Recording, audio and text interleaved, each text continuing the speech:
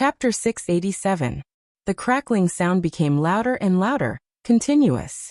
As far as the eye could see, the swaying bamboo exploded one after another with a loud bang, turning into pieces that drifted away with the wind. The Imperial Preceptor's impression of this scene was too deep. Every time he successfully comprehended a sword technique, there would be a corresponding bamboo that would explode. If he was lucky enough, there would be a treasure sword hidden in the bamboo. From then on, the treasure sword would belong to the person who comprehended the sword technique. Every time the sword technique was comprehended to a higher level, there would be more bamboo that would explode. That year, after the Imperial Preceptor had succeeded in comprehending the sword technique, 18 bamboo had exploded at the same time. It was a spectacular sight. After Junko had comprehended the sword technique, only one bamboo had exploded. This meant that her sword technique was still worlds apart from the Imperial Preceptor's. At this moment, the Imperial Preceptor looked at the exploding bamboo, which had already exceeded 18. Could it be that Tang Zheng's sword technique was so powerful that it was even more than the number of bamboo that he had exploded back then? Then what kind of sword technique would this be? Immediately he was anxious and angry in his heart. Without any grace he roared, "Stop, quickly stop!" How could Tang Zheng care about him? His emotions fluctuated as he could clearly feel that the exploded bamboo had turned into strands of sword qi. The sword qi crazily poured into the War Soul sword, and then transmitted into his 8 extraordinary meridians. In an instant he was like a huge pool that was flooded with a large amount of water. These sword qi quickly transformed into true qi and stored in his body. The true qi rapidly soared. At the same time, most of the sword qi was absorbed by the War Soul sword. The light on the War Soul sword became more and more intense, and the dark appearance of the War Soul sword began to change bit by bit. The veins on the Imperial Preceptor's forehead bulged as he roared, "Tang Zheng, I will kill you." His hands quickly formed a seal, and a hand seal rose into the air and circled above his head. Previously, when he used the sword technique, he did not need to form a seal at all. This was because his cultivation had already reached a certain level, and ordinary sword techniques could be used with just a thought. But this time, he actually formed a seal, which meant that this move was definitely not simple. The handprint quickly circled above his head. He gripped the broken sword with both hands and slashed forward while roaring, "1,000 killing slash!" The broken sword flew out of his hand, and the handprint above his head also flew out like a meteor and merged with the broken sword. In an instant, the broken sword underwent an earth-shattering change. The broken part of the sword actually grew out again, forming a complete sword. Li Xiaotian was dumbstruck by the rebirth of the broken sword. However, Tang Zheng remained unmoved like a boulder as he shouted, "Explode! Pa! Pa!" All the bamboos in the forest exploded, turning into strands of sword energy. Beams of light also rose from some of the bamboos. Clearly, there were swords hidden in these bamboos. It was as if Junko had obtained them. These swords shone brightly, but they were like meteors that streaked across the sky, exploding with a loud bang, turning into specks of light. Along with the overflowing sword qi, they all rushed into the War Soul sword. A portion of them was absorbed by Tang Zheng's body and transformed into true qi. The Imperial Advisor's 1,000 killing slash had already arrived in front of Tang Zheng. The powerful sword qi cut open wounds on his body, and in the next moment, it seemed like it was going to reap his life. Break. Just at this moment, Tang Zheng's tightly shut eyes suddenly opened, as if they were glowing. He opened his mouth and roared, "Heaven-flying immortal!" Tang Zheng had finally mastered the 6th move of the heaven-flying immortal sword technique. Swish. The War Soul sword flew out from his hand and turned into a bolt of lightning, striking the broken sword. Crack. With a crisp sound, the newly grown part of the broken sword broke with a loud bang. Puff. The Imperial Advisor spat out a mouthful of blood and knelt on the ground with one knee, looking at the scene in front of him in shock. How could this be? The 1,000 killing slash is still not his match. How is this possible? He muttered to himself, as if he had been possessed. But in the next second, his pupils widened even more, because the War Soul sword did not stop. Instead, it flew towards him like a hot knife through butter. He flipped backwards in the air and dodged the attack. The War Soul Sword brushed past his scalp as it flew past. Before he could even catch his breath, the War Soul Sword changed its direction in midair and stabbed towards his back. At such a long distance, Tang Zheng was actually able to change his direction through the air. He suddenly realized something and exclaimed, "Imperial Sword Technique, you actually learned the Imperial Sword Technique." This was the technique that the Imperial Advisor yearned for even in his dreams, but the ninjutsu did not include the Imperial Sword Technique.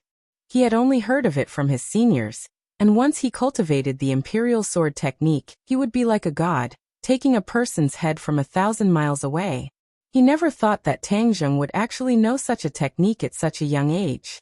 Tang Zheng had long since cultivated the Imperial Sword Technique, but the Imperial Sword Technique consumed a lot of the caster's innate chi, unless he really found a flying sword. Flying swords were different from ordinary magic treasures. Only with special materials could they be forged into flying swords. Although the War Soul Sword was already a heaven-level magic treasure, it was still not a flying sword, which was why Tang Zheng did not often use the Imperial Sword Technique. But now that he had finally comprehended the sixth move of the Flying Immortals from Heaven, everything had changed.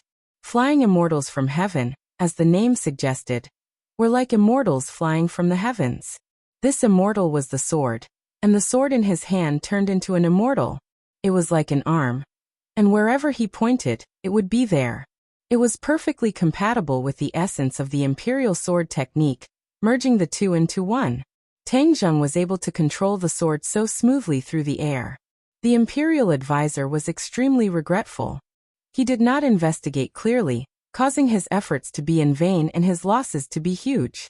Seeing the War Soul Sword carrying a berserk aura attack him once again, the Imperial Advisor was unarmed and did not fight back. With a thought, he disappeared without a trace. Boom! The War Soul Sword slashed onto the ground, causing mud to fly up. Escape technique. Tang Zheng was awe-inspiring. The Imperial Advisor had an escape technique, so even if he had comprehended the sixth move of the Flying Immortals from Heaven, it would still be useless. He definitely won't be willing to escape like this. He must be hiding somewhere, waiting for an opportunity. With regards to the Imperial Advisor's sinister methods, Tang Zheng still remembered them clearly. He immediately came in front of Wu Mian, afraid that the Imperial Advisor would take her hostage again. Marshall was in a daze, his entire body twitching, his eyes rolled back, as if he could lose his life at any moment. What should we do? He was already certain that his innate chi would only stimulate the goo, allowing it to take Marshall's life even faster, so he did not dare to act rashly. "Marshall, I will always be by your side. You must persevere. I will definitely find a way to save you." Tang Zheng whispered into Marshall's ear, not knowing if she could hear him. Li Xiaotian did not have the mood to care about Marshall's life and death. She was looking around in surprise and shouted, "The sword forest has disappeared." The sword forest had indeed disappeared. The originally lush green bamboo had disappeared without a trace, leaving behind only a vast and empty wasteland. The village not far away also entered her eyes, but the dense white fog in the distance caused her heart to instantly fall to the bottom. Although they had escaped the shackles of the sword forest, they were still trapped in the Imperial Advisor's mansion. The thick fog outside was still an insurmountable barrier. "Let's leave this place quickly," Li Xiaotian urged. Tang Zheng swept his eyebrows, causing Li Xiaotian's heart to tighten. He had the urge to retreat, and exclaimed, "Your cultivation." Tang Zheng coldly snorted but did not reply. Just now, when the sword chi entered his body, it caused his innate chi to soar, breaking through to the 9th level of Anidia in one fell swoop. From the 7th level of Anidia to the 9th level of Anidia, 2 levels of cultivation had broken through like a hot knife through butter. This was only a portion of the sword chi. The majority of the sword chi had been absorbed by the War Soul Sword spirit.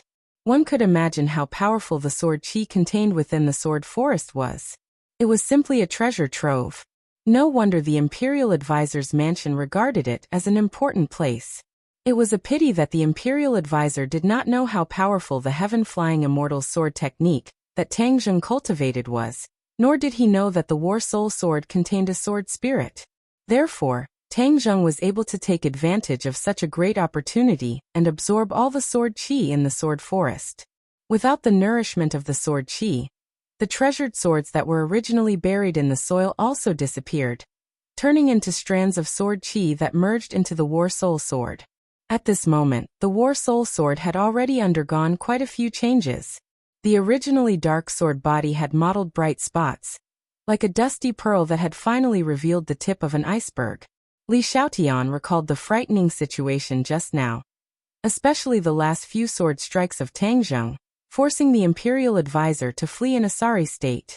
She couldn't help but feel intoxicated. At the same time, she also felt a deep sense of powerlessness. The gap between her and Tang Zheng was growing larger and larger. It was as if there was a chasm that was difficult to cross. She could not guess what level Tang Zheng's cultivation had reached.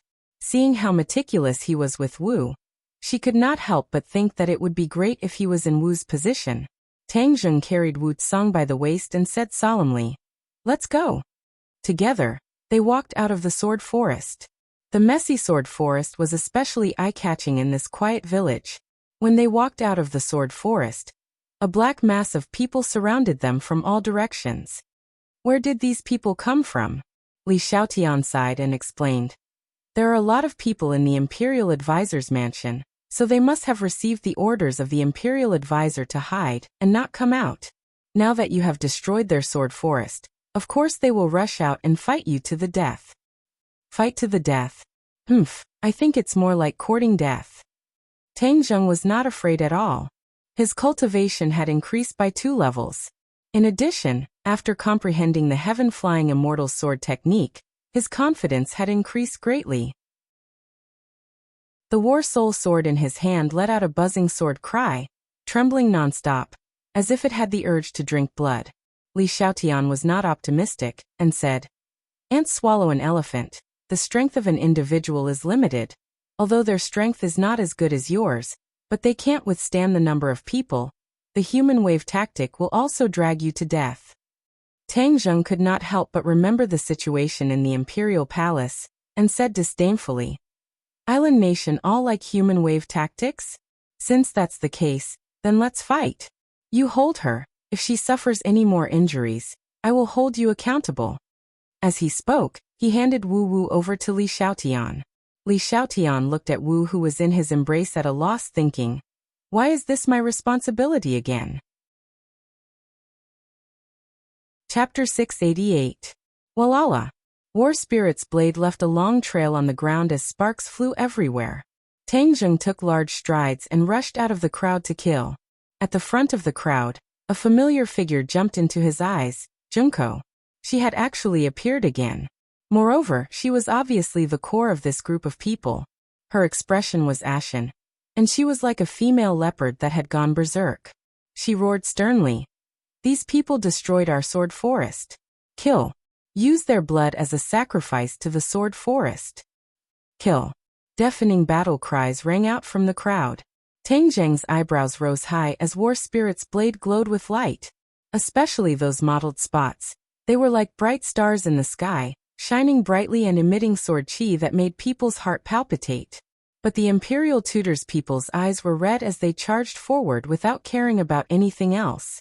Puff puff puff, War Spirit's blade was raised high, bringing with it a stream of scarlet blood. Some people screamed as they fell to the ground. Like an infectious disease, more and more people fell to the ground. Wherever Tang Zheng passed, no one could stand. At this moment he was at his peak state. Fasting grade 9, complete heaven sword and flying immortal sword technique. It was simply a match made in heaven. When they worked together, the explosive killing power made people's jaws drop. Junko was pushed to the back of the crowd. The hatred in her eyes was gradually replaced by shock. How did he become so powerful? Junko could not find the answer. She could only see her sect members fall one by one. Suddenly, as if she had gone crazy, she screamed hysterically, "Retreat, retreat!" The crowd retreated like a tide. How could Tang Zheng let go of this opportunity to chase after them? War Spirit's blade flashed as he charged towards these people. "Seal!" Junko shouted in Island Nation's language. Immediately, everyone gave up resisting and formed seals with both hands. In an instant, a mysterious aura filled the air. Tang Zheng's expression turned cold as he looked up at the sky. He saw that the enemies were all raising their hands in the air. Then, a little light gathered above their heads. Finally, a sword was formed. They actually used ninjutsu and hand seals to condense a sword. The light of this sword was not bright, but there was no doubt that the lethality it contained was not to be underestimated. Kill! Everyone shouted in unison. The ground shook, and the surrounding houses collapsed. The stream splashed several meters high, and even the soil on the ground floated up. Tang Zheng stopped in his tracks, pointed his right hand forward, and shouted, "Heaven flying immortal!" Shwa! The war soul sword flew into the air, and turned into a sword light. At the same time, the virtual sword above everyone's head also shot out, welcoming the war soul sword. Boom! A blinding ray of light rose from the point where the two swords collided, spreading in all directions. A powerful impact followed closely behind, raising the ground in all directions. Tang Zheng felt as if he had been hit by a huge force.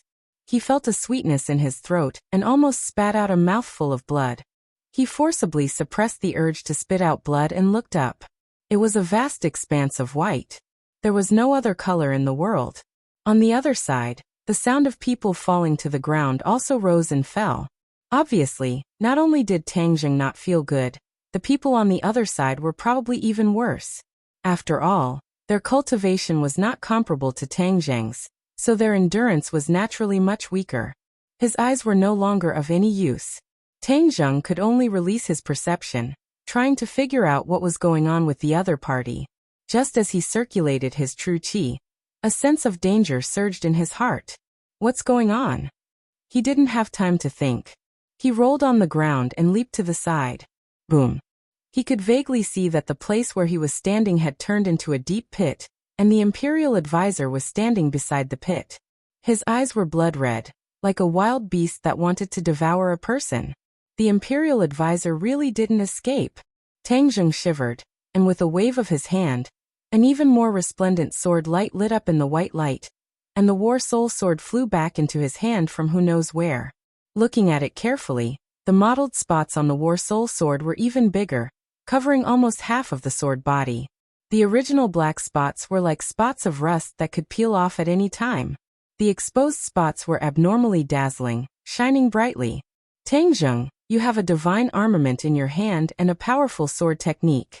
I was careless and actually fell into your trap. This is a great humiliation. I will kill you and wash away my previous shame. The Imperial Advisor said with a murderous aura. Obediently release Wu Junshan and the others, and I will naturally leave. Otherwise, I'm afraid your disciples will be buried with you.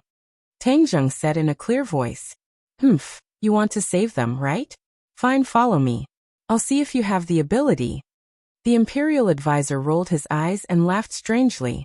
Tang Zheng's head jumped. The other party's smile was too strange. Could it be that he had some tricks up his sleeve?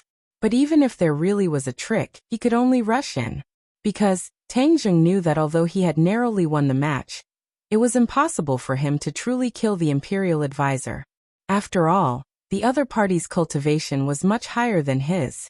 However, it was impossible for the Imperial Advisor to capture him alive. The two of them fell into a stalemate. The surrounding white light had already gradually dissipated, and their eyes finally regained their vision. With a single glance, everyone was dumbstruck. The paradise-like village had already disappeared, and in its place was ruins. It was a complete mess.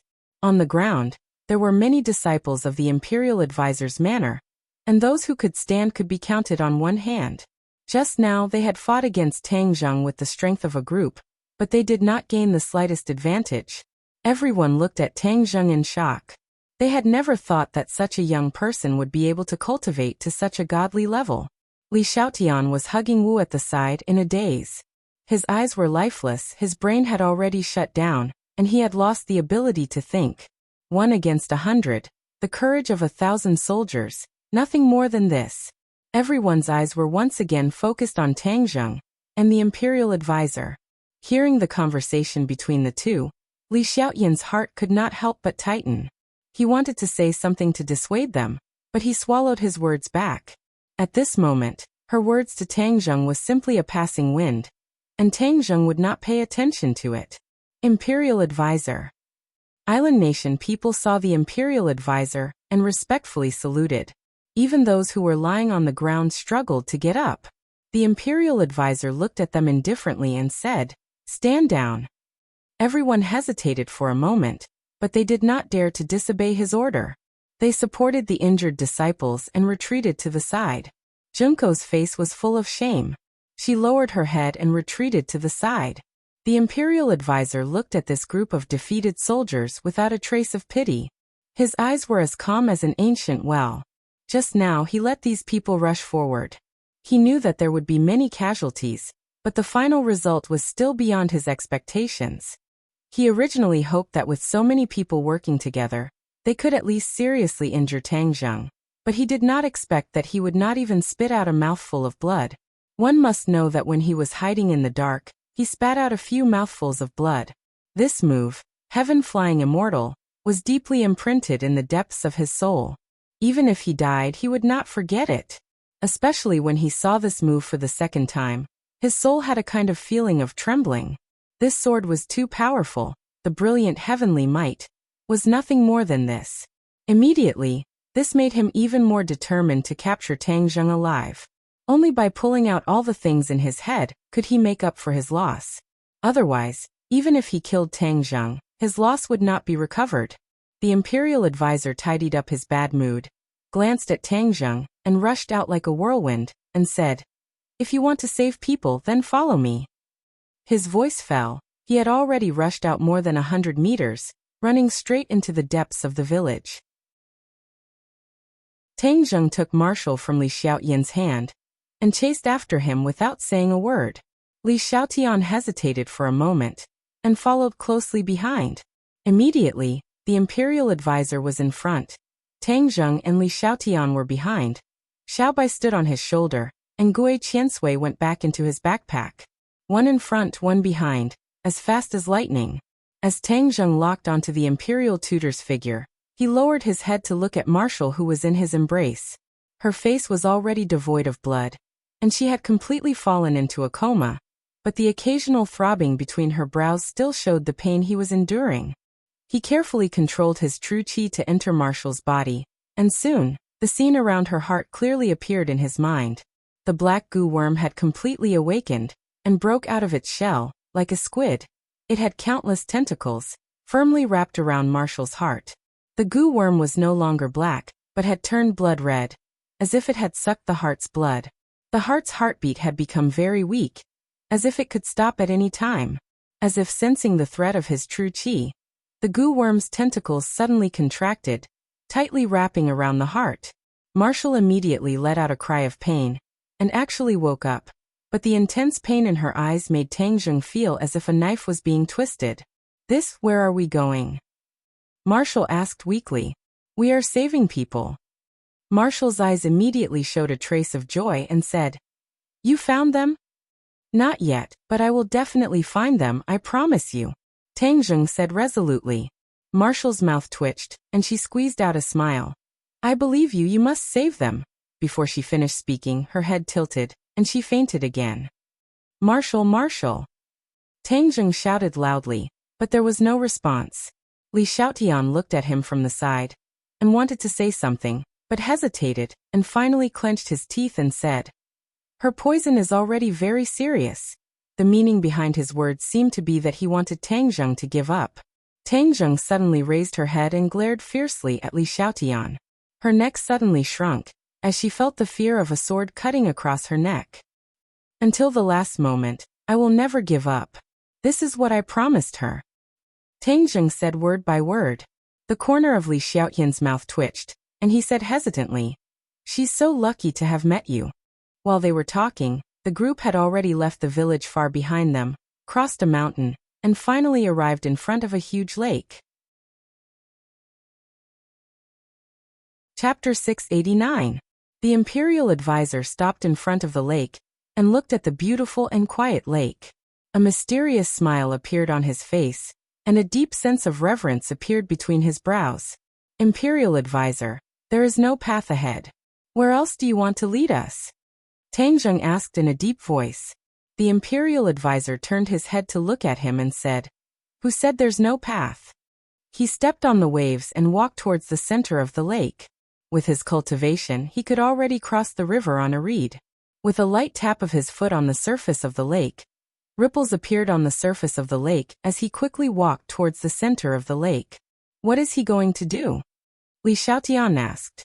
Tang Zheng shook his head. He could not guess what the other party was thinking. Take good care of Marshall.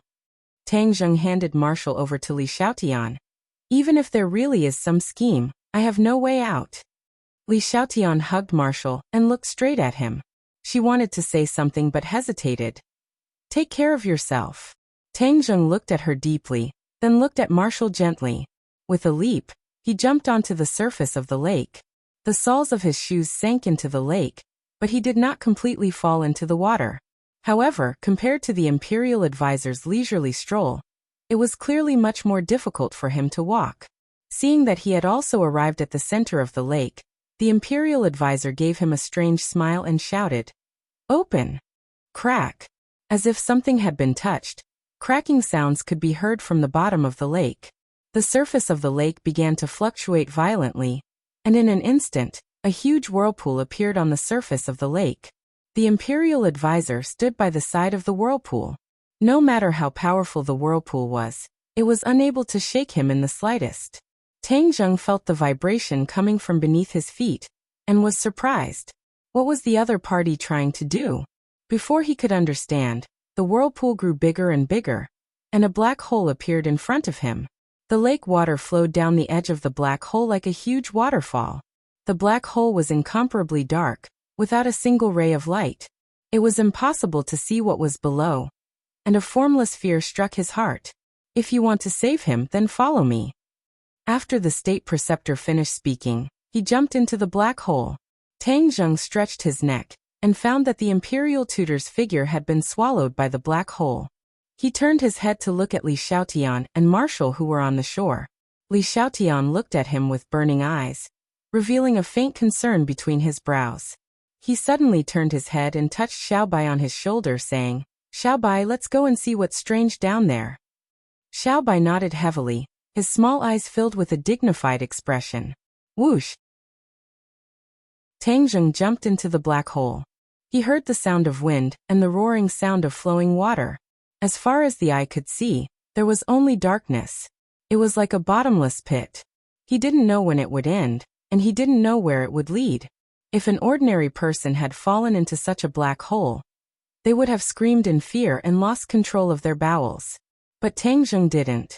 He was like a calm and wise man, trying to find out what was waiting for him in front. The darkness had completely submerged him, and the state preceptor's figure had long disappeared. A flame blossomed on Tang Zheng's fingertips. In order to disperse the sticky darkness, he ignited the true fire. The purple true fire was exceptionally bright in the darkness, illuminating the surroundings and restoring his line of sight. The fear in his heart gradually subsided. He looked carefully, and his pupils couldn't help but shrink as he exclaimed, "This is a huge cave." He could clearly see the edge of the black hole. The flowing water on the bluestone slabs, covered in moss, and extended downwards to an unknown place. This cave is really deep. Tang Zheng felt that he was about to fall to the earth's core. Why would there be such a strange cave in the state preceptor's mansion? Furthermore, it was built in the center of a lake and set up such a strange mechanism. Suddenly, land appeared below. Tang Zheng was overjoyed. He had finally reached the end. He immediately circulated his innate qi, which continuously rotated under his feet, canceling out most of the impact. Pum. He landed steadily on the ground, but the impact still shattered the stone slabs under his feet. Where's the state preceptor? He had already raised his guard and looked around vigilantly, but there was no trace of the state preceptor. Since he led me here, he definitely won't hide and not show himself. This is definitely not a dead end. There is still a path ahead. Sure enough, he found a stone door behind the waterfall. The stone door was hidden in the darkness. If he didn't have the true fire in his hand to illuminate it, it would have been extremely difficult to find. After the water from the waterfall fell to the ground, It splashed and flowed along a huge ditch to an unknown place, not accumulating on the ground. Passing through the water curtain, Tang Zheng entered the stone door. A cool breeze blew out from the stone door. There was air convection. This meant that it was not a dead end, so he carefully walked forward, guarding against any sudden attacks. He could already conclude that at this moment, the state preceptor did everything possible to lure him here. It was definitely not just to kill him, but to capture him and obtain his magic. Then the state preceptor would definitely not easily take his life. The state preceptor also understood that Tang Zheng could end his life at any time, so he had to do it in one strike. A small trick would not work at all. Since that was the case, then he had to guard against the state preceptor's big move. A big move that could make him surrender. Ding dong. A crisp sound startled Tang Zheng. He tripped over something hard. What the hell is this? He quickly used the true fire to illuminate the area. His breathing could not help but tighten, and he subconsciously took a step back. A skull. A terrifying skull was placed on the ground. There were still traces of blood on it, as if it had not completely dried up. Tang Zheng felt a chill run from the bottom of his feet to the top of his head. Although he was not afraid of this, why would there be a skull here? And it looked relatively fresh, as if it had just died not long ago. Suddenly he realized something, his eyes widened and he exclaimed, "Could it be theirs? Wu Junshan and the others were imprisoned. Could this be one of their heads?" Once this thought drilled into his mind, it could not be dismissed. He could not help but fall into deep worry. What if it was Lan Yu's? What if it was Wu Junshan's? At this moment he gradually understood that he did not know when, but he had actually become very concerned about their safety. It was the kind of concern that came from the bottom of his heart, unknowingly and imperceptibly formed. Did he not always have a good impression of the two? How did it become like this? He shook his head hard, but he could not figure it out. In the end, he attributed all of this to the blood relationship, where blood was thicker than water. Although he had always been avoiding this kind of blood relationship, the feelings in the depths of his heart had unknowingly changed. In fact, when he was very young, he looked forward to this kind of relationship very much. Seeing that other children had parents who doted on them while he only had a grandfather, he had also fantasized that his parents would come to his side and give him endless love. In the end, none of this came true, so he buried this extravagant hope in the bottom of his heart. Ever since Lan Yu and Wu Junshan appeared, although he firmly rejected them, unknowingly, the hope buried in the depths of his heart had begun to sprout again. And it had unknowingly grown. At this moment, when he realized that the two of them might really have left him, they were separated by life and death. He could not help but feel a sense of fear. No. Suddenly, he screamed and rushed out like a madman. The wind became colder as if it came from the underworld. Moreover, traces of the smell of blood were also blown by the cold wind, causing one's nerves to involuntarily tighten. Suddenly, the scene in front of him opened up. He had arrived in a huge rock cave, and many stalactites were hanging upside down above his head like sharp swords. Behind the stalactites was an underground river, and the water surged, creating white splashes. The river kept flowing forward, and it was unknown where it flowed. There were some scattered bones on the ground, and Tang Zheng's heart tightened. He could tell that they were human bones, and there were mottled bloodstains scattered around. This place was like hell on earth, causing people to tremble with fear. You're finally here." The imperial tutor's voice rang out again. He was standing on a high platform not far away, looking down at Tang Zheng from above. "Imperial tutor, quickly hand over the person." Tang Zheng's eyes were red with anxiety, and he roared in anger. "You want the person, right? As you wish." The imperial tutor said with a smile, his eyes flashing like a cunning fox. The imperial tutor raised his head, pointed above and said, "Don't you want the person? Isn't that it?" Hearing this, Tang Zheng hurriedly raised his head to look. Where was the person? Seeing Tang Zheng's puzzled expression, the imperial tutor reminded him. "Look carefully, aren't those stalactites people?" Tang Zheng was suddenly startled, and looked over. Even though he was experienced and knowledgeable, he could not help but let out a cry of surprise. Sure enough, those were not stalactites. They were clearly people hanging upside down, but their bodies were covered by something like crystals, making them unable to move. What exactly is going on? Tang Zheng asked loudly. I always forgot to tell you something. Wu Junshan and the others were not captured by me. The imperial tutor said mysteriously. Tang Zheng's eyelids twitched. This was a problem he had always ignored. Since he could force the imperial tutor with his strength, then with his cultivation, it was impossible for him to take down Wu Junshan and Lan Yu in one fell swoop. One had to know that their strength had already reached the peak of perfection. It was easier said than done to capture them alive. Unless one's cultivation was several levels higher than theirs, it was impossible to succeed. But the fact was that they were captured, so there must be a secret that no one knew. Hearing the imperial tutor admitted himself, Tang Zheng hurriedly asked, Then who captured them? When the time comes, you will naturally know. The imperial tutor deliberately mystified. You have helpers? Tang Zheng asked. Aren't you the legendary #1 expert of the island nation? Other than you, who else can do this? Tang Zheng's heartbeat quickened. This was beyond his expectations.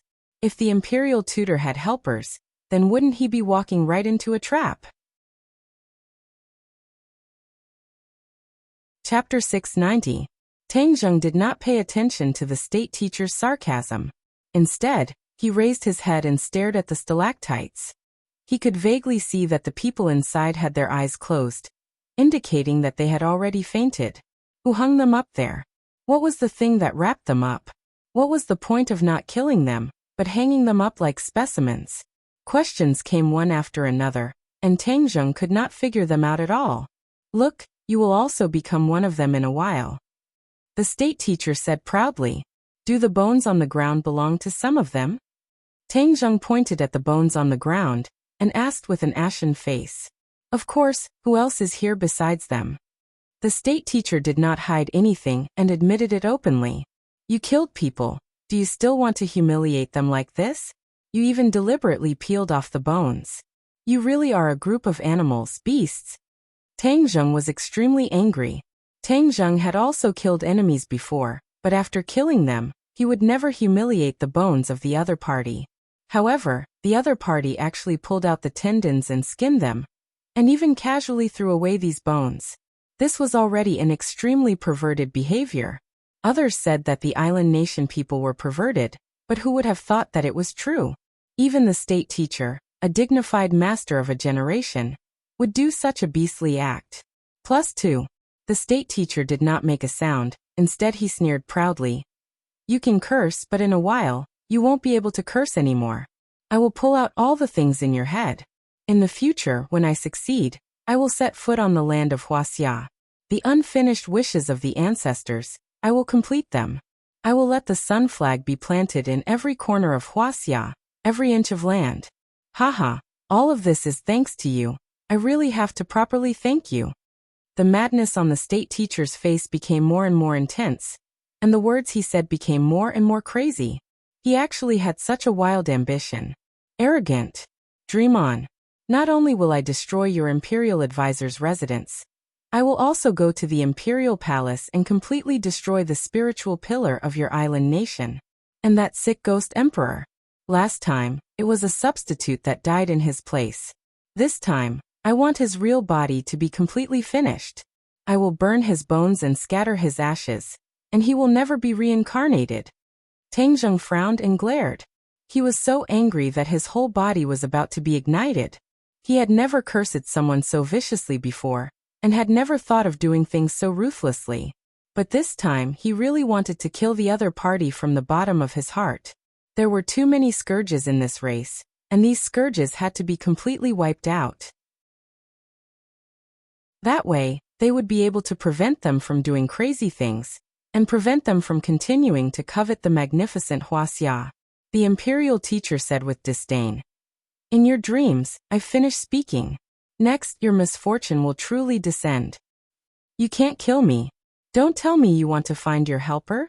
Although Tang Zheng said it casually, he was already on guard against the other party's possible attack. The imperial teacher smiled mysteriously and cut his palm with his finger. Blood immediately flowed out from his palm and dripped to the ground. Tang Zheng frowned. What was he doing? The blood fell on the high platform under the state teacher's feet. Traces of red light rose from the high platform and illuminated the surroundings. The smell of blood in the air immediately became stronger. The cold wind blew, and the river water churned violently as if it was boiling. Tang Zheng's expression changed slightly as he exclaimed, "What's going on?" "Haha, Tang Zheng, surrender obediently and you will suffer less. Otherwise, it will be too late for you to regret it." The state teacher's voice became ethereal and passed through the strong wind. Tang Zheng subconsciously took 3 steps back. He could clearly feel the danger. Using blood as a guide, what was the state teacher summoning?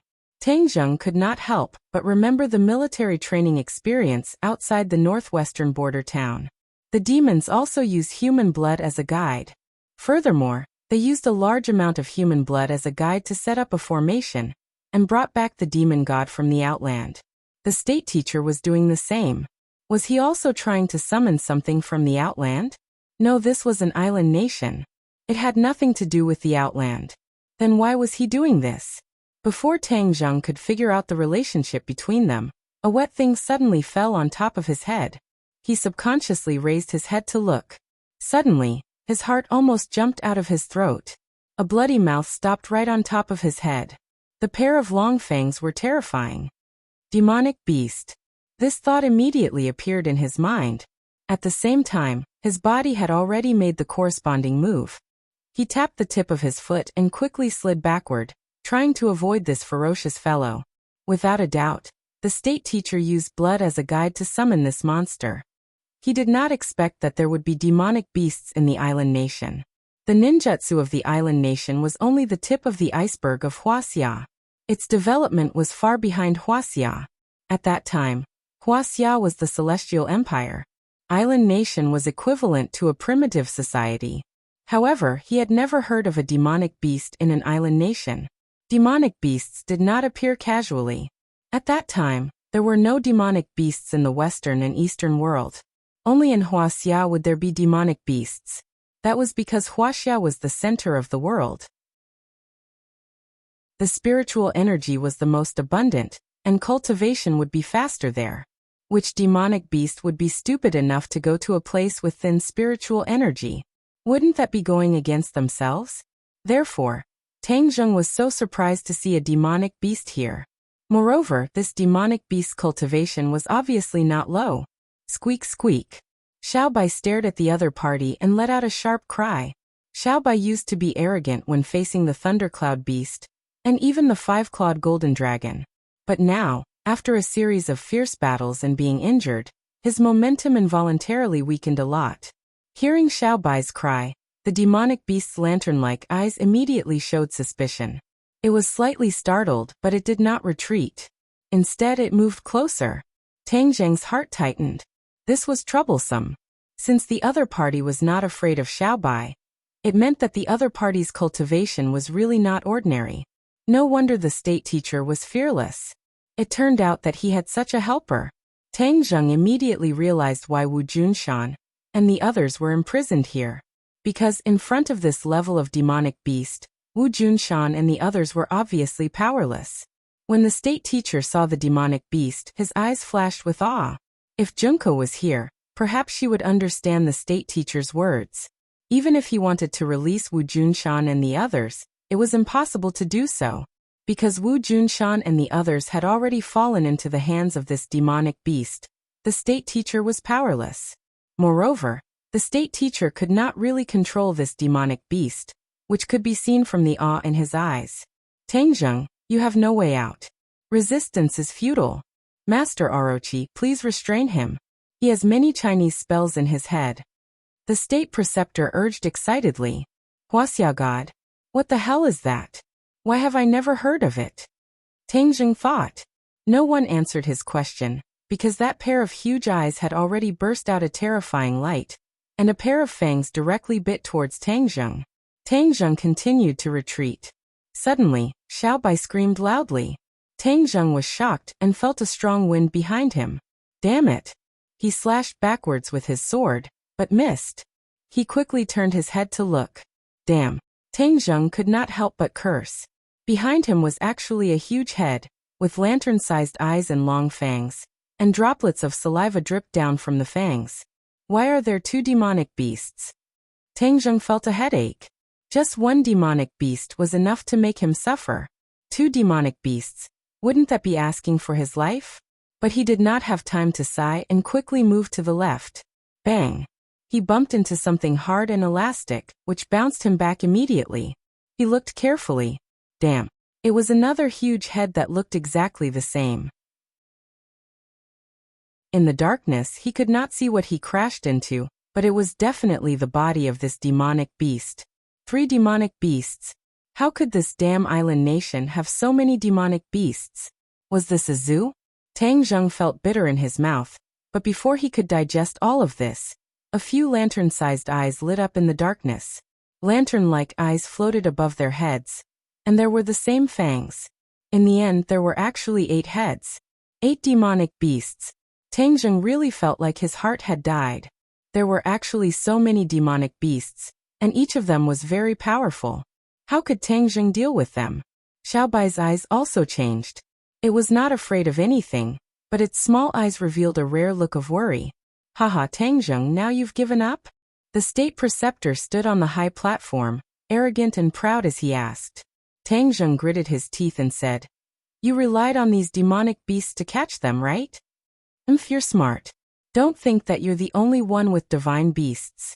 Our island nation also has divine beasts, and they're much more powerful than your little one." The state preceptor obviously did not admit that they were demonic beasts, but classified these beasts as divine beasts. Tang Zheng snorted. Demonic beasts are demonic beasts. Where did divine beasts come from? Far-fetched, sticking gold on your face. Don't you feel ashamed? If they really talked about divine beasts, perhaps only the 5-clawed golden dragon could be called divine beasts. As for Xiaobai, even the 5-clawed golden dragon could not figure out its origin, so Tang Zheng did not know whether it was a demonic beast or a divine beast. The state preceptor's face flushed red, and he angrily said, "You dare to be rude to God Orochi, Tang Zheng, in a moment, you will beg for death." So the so-called state preceptor's biggest reliance is not you, but these demonic beasts. The world has really been deceived by you. As long as you stay, the world will still not know this secret. In the future, when I set foot on the land of Wuxia, the world will see the divine power of Orochi. The state preceptor's eyes shone as he said with yearning. Chapter 691. Tang Zheng rushed towards the stalactite in an attempt to save him. However, just as his body rose into the air, a whooshing sound came from behind him. He cursed inwardly and without turning his head he stabbed with his sword. Clang! Sparks flew everywhere. The War Soul sword stabbed into the incomparably hard scales, only causing a huge head to tilt its direction slightly. However, the other heads had already chased after him like shadows. 2 bloody mouths, one above and one below, seemed to want to tear Tang Zheng into 2 halves.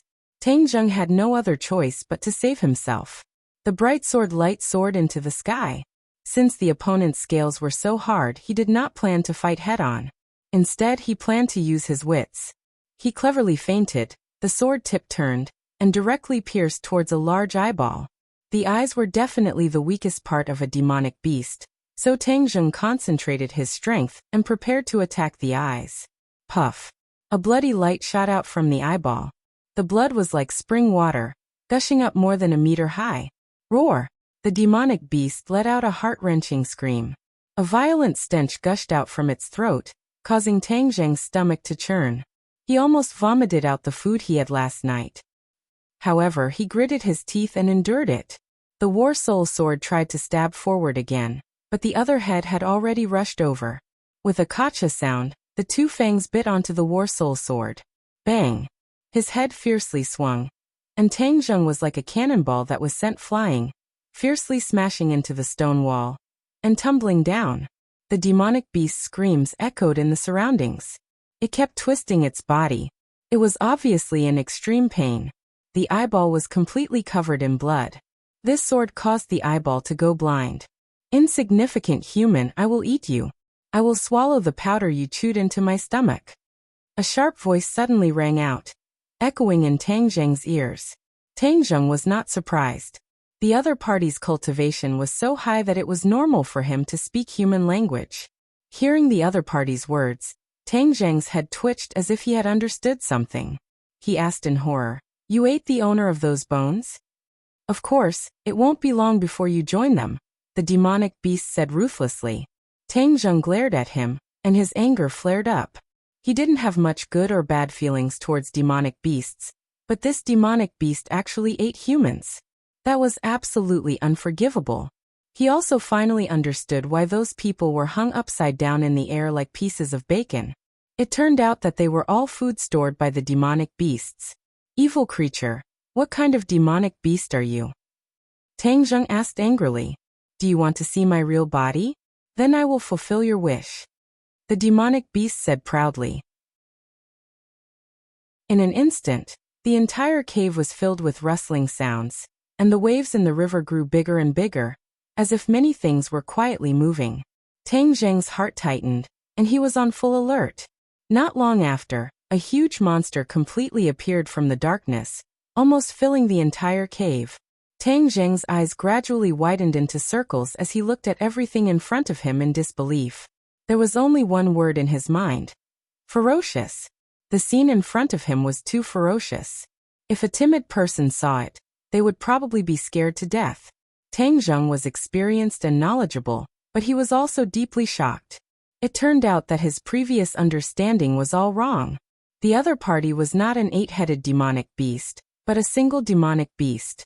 However, it had 8 heads and 8 tails. This strange combination looked ugly and ferocious. Its entire body was black, covered with scales the size of a face, suffused with a black light. Just now, Tang Zheng's War Soul Sword was unable to break through the scales, so one could imagine how strong its defense was. It gave people another impression that it was big. It was too big, so big that it almost filled the entire space, but there was still a part of it hidden in the darkness and the river. This was its real body, which made people tremble with fear.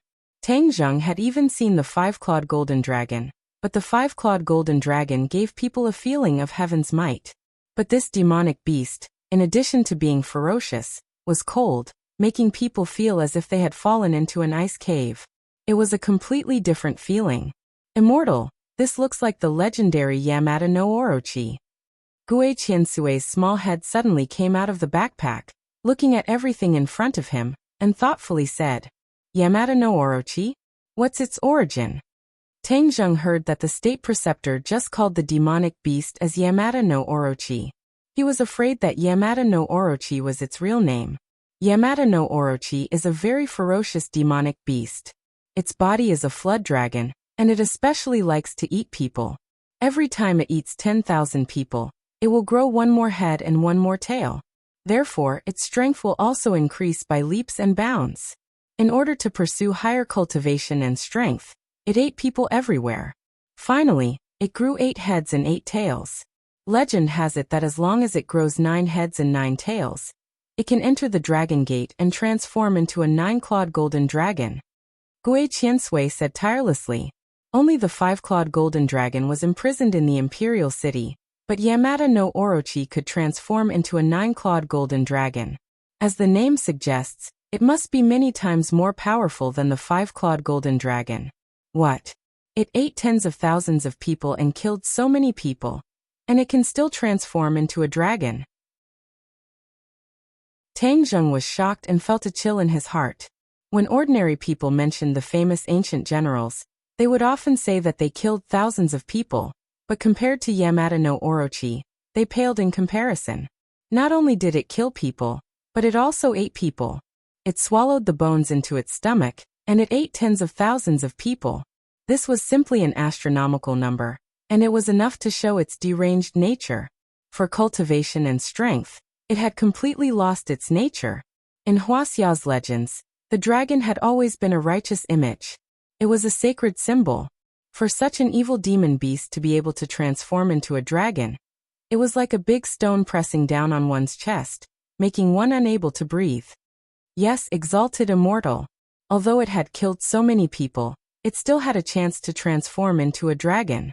Back then, It was only a step away from becoming a 9-clawed golden dragon. When it ate the 80,000th person, its 9th head and 9th tail immediately grew out.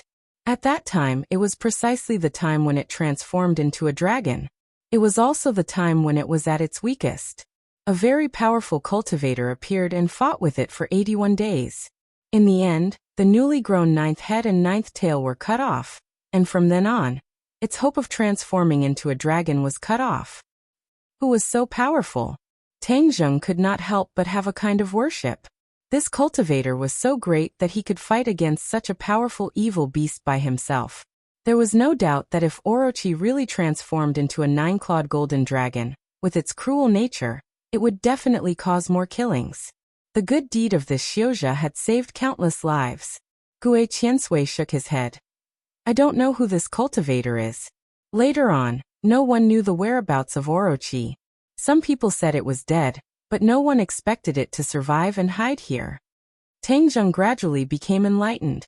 No wonder Orochi appeared in the island nation. At that time, the island nation was a barren land, and no demon beast or cultivator came here. In order to avoid being hunted down, Orochi crossed the ocean and came to the island nation. That was why it survived until today. Since it was only one step away from becoming a 9-clawed golden dragon, does that mean its cultivation and strength are still ridiculously high? Tang Zheng suddenly realized a serious problem. If it was really so powerful, it would be invincible in this world. With its cruel nature and the tyrannical nature of the island nation, it would be the end of the world. No, when his 9th head and 9th tail were chopped off, most of his power went down the drain. So its strength was greatly reduced. Otherwise, it would not have to escape to this barren land. Gue Qiansui explained. Tang Zheng heaved a sigh of relief as he thought that it was a close call. All of this was thanks to the powerful cultivator from back then. If he knew who this person was, then Tang Zheng would definitely thank him. However, I feel that its strength is still very strong. According to the legend, its strength should not be so strong. Gue Qiansui said with some doubts. Tang Zheng had an idea and said, You mean it has recovered its strength? Yes, and it has recovered a lot. Did it eat a lot of people again? Tang Zheng felt a chill in his bones. Gue Qiansui hesitated and said, It's possible. Tang Zheng turned his head and stared at Orochi. He felt more and more disgusted. He did not know how many people were buried in its stomach. The conversation between the two was heard by Orochi and the state preceptor. Orochi twisted its huge body and looked at Gue Qiansui covetously and said, You have heard of my deeds, not simple. Humph, but you know it too late. Now I have recovered half of my strength, and there are no powerful cultivators in this world. So no one can stop me. I want to eat more people. Moreover, I found that martial artists and cultivators are the most delicious and can increase my strength the most. Therefore, I will eat all the martial artists and cultivators in the world who don't listen to my orders. That way, my strength will recover faster. Orochi's 8 big heads were raised high, ferocious and crazy. Tang Zheng trembled in fear when he heard this. He glanced at the Imperial Preceptor from afar and said with disdain, Imperial Preceptor, you are really crazy. You are using your own people to feed this evil beast and help it recover its strength. You are helping the tyrant. There will be a day when you will suffer the consequences of your own actions. The state preceptor laughed crazily. Who said I use my own people to feed Orochi? I will not be so stupid. Tang Zheng's face changed slightly. Then where did you find so many people? Oh, of course it is Wuxia people. There are so many Wuxia people. Isn't it a small matter to sacrifice tens of thousands of people? Hasn't your country always wanted to control the population? I am doing you a big favor. The state preceptor said ferociously. You are crazy. Tang Zheng was furious. The state preceptor wanted to kill Wuxia people, and it seemed that many Wuxia people had been buried in Orochi's stomach. No. Tang Zheng suddenly realized a problem. If so many Wuxia people disappeared for no reason, there must be some news. Chapter 692. Shameless, where did you go to kill so many of my compatriots? Tang Zheng asked loudly. Those people were your ancestors. They had already cooked the delicious food of Orochi great god decades ago. The state preceptor said proudly. Tang Zheng raised his eyebrows and couldn't help but be confused. What did this have to do with what happened decades ago? Since you are going to die soon, I am not afraid to tell you. Do you really think that the invasion war was so simple? One of the original intentions of starting this war was to find people to improve the cultivation of Orochi great god. And Wuxia is the country with the largest population near our country. Of course, we fixed our eyes on you. A dusty conspiracy slowly unfolded. Perhaps many of the people involved in the war back then were not aware of this secret. Today, Tang Zheng also felt a sense of horror and absurdity when he heard it. It turned out that there were so many unknown secrets in the war that attracted the attention of the world. In the end, we captured tens of thousands of captives, and then helped Orochi great god improve his cultivation. If the war had not ended early and Orochi great god had eaten more people, he would have recovered his former power. Why bother with this? The state preceptor's words seemed to be regretful that he could not capture more Wuxia people. Tang Zheng was already furious. In this world, was there such a cruel and crazy person in the world? Too many Wuxia people died in that war, and many Wuxia people disappeared for no reason. This was a well-known fact. Those missing people must have been transported back to the country by the island nation, and then offered to Orochi. Perhaps Wuxia people did not know about this. The island nation's conspiracy was too deep. Tang Zheng, just you wait. After you die, it won't be long before we set foot on your land again. And then use more people to help Orochi improve his cultivation. At that time, the world will tremble under the iron hooves of the island nation. The state preceptor was enraptured, as if he could see the day he described. Tang Zheng's face kept changing, from red to green, and then to black. His mood was really fluctuating, and anger was running through every cell of his body. State preceptor, keep dreaming. That day will never come. Wuxia is no longer what it used to be. Even if I really die, the people of Wuxia will definitely rise up and fight back.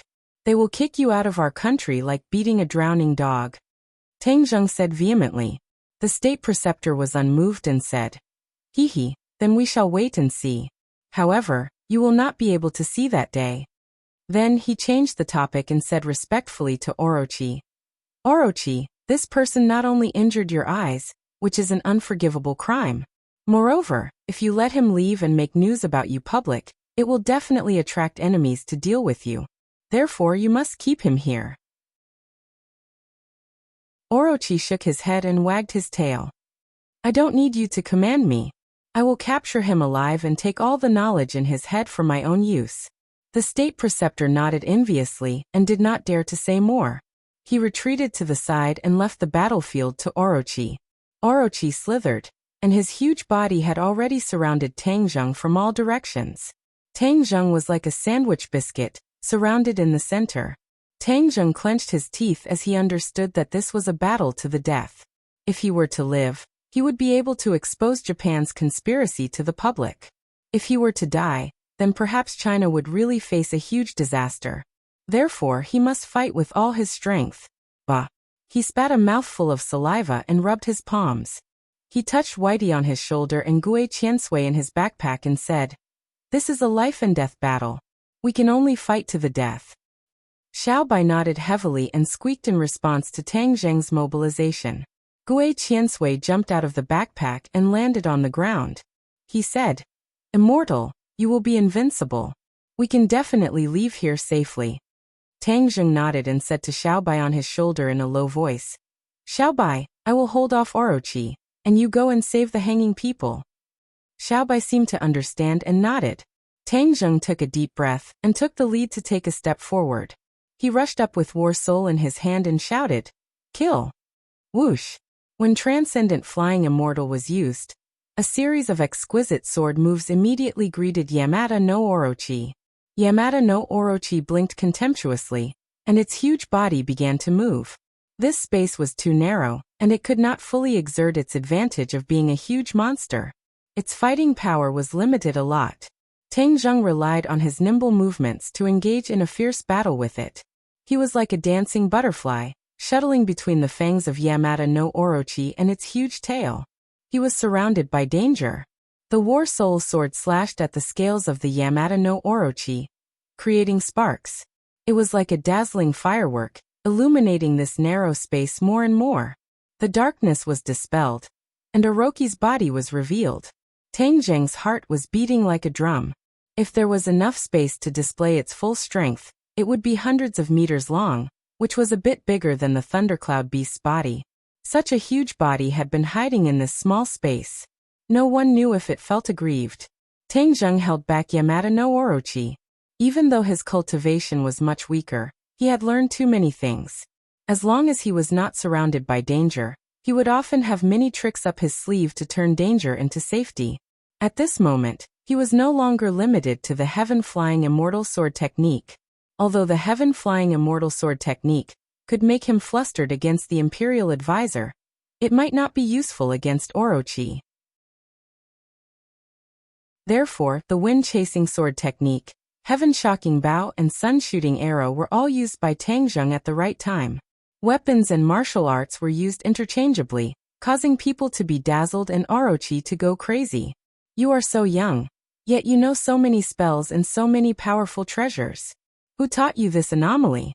Orochi asked angrily.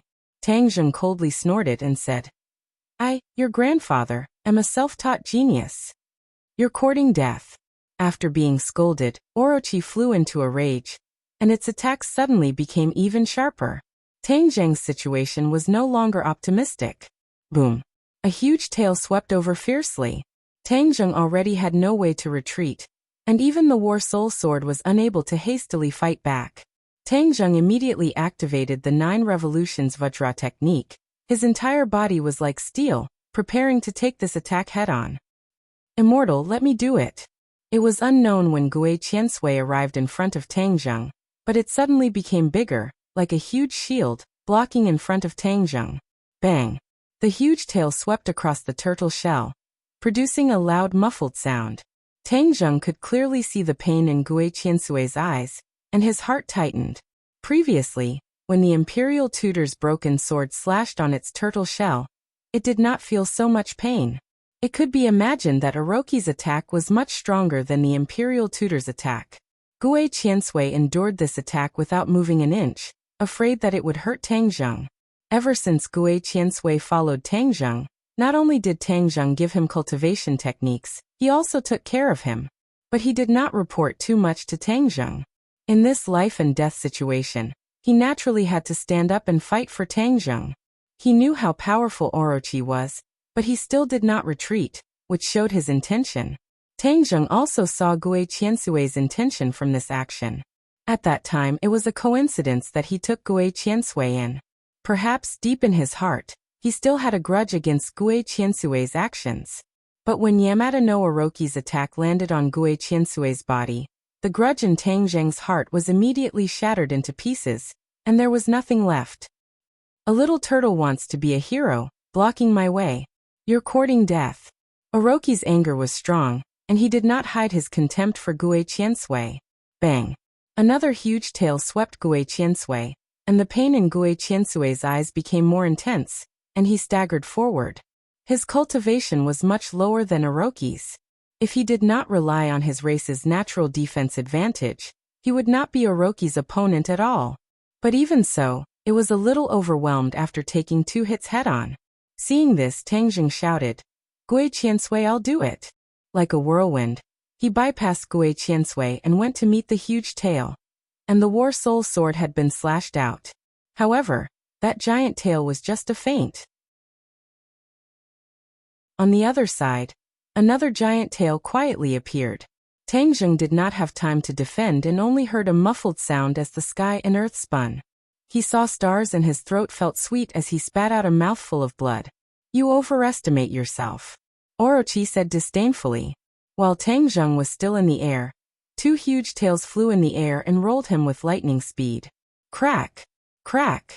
With a crisp sound of bones, Tang Zheng spat out a big mouthful of blood. He really felt that his bones were about to be crushed by the huge twisting force. He quickly ran the 9 transformation Vajra tactics, which offset the twisting force, but he had been rolled up and could not move at all. Was he going to be captured like this? At the same time, Xiaobai had quietly jumped on the roof and came to the stalactites. The small mouth took a few deep breaths, and suddenly spat out a huge flame. Whoosh! The amber-like surface melted immediately, and a series of falling sounds were heard. One by one, the pieces of meat fell to the ground, and the amber on the surface was immediately shattered. One by one they woke up. In an instant, dozens of people stood up. Although they were a little embarrassed, they were like peerless divine soldiers, full of endless fighting spirit. Everyone's eyes were burning with rage. Although they were imprisoned and couldn't move, their consciousness hadn't disappeared. Every day, they were immersed in endless pain. It was not the pain of facing death, but the pain of watching their companions die in the mouth of Orochi. They could not do anything, and this feeling almost made them collapse. Of course, the conspiracy of Orochi and the island nation made them even angrier. It turned out that there were so many conspiracies hidden in the war decades ago. Martial arts sect also participated in that war, and many people were sacrificed, so that feeling was even more empathetic. Chapter 693. With so many people suddenly regaining their freedom, the killing intent they emitted caused one's heart to sway. The Imperial Grandmaster's heart couldn't help but jump a few times, but when he saw the Yamata no Orochi, his worries immediately disappeared. With the Yamata no Orochi here, all enemies were paper tigers that couldn't withstand a single blow. Lan Yu saw Tang Zheng, who was tangled in a ball by the giant tail, and her beautiful eyes immediately turned red. She was as cold as a knife as she shouted, "Let him go!"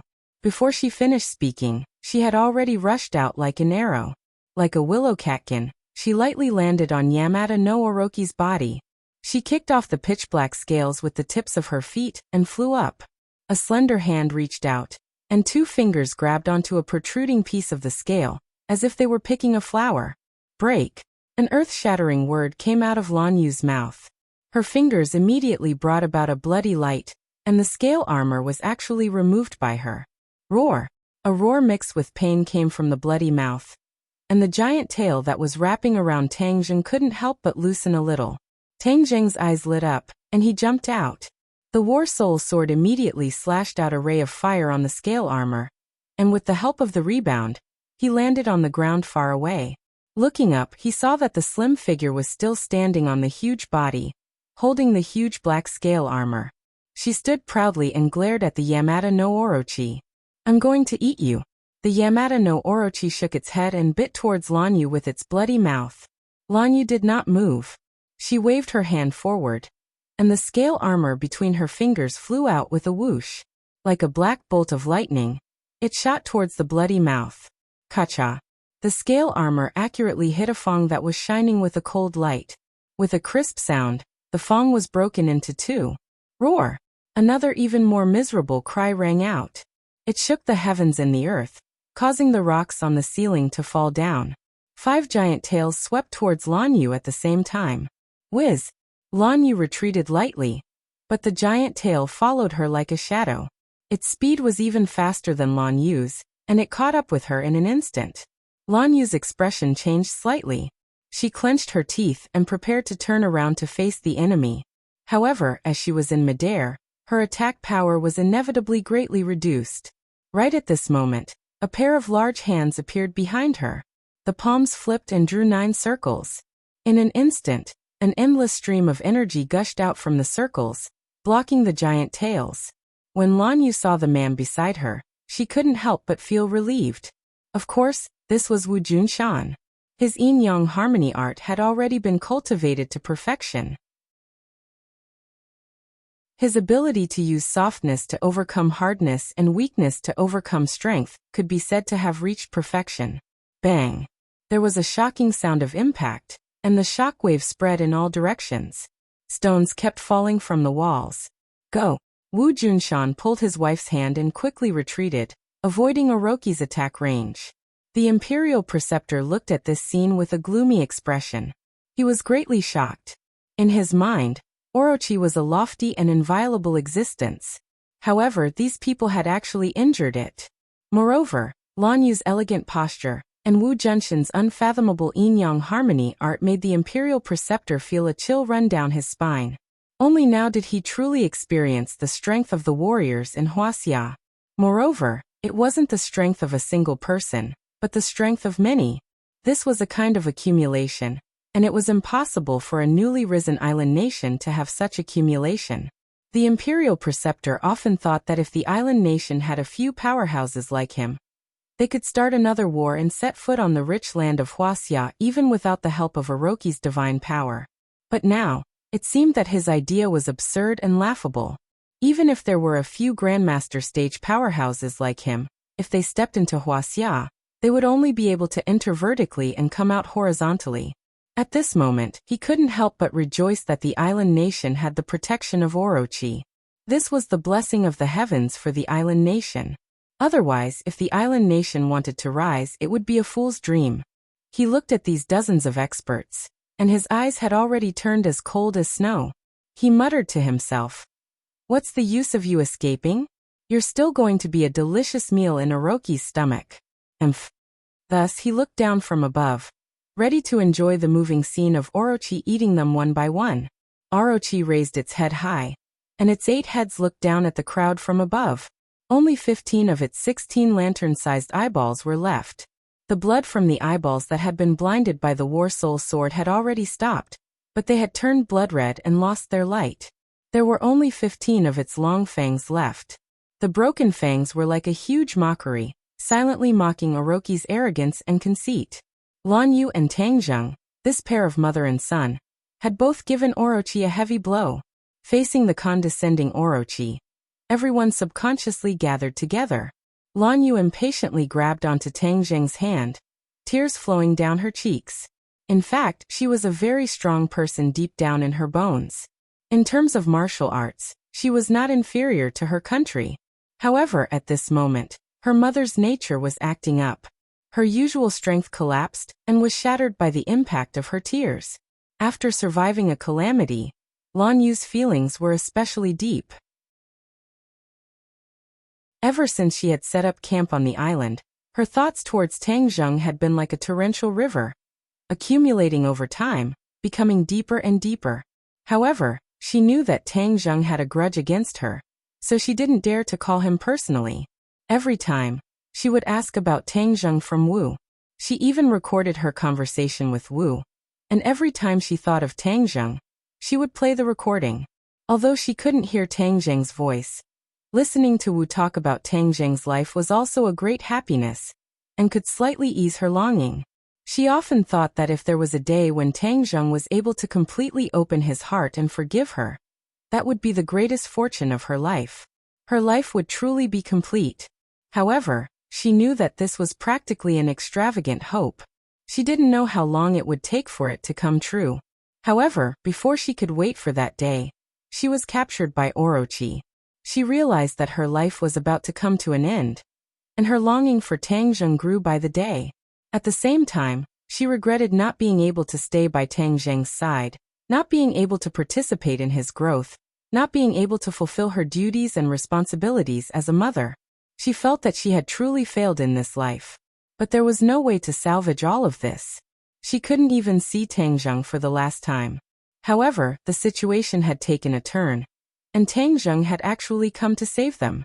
This caused her to be wild with joy, but at the same time, she felt extremely ashamed. She couldn't do anything for him, but he actually came from afar to save them. This action caused her to be unable to show her face, but at the same time, she was incomparably moved. Therefore, when she saw Tang Zheng being trapped by Orochi, her heart felt as if it was being twisted by a knife. Once she was free, she would risk her life to save him. Holding Tang Zheng's hand and looking at him from such a close distance, Lan Yu was both moved and heartbroken. All sorts of feelings welled up in her heart, and tears streamed down her cheeks. Tang Zheng couldn't help but be moved. There were thousands of words stuck in his chest, but he couldn't say them. "You really are a silly child.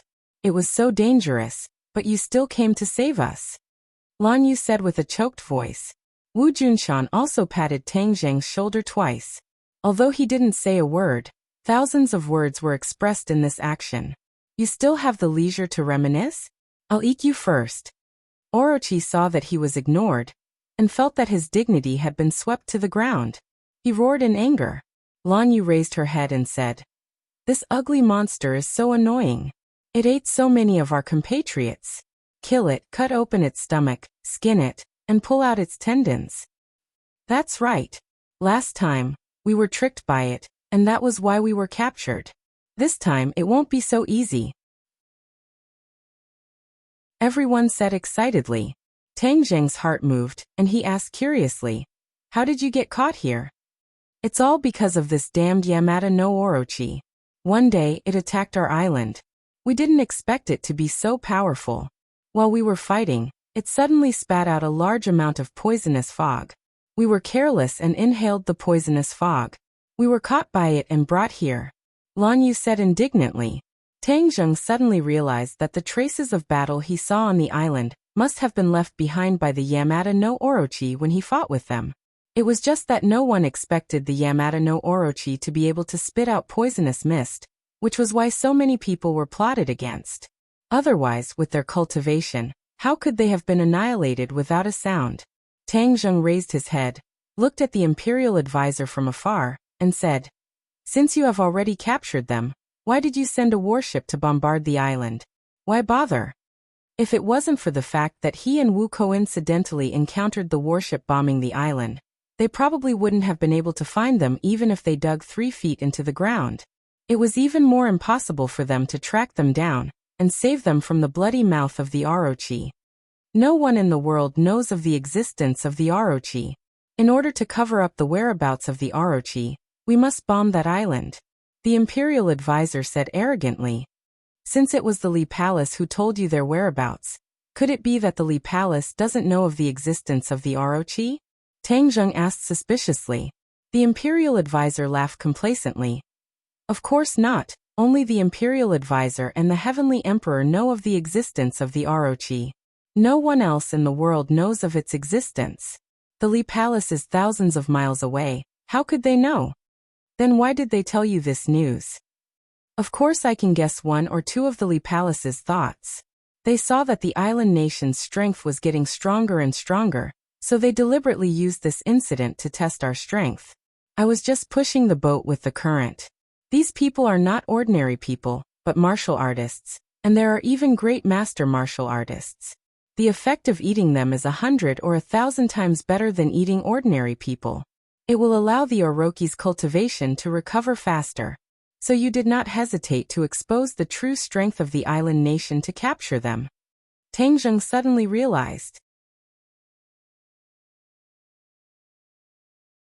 Chapter 694.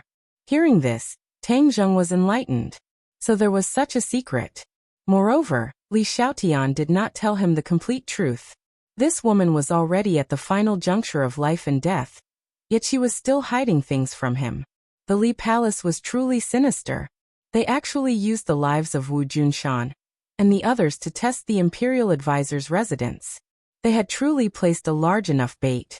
When Wu Junshan and the others heard that they were trapped because of the Li Palace's instigation, they gnashed their teeth in anger. Back then, when the martial sect fell apart, Granny Li was also present. She even supported a few elders, forcing Wu Junshan to leave the martial sect. Thus, they had long regarded the Li Palace and Granny Li as enemies. Now, with the old and new grudges added together, they could not wait to kill their way into the Li Palace and take revenge. Of course, Wu Junshan was also furious, but he controlled himself for the time being. He was rather shocked. The island he had chosen was extremely well hidden, and no one else knew about it. Yet the Li Palace had managed to find their tracks in just a few short months. This intelligence network was absolutely terrifying. Wu Junshan shook his head and muttered, "From what I know of the Li Palace, their intelligence network is limited to within the country. They are not very developed outside of the country. How could even that island not escape their sharp eyes? No, there must be a problem." Plus or minus, suddenly, a thought flashed through his mind. His expression became serious. Could this be related to the mysterious power behind Granny Li? Wu Junshan had always guessed that there was an even deeper boss behind Granny Li and the elders. This person had always been behind the scenes, unwilling to show himself. However, to be able to make someone as arrogant as Granny Li submit, This person was definitely not an ordinary person. This person's strength and influence were probably more powerful than Wu Junshan had imagined. Then it was not completely impossible for this person to be able to track their whereabouts. Everything could be explained. Although he had figured it all out, Wu Junshan could not feel happy. This meant that he and his subordinates would have nowhere to hide in the future. In this vast world, there was probably no place for them to hide. Wu Junshan faintly sighed. Lan Yu keenly sensed his low mood and asked, "What's wrong?" "Nothing." Wu Junshan calmed himself down and put on a cold face. He said in an unquestionable tone, "You guys go first. I'll cover you. Especially since you're injured, Tang Zheng. You can't stay here any longer. This place is too dangerous." "Sect Master, we won't leave. We want to fight alongside you," the others said resolutely, as if they were ready to sacrifice themselves for a cause. "This is an order. Are you going to disobey?" Wu Junshan's face darkened as he shouted. Immediately no one refuted him, but their eyes were filled with reluctance to part with him. However, Tang Zheng stubbornly raised his neck and said indifferently, "I'm not your subordinate. You have no right to order me around." Wu Junshan revealed an awkward expression and said resentfully, "You're injured, don't force yourself." Tang Zheng snorted coldly and declined to comment. Lan Yu grabbed Tang Zheng's hand tightly and said, "Listen to him. We'll bring up the rear. You go first." Tang Zheng looked deeply at her and firmly shook his head. "Haha, you guys are just going back and forth like this. What do you think this place is? You think you can come and go as you please?" The state teacher saw this and mocked. Wu Junshan raised his eyebrows and glanced at the state teacher like lightning. He said in a deep voice, "There's no need for you to be so noisy. I'll kill you first." Before he finished speaking, he had already launched an attack at the state teacher. The state teacher was shocked. He pointed forward and the river water soared into the sky, turning into a rain of swords that shot towards Wu Junshan. Wu Junshan drew a circle with his hands and the rain of swords shrunk inward. In an instant, they were completely trapped by the circle and turned into a ball of water. "Go!" With a shout, Wu Junshan pushed his hands outwards. The ball of water was like a meteor flying from the sky, fiercely smashing towards the state teacher. The state teacher wanted to dodge, but found that he couldn't. Thus he watched as the water ball grew bigger and bigger in his eyes. Bang! With a loud bang, the ball of water hit his chest. Immediately his chest quickly caved in, and he immediately spat out a mouthful of blood. He was like a kite with a broken string, ruthlessly smashing into the cave wall behind him. All of this happened in a flash. The others only saw a shadow in front of them, and everything was over. Wu Junshan wanted to take advantage of the victory to give the state teacher a fatal blow, but Yamada no Orochi had already reacted.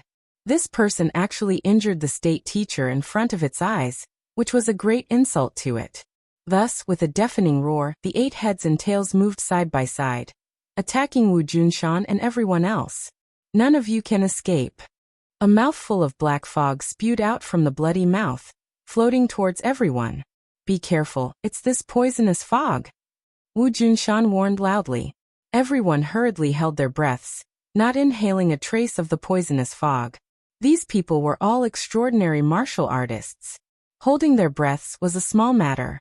All of a sudden, everyone held their breaths and fought with Yamada no Orochi.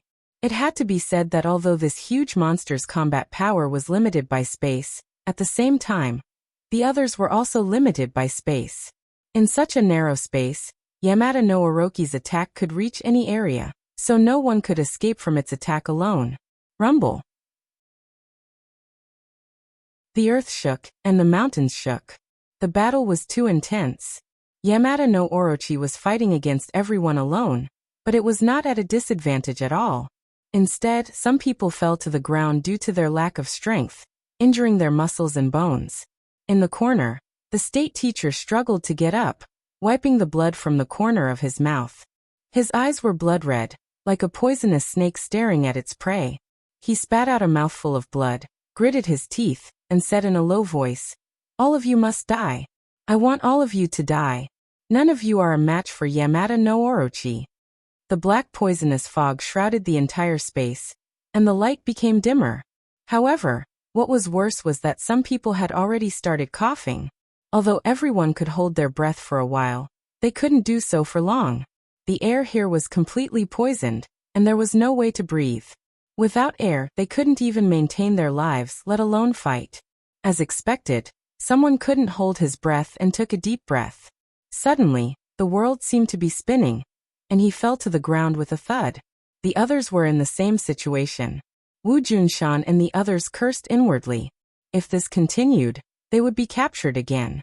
If they were really captured, there was no hope of survival. What should they do? Wu Junshan was burning with anxiety, and his moves couldn't help but be a little more disrupted. Yamada no Orochi took advantage of this opportunity and swept his huge tail at Wu Junshan's waist, immediately throwing him far away. He only stopped when he hit the wall. Sect Master! The others turned pale with fright and cried out. Unable to hold his breath, another person fell to the ground. For a moment, the battle became more and more chaotic. The scales of victory immediately tilted, and everyone felt the pressure multiplied. Tang Zheng gritted his teeth, and his cheeks were already red. He thought to himself, this can't go on. I must find a way to get fresh air. However, the way out was blocked by Yamada no Orochi, so they had no chance to escape. Upper Immortal, quickly come in here. Suddenly, Gue Qiansui's voice sounded. A huge bubble floated on the ground, and Tang Zheng felt his body become light as he was covered by the bubble. Fresh air. Tang Zheng's eyes lit up, and he took a deep breath. His limbs and bones felt unprecedentedly comfortable. His heart moved, and he immediately remembered that in the South Sea, Gue Qiansui used a bubble to cover everyone, and then they could travel freely in the sea. Tang Zheng patted his head. Why didn't I think of this trick? Gue Qiansui, quickly help the others. Tang Zheng quickly shouted. Yes, Upper Immortal. Gue Qiansui accepted the order and quickly opened his mouth. Bubbles came out from his mouth and wrapped around everyone. Huff, everyone was relieved and took a deep breath. This long-awaited fresh air was too rare. Seeing this, the State Master's eyes turned red with envy. Gue Qiansui really had many tricks up his sleeves. He even created such a bubble, which was equivalent to dissolving Yamada no Orochi's poisonous fog. Yamada no Orochi saw that his trump card was ineffective and became angrier. You little tortoise, how dare you ruin my plan? I will kill you first. Its ferocious mouth immediately bit down. Gue Qiansui was not agile enough and could not escape. He fell directly into Yamada no Orochi's mouth and was bitten by its two fangs. Gue Qiansui saw that the situation was not good, and immediately retracted his body into the tortoise shell, leaving only the shell to resist Yamada no Orochi's fangs. If you were to cultivate for another 1,000 years, perhaps I wouldn't be able to do anything to this damn tortoise shell of yours. However, you're still too inexperienced right now. Break for me. The other head said agitatedly. With a cracking sound, it was as if something had shattered. Ah! Gue Qiansui immediately let out a heart-wrenching scream. Tang Zheng's heart tightened. Although Gue Qiansui's tortoise shell was hard, it could not withstand Yamada no Orochi's fangs. He had to save Gue Qiansui, and could not watch him die. Evil beast, I will fight with you. Tang Zheng roared. He pulled the heaven-shocking bow and the shooting sun arrow. He loosened his fingers and the shooting sun arrow shot towards that damned head. Haha, you want to save it? Dream on. I want you to watch it die. Yamada no Orochi proudly laughed as it shook its head and swung its tail. The other head and tail blocked the shooting sun arrow, leaving Tang Zheng with no way to deal with it. Tang Zheng was burning with anxiety.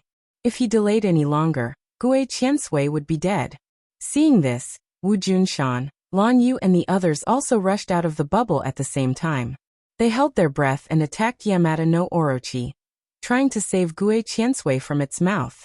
Just at this time, Li Xiaoyan's figure appeared at the door. She held Marshall in her arms and shouted, "Be careful, there is an enemy." Enemy.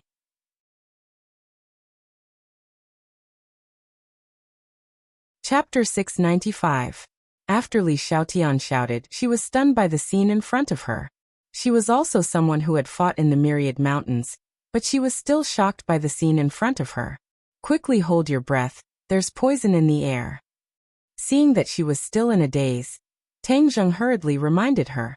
Li Xiaotian seemed to have awoken from a dream. She hurriedly circulated her energy and held her breath, but her eyes were still fixed on the scene in front of her. Wu Junshan, Lan Yu, and the others' heroic figures swayed her heart. She was the holy maiden of the Li Palace. Since she was young, she had heard of the two's illustrious names. Subconsciously, she had been instilled with the idea of competing with them in the future. But today, it seemed that the gap between her and them was too great. Looking at their heroic figures in battle, she couldn't help but be fascinated. Boom! With a loud sound, the earth quaked and the entire cave shook. The stones at the top fell down with a crash, and the river water surged several meters high. Everyone was shocked and hurriedly asked, "What's going on?" Even Yamada no Orochi had a suspicious look in his eyes. "Which enemy is here?" Tang Zheng's heart moved as he hurriedly asked. Li Xiaotian was just about to answer when suddenly, with a crack, a fur crack appeared above her head. An incomparably tyrannical power pierced through her head. "Quickly dodge!" Wu Junshan shouted and hurriedly stood in front of Tang Zheng. He hurriedly used the yin-yang harmony art. In the blink of an eye, 9 circles were drawn in front of him. A steady stream of energy gushed out and neutralized that terrifying power. But even so, he still couldn't stop himself from retreating several steps before coming to a stop. The others weren't as lucky as Tang Zheng. A few of them couldn't dodge in time, and were directly struck by that power. Bang! Bang! Bang! With a series of explosions, those people were blasted into a bloody mist. Everyone was aghast. Just what was going on? Who had launched this attack, and such a powerful one at that? Tang Zheng looked at the tall figure in front of him, his emotions fluctuating. At the critical moment, he actually risked his life to protect him. That action seemed to be a subconscious action without much thought. It was precisely this primitive impulse hidden in the depths of his heart that touched Tang Zheng's nerves. Does he really care about me that much? Tang Zheng's mind was in turmoil as he stared blankly at the back of this figure. When he was growing up, he had looked forward to the appearance of such a figure countless times. He had once learned a text called Back View. The teacher had asked him to write an essay to describe his father's back view. The other students could write beautifully, but he was at a loss for words. This was because he was a child without a father. How could he have a father? However, at this very moment that figure appeared. He was tall and mighty, blocking that terrifying strike. His lamentation did not last long because the rumbling sound above his head was still ongoing. After this attack, a bright light pierced through the top of his head, completely illuminating every corner. Only then did everyone see the true appearance of Yamada no Orochi. It was even bigger than before, like a small mountain. Hua! The lake water penetrated through the crack like a huge waterfall, instantly drenching everyone. Roar! Yamada no Orochi looked up to the sky and roared. Its anger seemed to evaporate the lake water. The poisonous fog was washed away by the lake water, and the air was fresh again. Tang Zheng took advantage of the opponent's distraction to jump to the mouth of Yamada no Orochi, like a flash of lightning. With a move of heaven flying immortal, the war soul sword fiercely slashed at the fangs that were biting Gui Qiansui. Kacha! The 2 fangs were cut in half. Tang Zheng grabbed Gui Qiansui and kicked the top of Yamada no Orochi's head to fly back. Seeing the delicious food in its mouth fly away, Yamada no Orochi was furious and twisted its body like a crazy demon. Rumble! Sand and stones were flying, and the cave could not hold on for long. It was on the verge of collapse, as if it could completely collapse at any time. Tang Zheng stroked Gui Qiansui's turtle shell, and saw a small crack appear on the turtle shell. Blood was faintly seeping out. Tang Zheng was shocked. If he was a few steps slower, Gui Qiansui would have been bitten to pieces. Gui Qiansui, how are you? Gui Qiansui's head came out of the turtle shell. His small eyes were still filled with pain. He stammered, "Immortal, I am fine." "Don't talk, I will take you out of here. I will find a way to heal you," Tang Zheng said. Gui Qiansui shook his head. "Immortal, you don't have to worry. I will cultivate for a few days and naturally can heal this wound. We turtles are one of the longest living species." "Are you really okay?" "Yes." Tang Zheng was slightly relieved and carefully put Gui Qiansui into his backpack. At this time, Li Xiaotian also came to Tang Zheng's side and couldn't wait to say, 100 Change Star Lord is here. 100 Change Star Lord. Tang Zheng and Wu Junshan were shocked at the same time. The two of them had fought with the 100 Transformation Star Sovereign before, so they knew how powerful he was. Why did he come here again? Tang Zheng frowned deeply. Wasn't 100 Change Star Lord in the 100,000 mountains?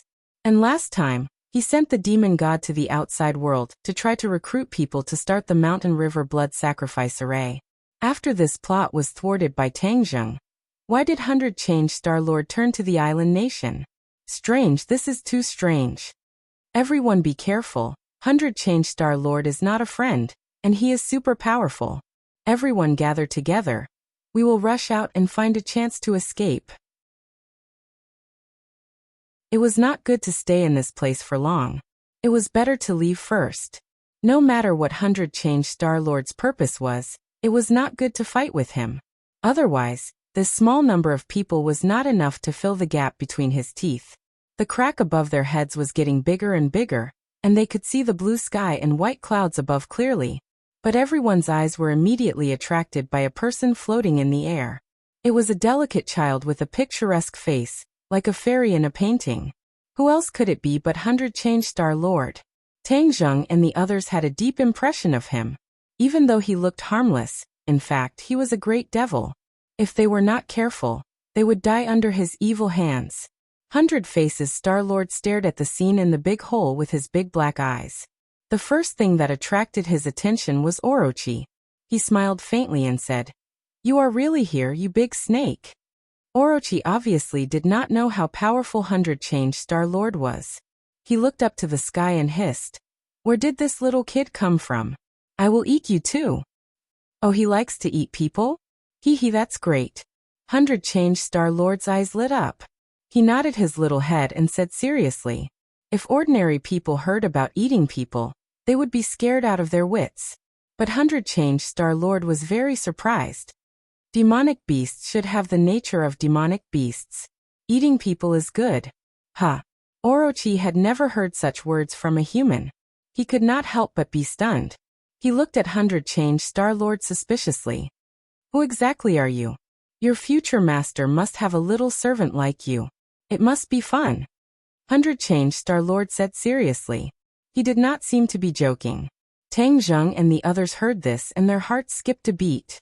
It turned out that 100 Change Star Lord was here to subdue Orochi. If he had Orochi, then 100 Change Star Lord's strength would reach a higher level. Perhaps more people would be harmed. Orochi obviously did not expect this answer. After being stunned for a moment, he laughed wildly. But the anger in his laughter was obvious. "Who do you think you are? How dare you say that you can subdue me?" Orochi said angrily and found it funny. Ever since he came to this world, no one had ever dared to say such arrogant words to him. "You have personality. I like it. Alas, I really want to thank the demon god for giving me this information. Otherwise, I wouldn't know that there is a little guy like you in the island nation." 100 Change Star Lord sighed. Such a huge monster was called a little guy. It was ridiculous. However, Tang Zheng and the others knew that 100 Change Star Lord was a figure from the ancient times tens of thousands of years ago. Although he had a pink face, he was already a shrewd old man. It was not an exaggeration to call Orochi a little guy. What is a demon god? Yamada no Orochi asked in shock. Its whereabouts were top secret. It thought that only the state preceptor and the emperor knew about it. How could this demon god know about it? 100 Change Star Lord did not seem to intend to attack immediately. He patiently answered Orochi's questions. He said methodically, "The demon god is a member of the demon clan. In order to return to this world, the demon clan sent him to this world. Your information was given to him by the higher-ups of the demon clan. Do you really think that your whereabouts are top secret? The demon clan used to be very powerful. There are not many things in this world that can be hidden from them. Of course, your whereabouts are no exception. It's just that they don't want to disclose it to the public." Orochi's expression changed when he heard this. Of course, he knew how powerful the demon clan was. The demon clan evolved from the Chiyu tribe in ancient times. They had many masters. Even in his heyday, he did not dare to break into the demon clan's base camp. Therefore, he did not doubt 100 Change Star Lord's words. Intuition told him that what 100 Change Star Lord said was true. However, this time, the demon clan asked the demon god to recruit you to strengthen the demon clan's strength and prepare for the arrival of the demon clan's main force. It's a pity that the demon god has been delayed by other things. He gave you to me for free. 100 Change Star Lord added. Everyone finally realized that this was the reason why 100 Change Star Lord appeared here. The demon clan was so insidious that they had prepared such a powerful chess piece. Tang Zheng and the others looked at each other and became very serious. Everyone knew that Orochi's fate in the hands of 100 Change Star Lord was much worse than that of the demon god. 100 Change Star Lord had enough strength to help Orochi recover its strength. That meant that more people would die, and the people would be plunged into misery and suffering. Orochi stared at 100 Change Star Lord with his big round eyes and said angrily, "The demon clan has disappeared from this world. No one in this world can make me surrender. You can't."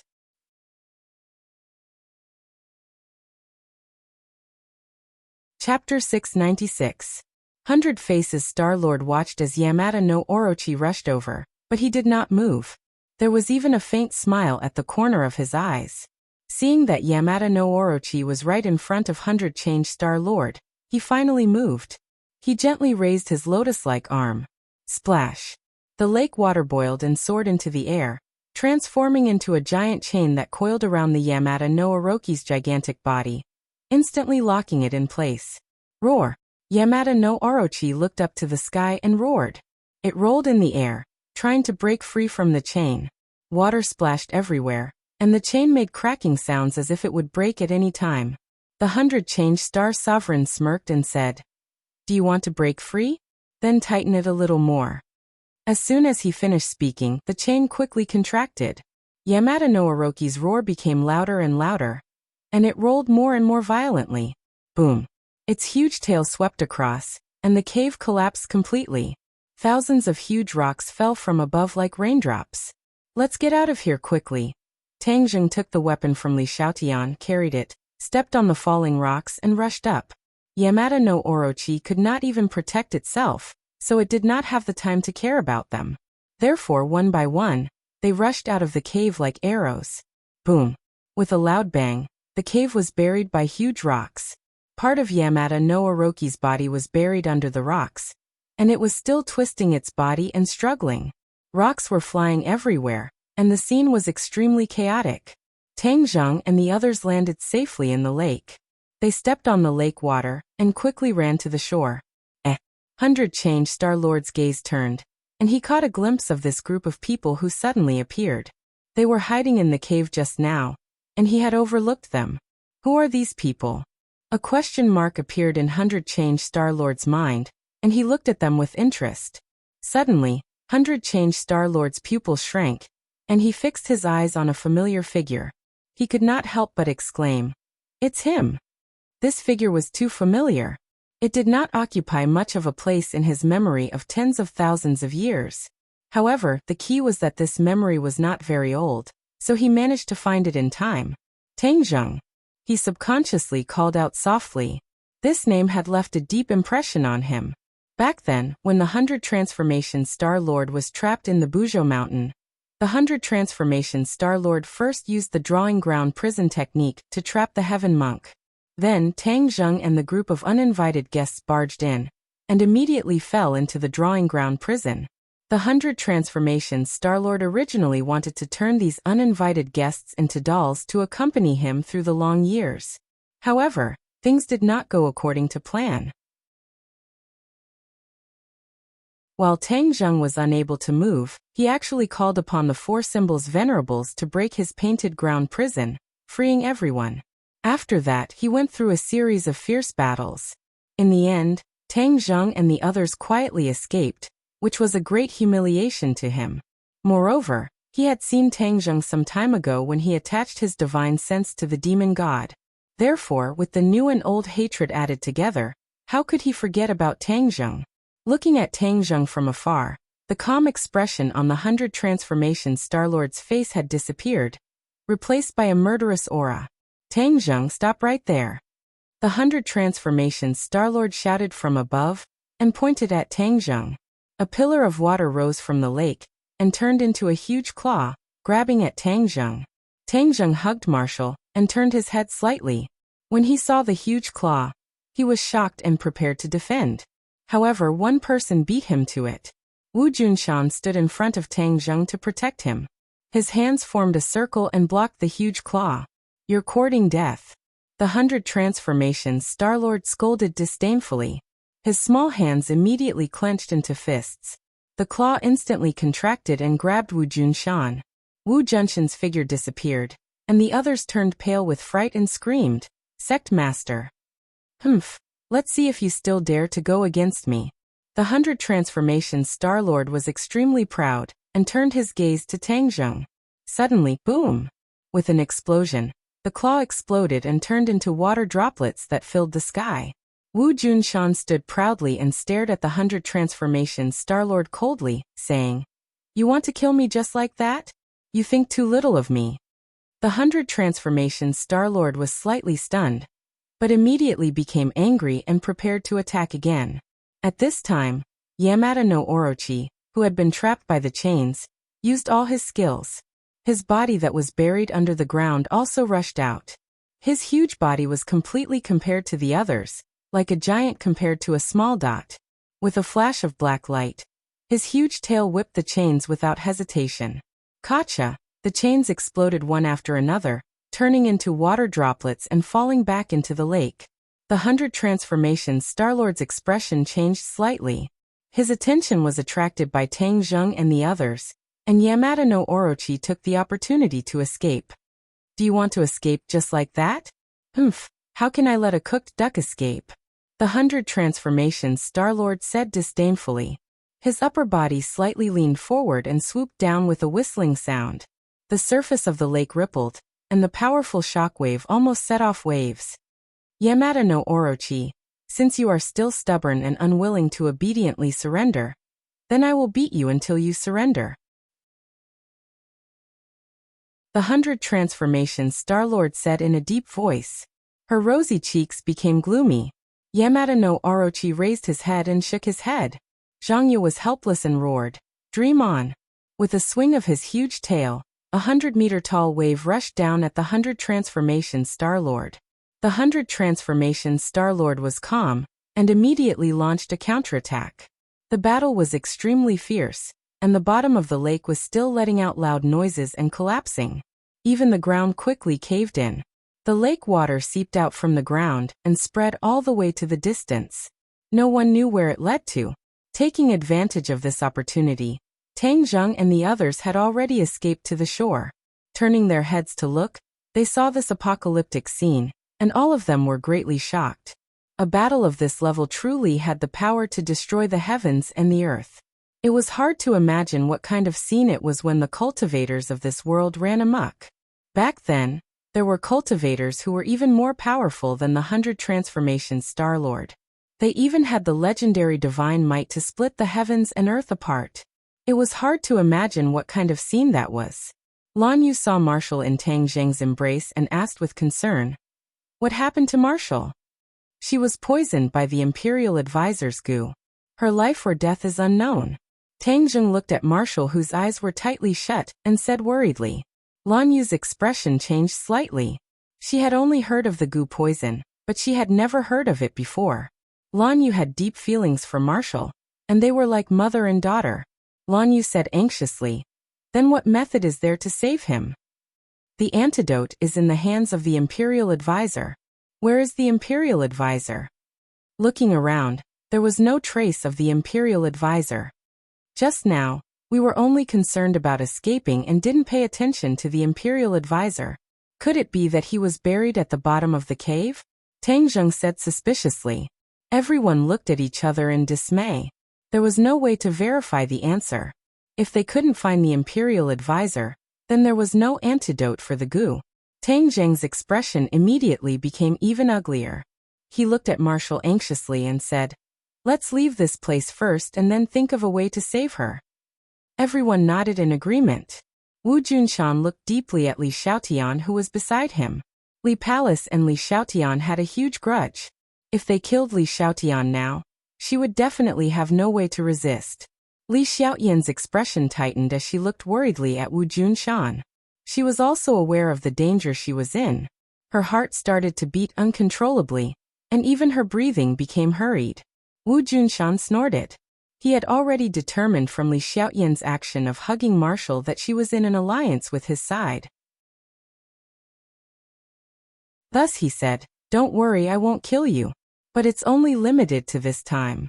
If I meet you again, I won't be merciful." Not only did Grandma Li cause the Marshall sect to fall apart, she even revealed our whereabouts to the Imperial Advisor's residence. I will remember this debt and personally settle it with her in the future. Li Xiaotian's body relaxed. She knew she had temporarily passed this hurdle. Tang Zheng looked deeply at her and added, "Li Xiaotian, you still haven't told me the truth. You coming to the island nation to treat the emperor was just a pretense. Your true goal was to investigate the strength of the Imperial Advisor's residence." "Humph, I will also remember this debt. In the future, I will definitely not believe your words." His tone was firm and resolute. Li Xiaotian's body trembled. She wanted to say something but hesitated. But in the end, she gave up helplessly and faintly sighed. Her lie was finally exposed. The relationship between the two sides that seemed to have improved immediately fell to the freezing point. Li Xiaotian was very dejected, but there was nothing she could do. "Let's go," Lan Yu urged. The dozens of people quickly fled the lake. The 100-change Star Sovereign had been watching them. When she saw that they were about to escape, she immediately turned her spearhead towards them. "All of you stop right there. Don't even think about escaping." The 100-change Star Sovereign angrily roared. Her small hand grabbed at the air, and the lake water immediately condensed into a long spear. She quickly attacked everyone. Wu Junshan stopped and turned to face the long spear. Without turning his head, he shouted, "You guys go quickly. I will cover the rear." Tang Zheng's expression was slightly strange. The others all stopped and shouted, "We will lend you a hand, Sect Master." "Stop right there. Do you want to disobey my order?" Wu Junshan roared. "Lan Yu, take them away." Lan Yu looked deeply at her husband and gritted her teeth. "Let's go." She took the lead and fled the lake. The others had no choice but to flee. They could only hear the rumbling sounds of fighting behind them. The sky shook as if the end of the world had arrived. Everyone had already fled far away. But the rumbling sounds of fighting were still ear-piercing. It was as if they were right next to their ears. "There are dead people." Suddenly someone shouted. There were dead bodies lying in the grass beside the road. Tang Zheng glanced and immediately determined. These people are from the Imperial Advisor's residence. When they were chasing the Imperial Advisor earlier, they did not see this corpse. This meant that they had just died. "There are more in front," someone exclaimed. "There are more here. There are more over there."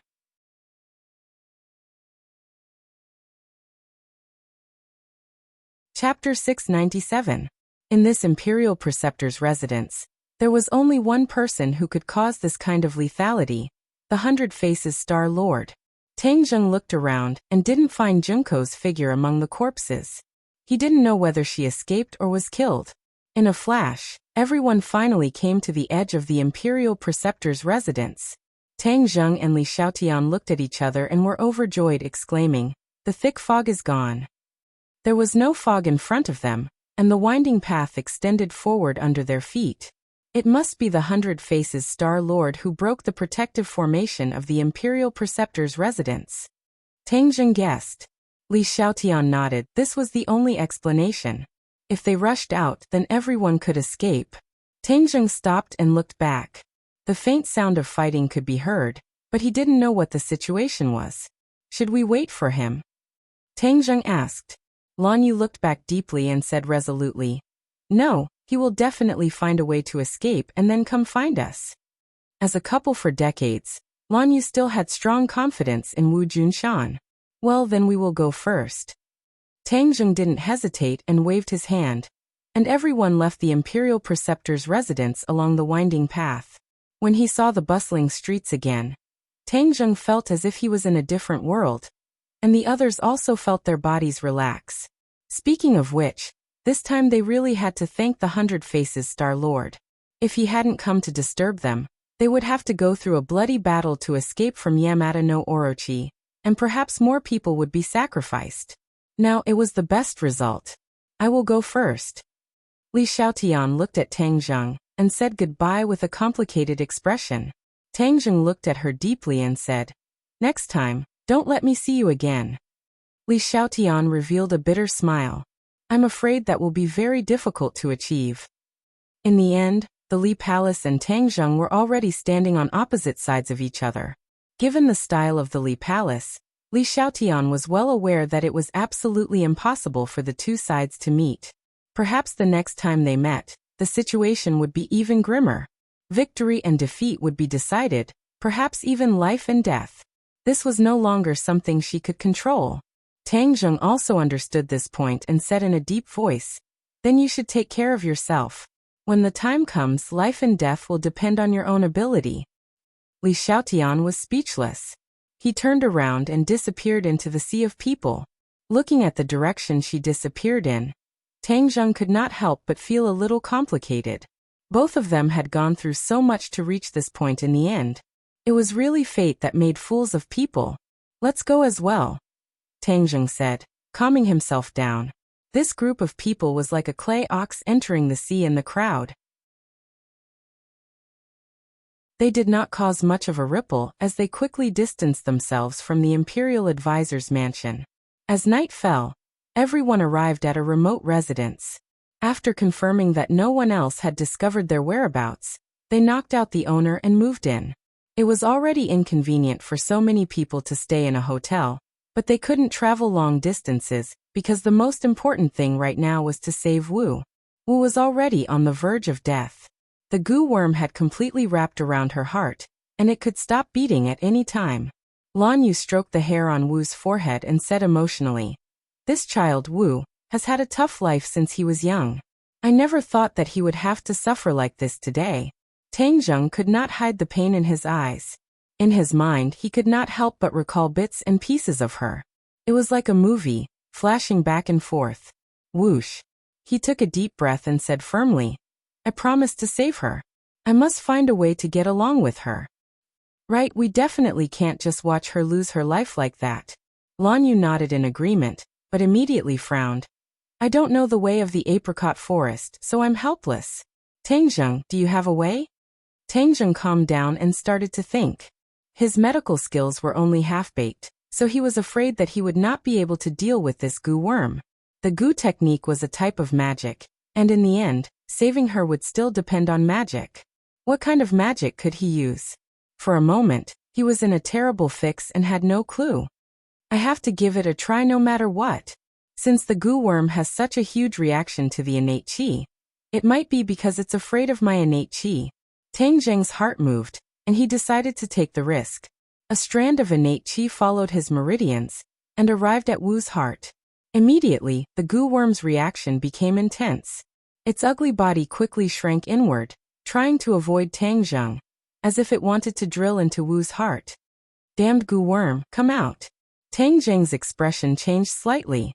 His genuine qi surged and wrapped around one of the tentacles, trying to pull the goo out. However, the head of the goo worm had already drilled into his heart, leaving Tang Zheng helpless. "Ah!" Marshall suddenly let out a mournful scream, his body convulsing. Lan Yu's expression changed greatly as she shouted, "Wu!" Marshall's eyes were tightly shut, unable to reply. She was already on the verge of death, her consciousness weak. "Tang Zheng, how is it?" Lan Yu asked anxiously. Tang Zheng's forehead was already covered in sweat. He said, "It's not easy. I'll do my best." "You must save her." Tang Zheng nodded and mobilized even more true qi to wrap around the entire heart. He tried to drill into the heart and destroy the goo worm. Suddenly, Marshall's body stopped twitching, and even his breathing became very weak. His heart almost stopped beating. Shit. This goo worm is up to something. The goo worm had obviously sped up the speed at which it killed its host. Helpless, Tang Zheng could only withdraw his genuine qi from her heart. Her heartbeat sped up a bit, and her breathing became a bit stronger. Tang Zheng was like dead ash. He was extremely dejected. This method still did not work. Looking at Marshall, who was like a sleeping beauty, and clearly feeling the life force gradually fading from her body, Tang Zheng felt as if a knife was being twisted. Lan Yu sighed inwardly. She understood the feeling of being unable to reverse the situation. Back then, when Tang Zheng died, she had almost collapsed and had nothing left to live for. At this moment, Tang Zheng's mood was not much different. Lan Yu patted his shoulder and comforted him. If Marshall knew about your feelings for her, even if there was nothing she could do, she would still be very gratified. Although the two of you usually don't get along, I can tell that she likes you. Tang Zheng did not say a word, but his heart ached even more. It's a pity that the heavens are not on your side. Otherwise, the two of you would really be a match made in heaven. Perhaps, the heavens are truly jealous of you, which is why they forcefully separated you two. I promised her that I would save her. Tang Zheng said in a daze. Lan Yu's eyes were moist as she choked with sobs and said, sometimes a person's strength is really weak. It can't solve all problems. Tang Zheng obviously understood this point, but he really didn't want Marshall to die like this. At this last moment, he finally understood his own heart. The two of them had experienced so much together, and although it was not a pleasant period of time, Marshall had unknowingly walked into his heart and occupied a very important position. His teeth bit deeply into his lips, and blood flowed out from the corner of his mouth, but he was completely unaware. His eyes involuntarily turned red, and he couldn't help but lean over and gently kiss her lips. He had never kissed her so gently before.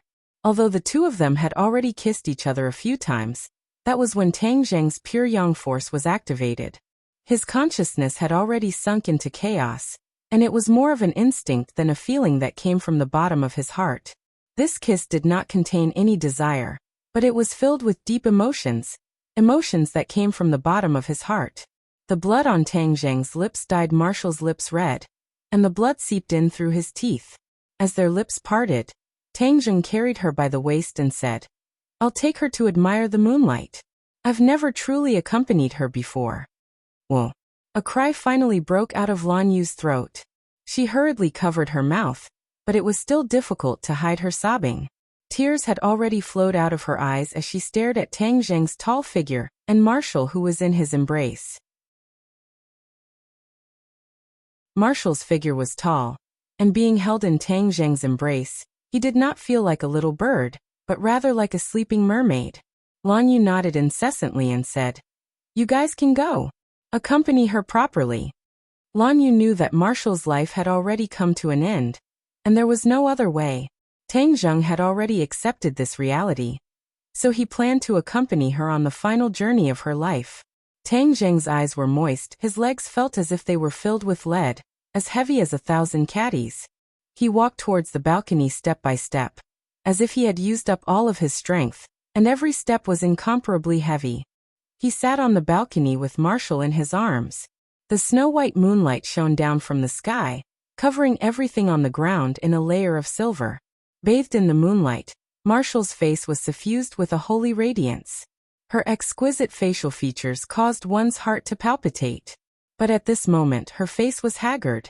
She no longer had her usual valiant appearance, causing one's heart to ache so much that it was about to break. Tang Zheng gently caressed her cheek and muttered to himself, softly recalling the bits and pieces of the two of them. The scenes in his mind turned into words, and came out of his mouth. Although it was simple, it was like the most moving words of love in the world, causing people to be moved. Lan Yu looked at the two of them from afar, and vaguely heard Tang Zheng's voice. She started to sob again, her tears wetting her cheeks, and she couldn't help but fall into self-blame. She already knew that a large part of the reason why she was able to be saved this time was because of Marshall. If she hadn't discovered some clues and given Tang Zheng a lot of benefits, Tang Zheng wouldn't have come to the island nation. Then these people would only have a dead end. Therefore, everyone's lives were saved by Wu Yu. However, she could save others, but she could not save herself. All of this was caused by that damned imperial advisor. If he had not given Wu that pill, then everything would have been fine. Tang Zheng looked at her face in a daze. He regretted and blamed himself. Why did he treat her so coldly in the past? He did not say a single word of gentleness to her. He even impatiently protected her at all times. Now even if he wanted to do everything he could to get back all of this, it was impossible. One would only know how precious it was after losing it. He finally knew how precious she was, but he was going to lose her forever. Fate really played tricks on people.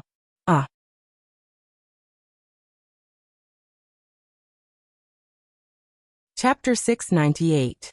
His tears had not dried, but the grief in Tang Zheng's heart had already gradually turned into anger, as if it was about to burst out of his chest and spurt out. Imperial Advisor, Heavenly Emperor, I want you to be buried with Marshal. Tang Zheng was hysterical as he gnashed his teeth and roared. Marshal, wait for me. I'll take revenge for you.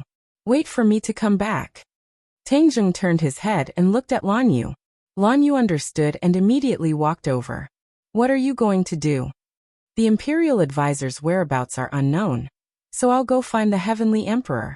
The fake Heavenly Emperor is dead, so the real Heavenly Emperor will also die and be buried with Marshal. Tang Zheng was filled with killing intent, as if he was a god of death. If God blocked him, he would kill God. If Buddha blocked him, he would destroy Buddha. Lan Yu wanted to say something but hesitated. After hesitating for a moment, he said, I'll go with you. I'll go alone. Take good care of Marshal. Tang Zheng said without any room for refutation. Lan Yu stared deeply into his eyes, understanding his thoughts and emotions, and said, All right, you go, we'll wait for you. Tang Zheng leaped up and jumped down from the balcony on the second floor. A white light also jumped out from the building and jumped onto his shoulder, squeaking. Tang Zheng patted Xiaobai's shoulder, understanding its thoughts, and said, Xiaobai, today we will start a massacre, completely destroy the Imperial Palace, kill that damned Heavenly Emperor. Xiaobai nodded his head heavily, his eyes flickering with flames. Whiz. Tang Zheng turned into a bolt of lightning and disappeared without a trace. The security of the Imperial Palace was extremely tight. Ever since Tang Zheng had caused a ruckus in the Imperial residence, this area had entered a state of high alert, combining the light and the dark to cast an inescapable net. After such a long time, there were no longer any abnormalities, so many of the guards' vigilance had weakened by a lot. In addition, the Heavenly Emperor had reappeared, and everything was on the right track. That gave people a huge reassurance. The repair work of the Kokyo was already underway. The Kokyo was one of the spiritual symbols of the island nation. Of course, it couldn't be in such a dilapidated state. The royal family was already very familiar with controlling the feelings of the people. The ordeal this time would not be a blow to them. If they handled it properly, it could even be used as an opportunity to stimulate the people again, gather them together, and work hard to make another leap in the country's strength. Just like after the war, the aftermath of the island nation did not cause the island nation to be unable to recover from the setback. Instead, the people were filled with absolute enthusiasm, causing the country to undergo earth-shaking changes in a short period of time. The national strength soared like a rocket. In the emperor's bedroom, a group of ministers sat around. These were the core figures of the island nation's power.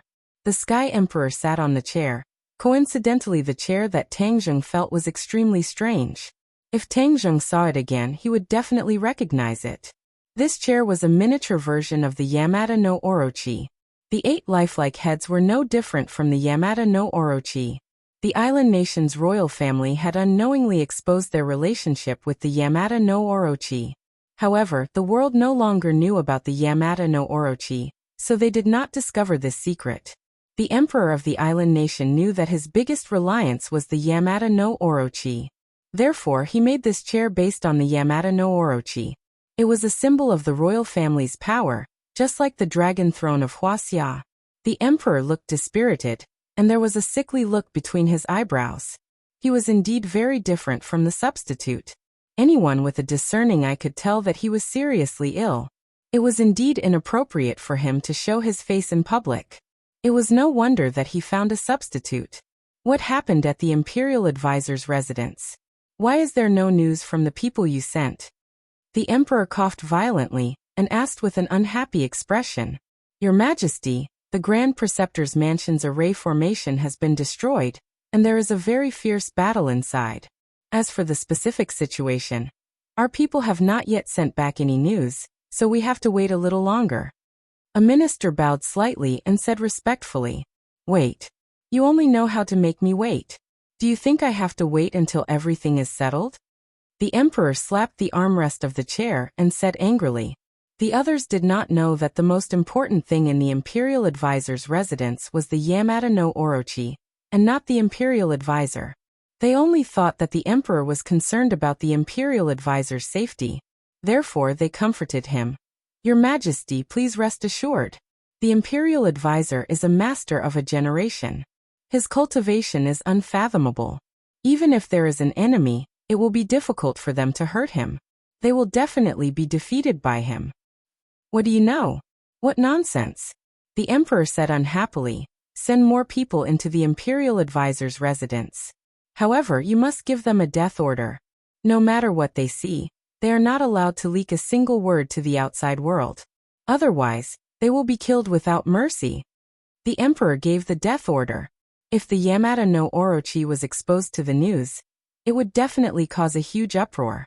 The emperor did not want this kind of exposure.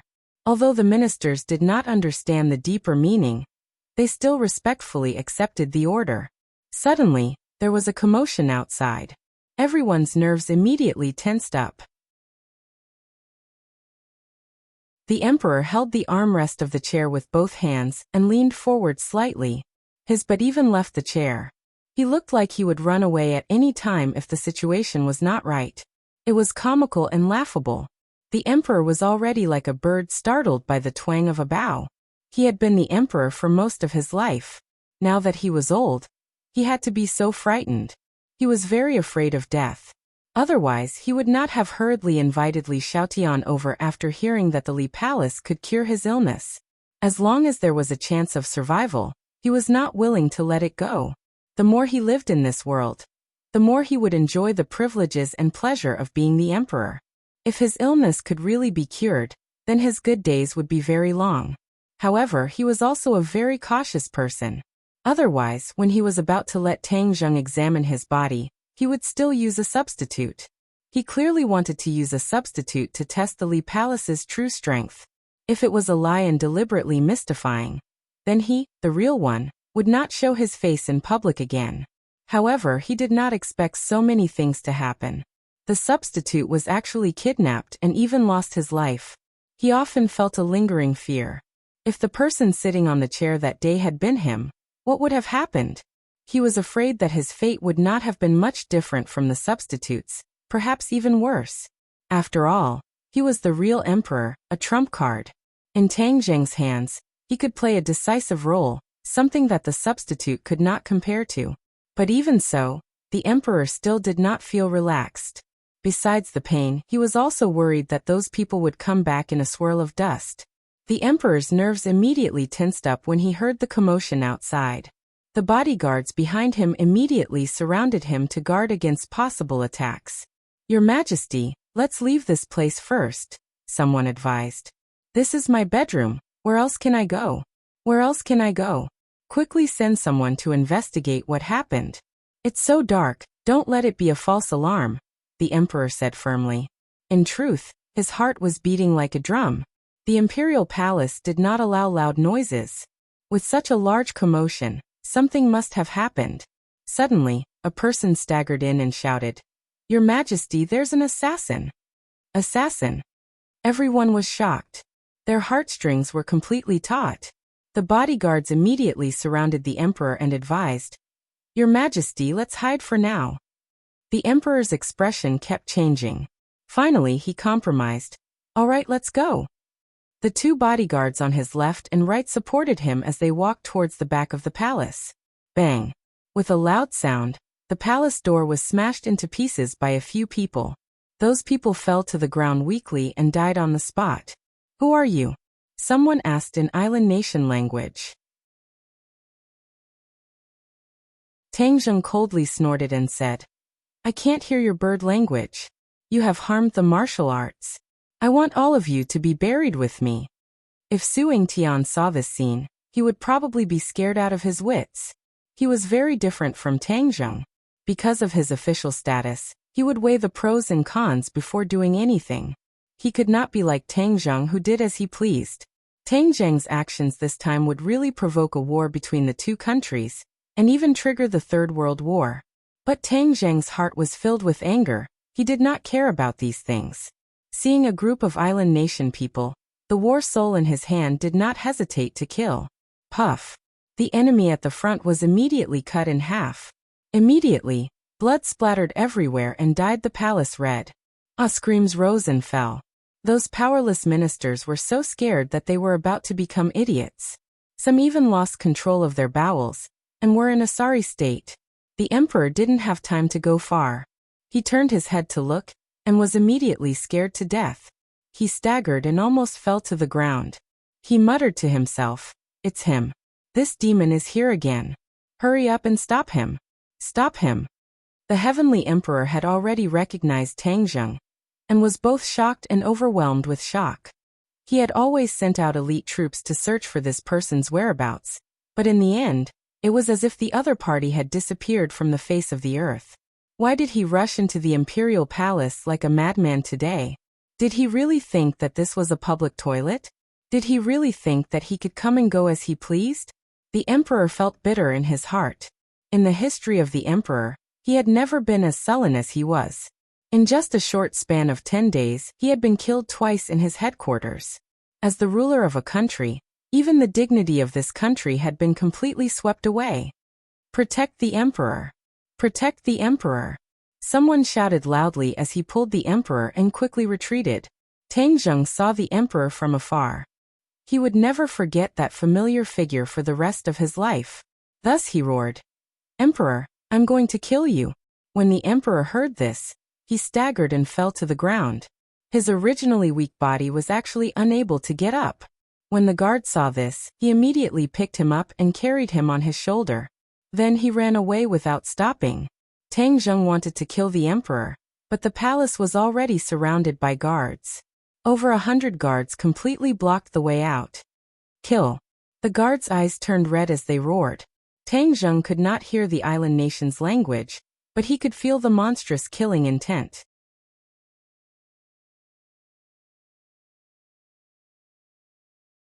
Chapter 699.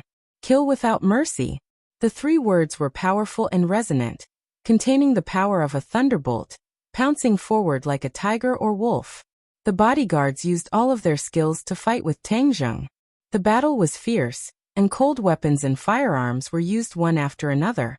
Tang Zheng was bold. He shuttled back and forth like flowing water. The War Soul sword emitted a deathly aura, and every strike would reap a few lives. The light of the War Soul sword became more and more resplendent, and the mottled black spots became fewer and fewer. "It's on fire." Suddenly, a clamor came from outside the door, and flames soared into the sky. These wooden palaces were the best fuel.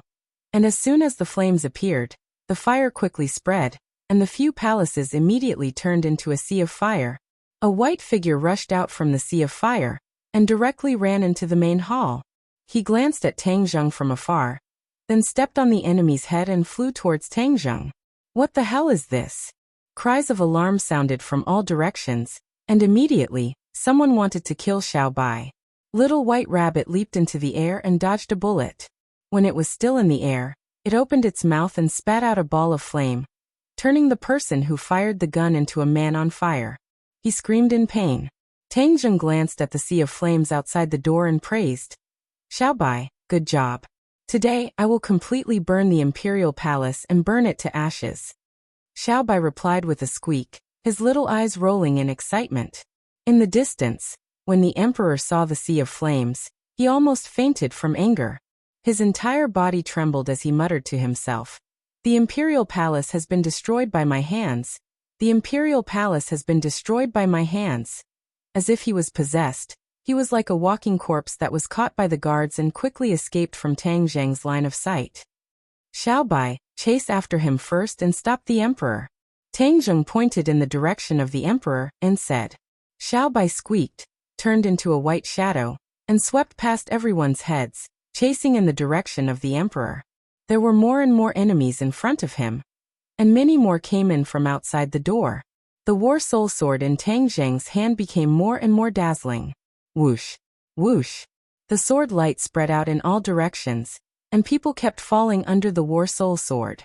However, the other party kept charging forward, not knowing whether they were dead or alive.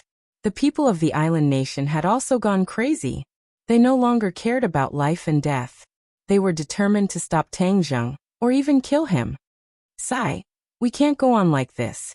Shooting sun arrows, I'm counting on you. The shooting sun arrows were more powerful than the War Soul Sword, and were more suitable for opening up roads.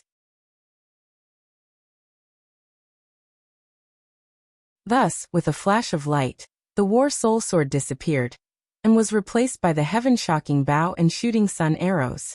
The bowstring trembled, and the shooting sun arrow left the bowstring. The powerful shockwave caused the enemies in front of him to be blown away like straw in the wind. Many of them had their chests pierced through and died on the spot. The remaining power of the shooting sun arrows had not dissipated, and had actually pierced through the Sky Emperor's chair. The dragon throne that was imitating the Yamata no Orochi immediately disintegrated, turning into dust. Taking advantage of the path that was swept out, Tang Zheng jumped up and followed the trajectory of the shooting sun arrows, quickly escaping from the palace. The others wanted to chase, but their speed could not be compared to Tang Zheng's. Kill! Tang Zheng's beard and hair flew wildly, like a god of death. Wherever he went, the enemies would all fall to the ground. However, there were not as many enemies as there were in the main hall, so they were unable to restrain his footsteps. After a while, he rushed out of the back door of the palace. In front of him was a long passageway with carved beams and painted rafters. The flowers on both sides were blooming, and the scenery was pleasant. However, at this moment, the scenery was stained with blood, turning into an azure field. Tang Zheng's heart was as stiff as iron, without the slightest bit of mercy or leniency. He was not such a bloodthirsty person, but the situation of Marshall had deeply stimulated him. Adding on the hatred he had for the island nation since he was young, he did not have the slightest bit of mercy. In front of him, there was a blaze, and Tang Zheng shivered. He understood that he had caught up to the target, so he increased his speed and soon arrived at the scene. The few people on the ground had already been burned to charcoal, and Xiaobai was fiercely attacking a person. This person was also dressed as a guard, but his strength was completely different, completely crushing the other guards. Great Master Martial Artist. Tang Zheng's pupils constricted, and with a glance he could see through the details of this person. This person was tall and strong, and was much taller and more powerful than the average island nation person. His muscles were strong and powerful, and his veins were bulging high, like small pythons winding around his body, bulging his clothes. This person is even more powerful than the great master martial artist beside the substitute, although he is relatively young. Tang Zheng muttered to himself, but his feet seemed to have gathered wind, and he arrived at the scene. The Sky Emperor fell to the ground, panting like a cow, sweating profusely, and looking at the two sides of the battle with a pale face. When he saw Tang Zheng rushing over, a look of despair immediately appeared in his eyes. He had misjudged the situation, and the enemy was even more daring than he had imagined. He actually dared to cause trouble in the Kokyo again. This time, he was not as lucky as last time. Without a substitute, the Sky Emperor was going to fight in person. The key was that Tang Zheng's killing intent was too strong, and he did not hide it at all. The Sky Emperor was not a fool. How could he not understand that Tang Zheng was really coming for him? If he did not kill him, he would definitely not give up. Of course, if he had the chance, he would not hesitate to kill Tang Zheng. In the battle with the Yamata no Orochi, Xiaobai had exhausted too much of his energy, and now his strength was greatly reduced. Moreover, the enemy was a great master martial artist, so Xiaobai did not have the upper hand, and could only temporarily delay the opponent's escape. "Xiaobai, let me do it!" Tang Zheng shouted, and he had already made the first move. The opponent had already known Tang Zheng's information. Seeing that he was going to fight personally, the great master martial artist also attacked without saying a word. This person's fist was powerful and heavy. Tang Zheng collided with it a few times, and he felt that the bones in his fingers were cracking. as if they were about to break. However, Tang Zheng did not cower. Instead, it was as if he had been provoked, and he fought with all his might, as if he was determined to determine the victor. Bang! Another punch. Both of their fists were bleeding, but the two of them were completely unaware of it. They clashed head-on, displaying the spirit of a man to the fullest. The blood vessels on the great master's arm seemed to come to life as they continuously swam around his body like a winding python. Pa-pa-pa. A series of crisp sounds came from the great master's body. His muscles twitched nonstop, rapidly expanding outwards. His clothes were torn apart, revealing large chunks of bronze-colored muscles. His body grew taller at a speed visible to the naked eye. In an instant he looked like a human-shaped giant bear, taller than Tang Zheng by a large margin. Tang Zheng had seen werewolves transform before, and it was even more exaggerated and terrifying than this person, so he was not afraid. Instead, he observed the slightest change with interest. After transforming into a monk, the other party's aura became even stronger. He was like a tiger with a tiger's might. With a glare, he spoke a lot of words in a fiendish manner. Tang Zheng could not understand, but he could guess that it was nothing more than ruthless words. Tang Zheng laughed coldly and revealed the War Soul sword in his hand. There must be many enemies rushing over from all directions, wanting to save the Sky Emperor. Therefore, he could not waste too much time and had to end the battle quickly. Kill! Tang Zheng roared, his body moved, but his sword had already flown out. Heaven Flying Immortal. Combined with the Imperial Sword technique, this move was exceptionally cool. Roar! Grandmaster roared towards the sky, his entire body glowing with a faint luster. He also brandished his fist to welcome the War Soul sword.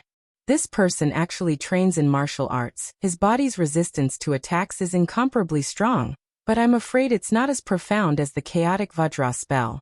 Let's see if he can withstand the attack of the War Soul sword. Tang Zheng said. The Grandmaster obviously did not place the War Soul sword in his eyes. Relying on his usual experience, he actually used his palms to block the War Soul sword. His palms were suffused with a metallic luster, as if they were plated with a layer of gold, giving off an invincible feeling. Puff! Blood splattered everywhere as the War Soul sword cut off the opponent's arm like cutting tofu. He immediately let out a muffled groan, but he actually managed to hold himself back from screaming. His veins were bulging, and he was filled with regret. He had misjudged the situation. However, this time he was facing the War Soul sword, a heaven-grade magic treasure. Moreover, it had recently absorbed the sword chi in the sword forest, and had undergone a tremendous change. It was far from what ordinary swords and blades could compare to. One wrong step would lead to many more mistakes. He staggered backwards, dodging War Soul's attack trajectory. The corners of Tang Zheng's mouth curled into a cold smile as he said, "You want to escape just like that? Let me show you the essence of the Heavenly Flying Immortal's sword art." With a slight tap of his finger in the air, the trajectory of the War Soul sword immediately changed. It suddenly turned in midair and flew towards the Great Sage. Ah! The Great Sage could not help but let out a cry of surprise, his eyes almost popping out of their sockets, but before he could do anything else, the War Soul sword turned into a dazzling ray of light and shot into his chest, immediately coming out from his back. With a heart-piercing chill, the War Soul sword brought along a stream of blood as it turned and flew back into Tang Zheng's hands. The Great Sage's eyes immediately lost their luster, turning into a pair of dead fish eyes. With a pung sound, his tall body fell to the ground with a loud bang, causing the ground to tremble violently. The Emperor could not help but tremble as his eyes stared straight at the corpse, his last pillar of support. Island Nation was only a small place, and the development of martial arts was not as long as Wuxia, so there were not many experts in the past few years, not to mention a national treasure like the Great Sage martial artist. Tang Zheng had come to the Imperial Palace twice and killed 2 Great Sage martial artists. The Emperor simply had no place to find an expert to protect him. Tang Zheng walked step by step in front of the Emperor. The Emperor hurriedly moved his butt and retreated in a panic, shouting, "Don't kill me, don't kill me. I'll give you whatever you want, money, riches, I promise you." With no other way out, he had to tempt them with benefits. The Emperor played this kind of trick, But this kind of trick was effective on many people, but to Tang Zheng, it was a different story. Tang Zheng's face was ashen like a block of ice. His killing intent did not diminish as he said, "There are many things in this world that cannot be exchanged with money and riches." The emperor was slightly startled, hesitated for a moment, and asked, "What is that?"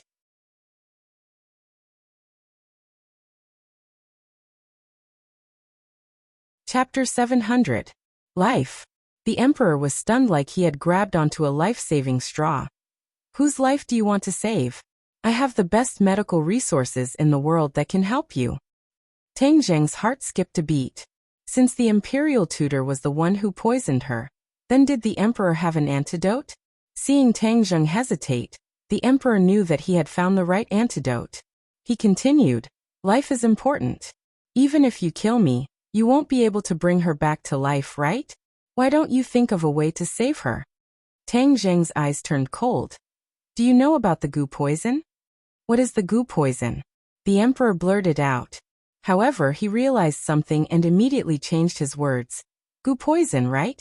Of course I know about it. I have the antidote." Tang Zheng shook his head. His eyes turned cold. "You don't even know about the goo poison and you still want to lie to me." The emperor really did not know about the goo poison. However, he was not willing to give up on this chance. He impatiently said, "Although I don't know about the goo poison, I can send people to investigate. I will definitely find the antidote." Tang Zheng shook his head. Even if he found the imperial tutor and used the emperor's life to threaten him, the imperial tutor might not do anything. After all, the conflict between the two sides had escalated to an unprecedented level. It was a life and death situation. They wanted to see the other side die, so why would they save someone? Tang Zheng tossed these unrealistic thoughts to the back of his mind and looked at the emperor expressionlessly. The emperor realized that something was wrong. He used all his strength to lie in front of Tang Zheng and said, "I am the ruler of a country. I can fulfill any of your wishes as long as you ask." "It's too late. Back then when you invaded Wuxia, did you spare the lives of those who begged you? No.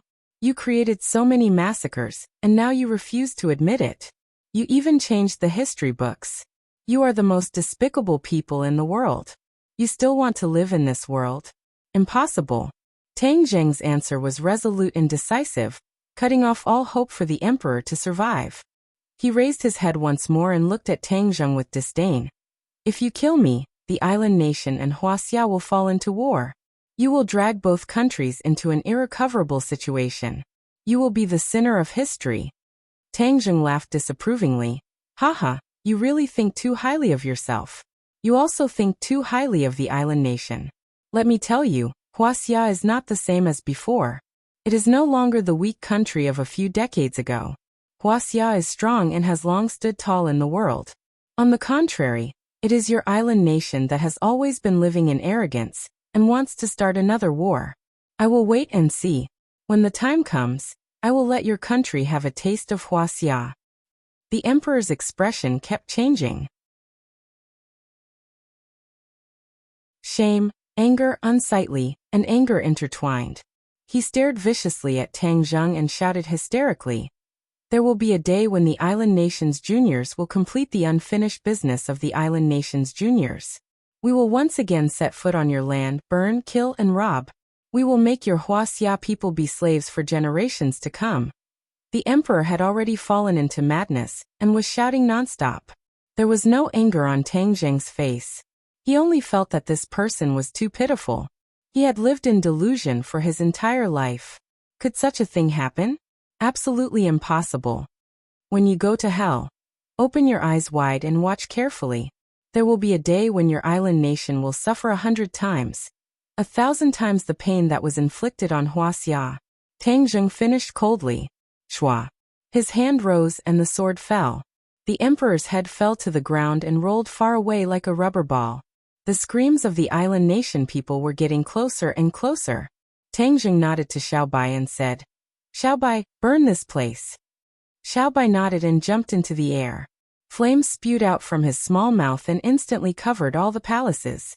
The Kokia was completely turned into a sea of fire. The reinforcements who rushed over were trapped in the sea of fire and fled madly. Tang Zheng and Xiao Bai left the Kokyo, leaving behind the raging fire behind them. That night, the island nation was not peaceful. The world was shaken. Even if the island nation wanted to cover it up, there was no way. This was because the news had already spread on the internet. There were pictures, videos, and everything else. Among them, there was even a blurred image of Tang Zheng's back. He stood in the middle of the raging fire with a sword in one hand, and a small child standing on his shoulder. He was peerless and independent. The world was shocked. Many people began to search for the identity of this assassin. Was it someone from the island nation or someone else? Most people did not know. Of course, the news of the emperor's death spread like the plague. The Kokyo and the emperor were completely finished by this assassin. The island nation people immediately hated this assassin to the bone. As for the people of other countries, their feelings were much more complicated. Every country announced that they had nothing to do with this matter. Moreover, they righteously condemned such an irresponsible and vile action. Wuxia was no exception. It was one of the countries with the harshest words. However, that picture had already been placed on the conference table of Wuxia's higher-ups. As long as one was familiar with Tang Zheng, it was not difficult to recognize him from this picture. Especially Xiao Bai's figure, it was too obvious. A man, a sword, and an animal. This combination in this world was probably only Tang Zheng alone. When Su Yingtian held this picture, he almost fell to the ground in fright. His hands trembled, and he almost could not hold the picture steadily. His eyes stared straight at the back of that figure and said nervously, "This brat, why can't he stop at all? Is he really going to start a third world war?" Before he could contact Tang Zheng, he was informed to attend a meeting. When he entered the meeting room and saw the people attending, his heart could not help but beat faster. These people were all big shots that could only be seen on TV. They were a group of people with the highest authority in Wuxia. A word from each of them would affect the country's development strategy and the livelihood of thousands of families. Of course, Su Yingtian knew these people. Due to his special position, he had interacted with these people before. However, seeing so many people sitting together, he suddenly had an ominous premonition. Something big must have happened. What big thing could happen in the middle of the night? Of course, it was the neighboring island nation. His eyes were very sharp and he immediately saw a picture on the conference table. Wasn't that a picture of Tang Zheng's back? The raging fire set off his tall and straight figure. He was awe-inspiring and had a natural power. He could even feel a murderous aura coming from the picture. Dong dong dong.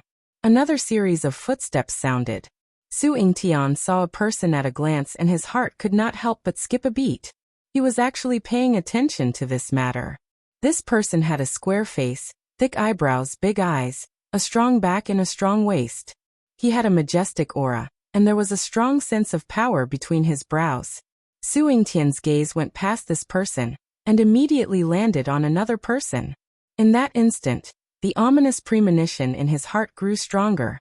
Xingfeng, why is he beside him? The Dragon Group and the National Security Bureau had always been competing with each other. After experiencing several heavy blows from Tang Zheng, the Dragon Group had calmed down a lot. Due to the dissatisfaction of some of the higher-ups, the Dragon Group had also restrained themselves and even kept a low profile. But now that Su Yingtian saw the helmsman of the Dragon Group, Xingfeng, standing beside this person, the ominous feeling grew stronger. His gaze turned and immediately landed on the picture again. An idea came to his mind and cold sweat flowed down his head like a waterfall. This picture was submitted by the Dragon Group. The Dragon Group's intelligence system is really getting better and better. In the past, this kind of thing was done by the National Security Bureau. But this time, the Dragon Group had taken over the responsibility. The National Security Bureau would be in a passive situation and leave an impression of incompetence in the eyes of the higher-ups. In the future, the Dragon Group would definitely obtain more resources and develop faster. It would definitely not be a good thing for the National Security Bureau. Xingfeng also raised his head and looked over. When their eyes met, Xingfeng's eyes were filled with a smug smile. There was even a hint of ridicule. Su Yingtian snorted inwardly and became alert. He was afraid that tonight would not be easy. When the others saw this person, they all stood up.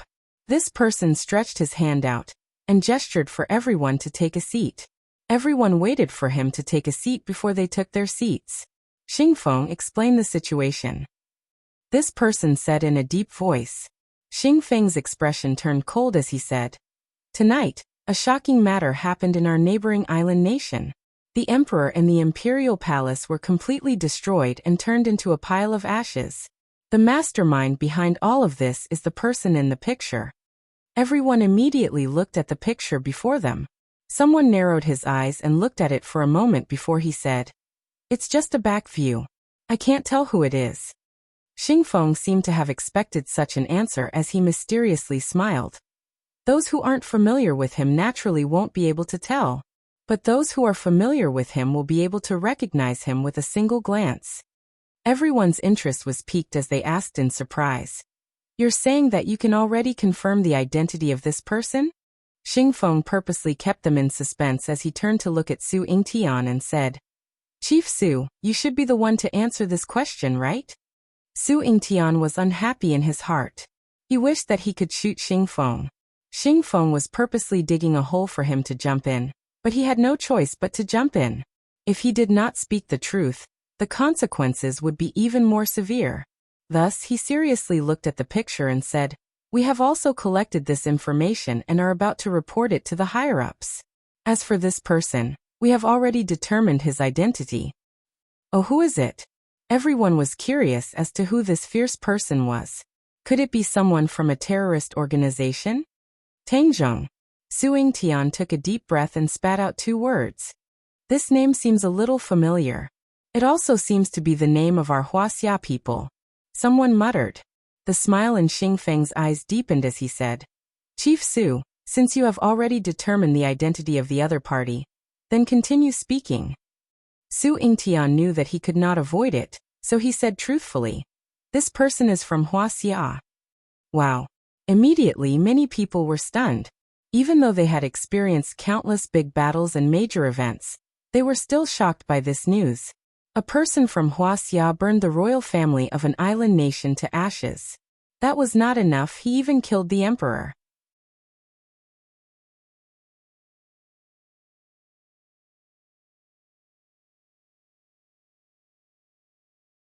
Some people nodded their heads in agreement, while others looked hesitant.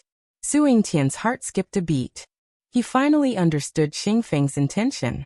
He wanted to use this incident to remove Su Yingtian from his position as the director of the National Security Agency.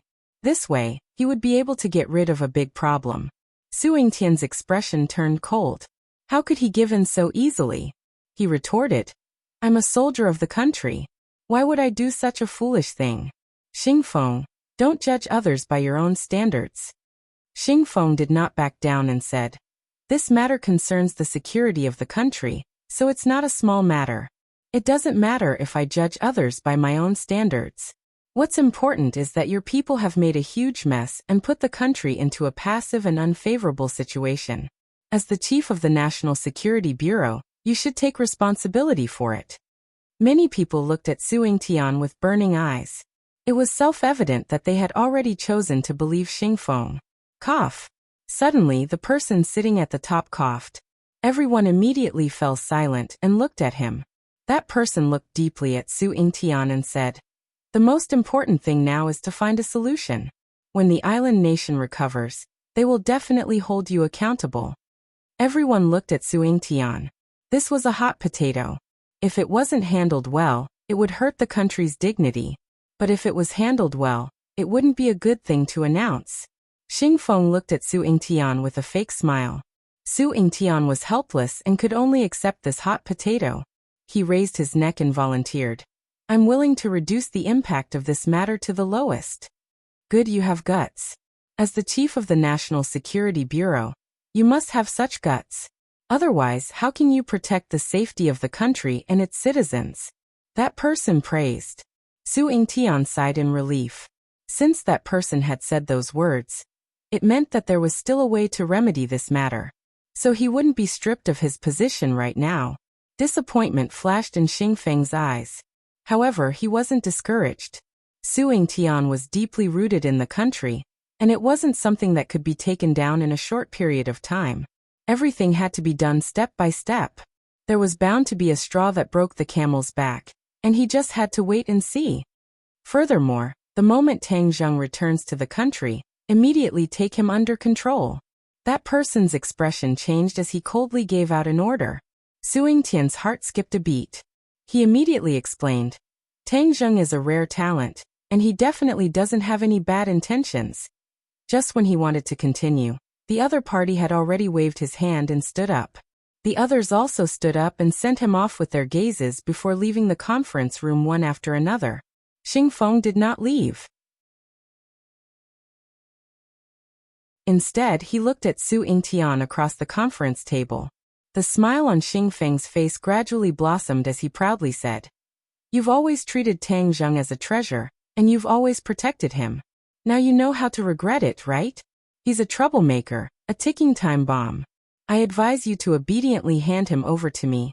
And I might even put in a good word for you for the sake of our relationship. Su Yingtian remained unmoved as he coldly looked at the other party and retorted, You want to see me make a fool of myself, right? You want to remove me from my position so that your dragon group can slowly nibble away at the National Security Bureau? Xing Feng, let me tell you, no way. Xing Feng wasn't afraid as he blinked his eyes and confidently said, Then let's wait and see. That's right, you'll only have a chance to continue playing with me if you pass this hurdle. Otherwise, you'll be completely out of the game. Su Yingtian coldly snorted and left without saying a word. After returning to the National Security Bureau, he sat down on a chair and fell into deep thought. After a long time, his eyes turned cold as he sat up straight and dialed a number. Hello Tang Zheng. Su Yingtian went straight to the point. You've caused me a big mess again.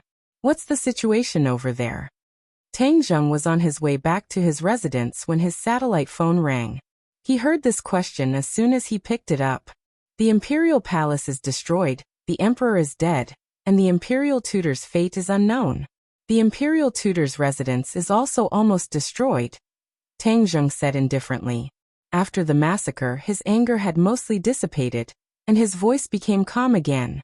Imperial Tutor, the Imperial Tutor's residence? Su Yingtian was slightly stunned.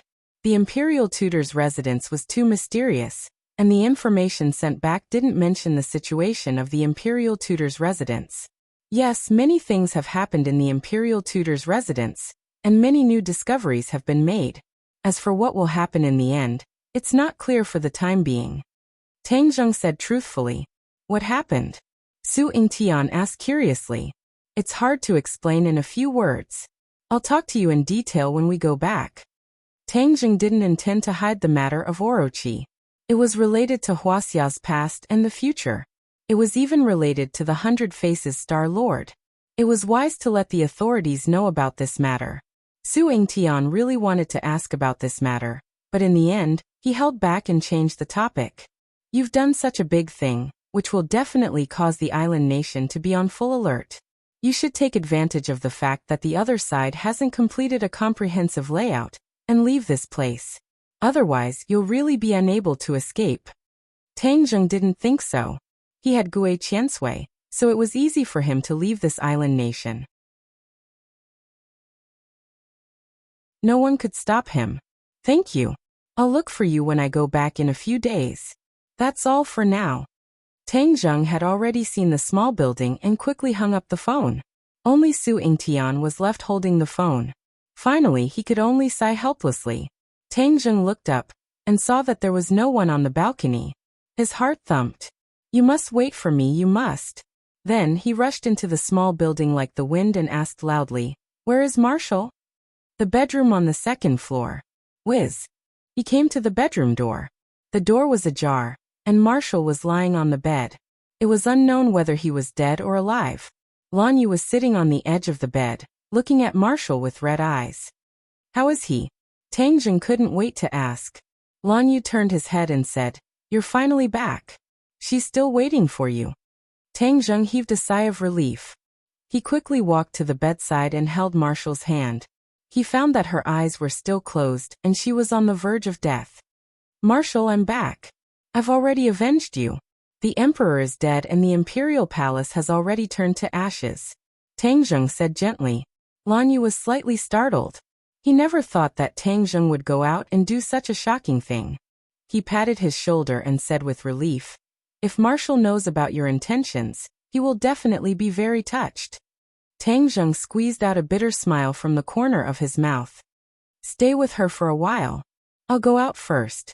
Lan Yu gave the time to the two of them. He gently closed the door and walked out. Tang Zheng took the opportunity to sit at the head of the bed and held her in his arms. Her body was still soft and supple. Looking at her face in a daze, Tang Zheng couldn't help but feel sorrowful. He had the urge to cry out loud. Marshal, if the heavens give me another chance, I will definitely protect you well and accompany you forever. I will definitely not be impatient with you again. Tang Zheng muttered to himself. Suddenly, his eyes turned cold as he stared at her throat. His eyes revealed a strange light. Her throat started to move, as if something was crawling up her throat. It was very obvious. What's going on? He was shocked and immediately activated his innate qi into Marshal's body. In that instant, he knew everything about her body like the back of his hand.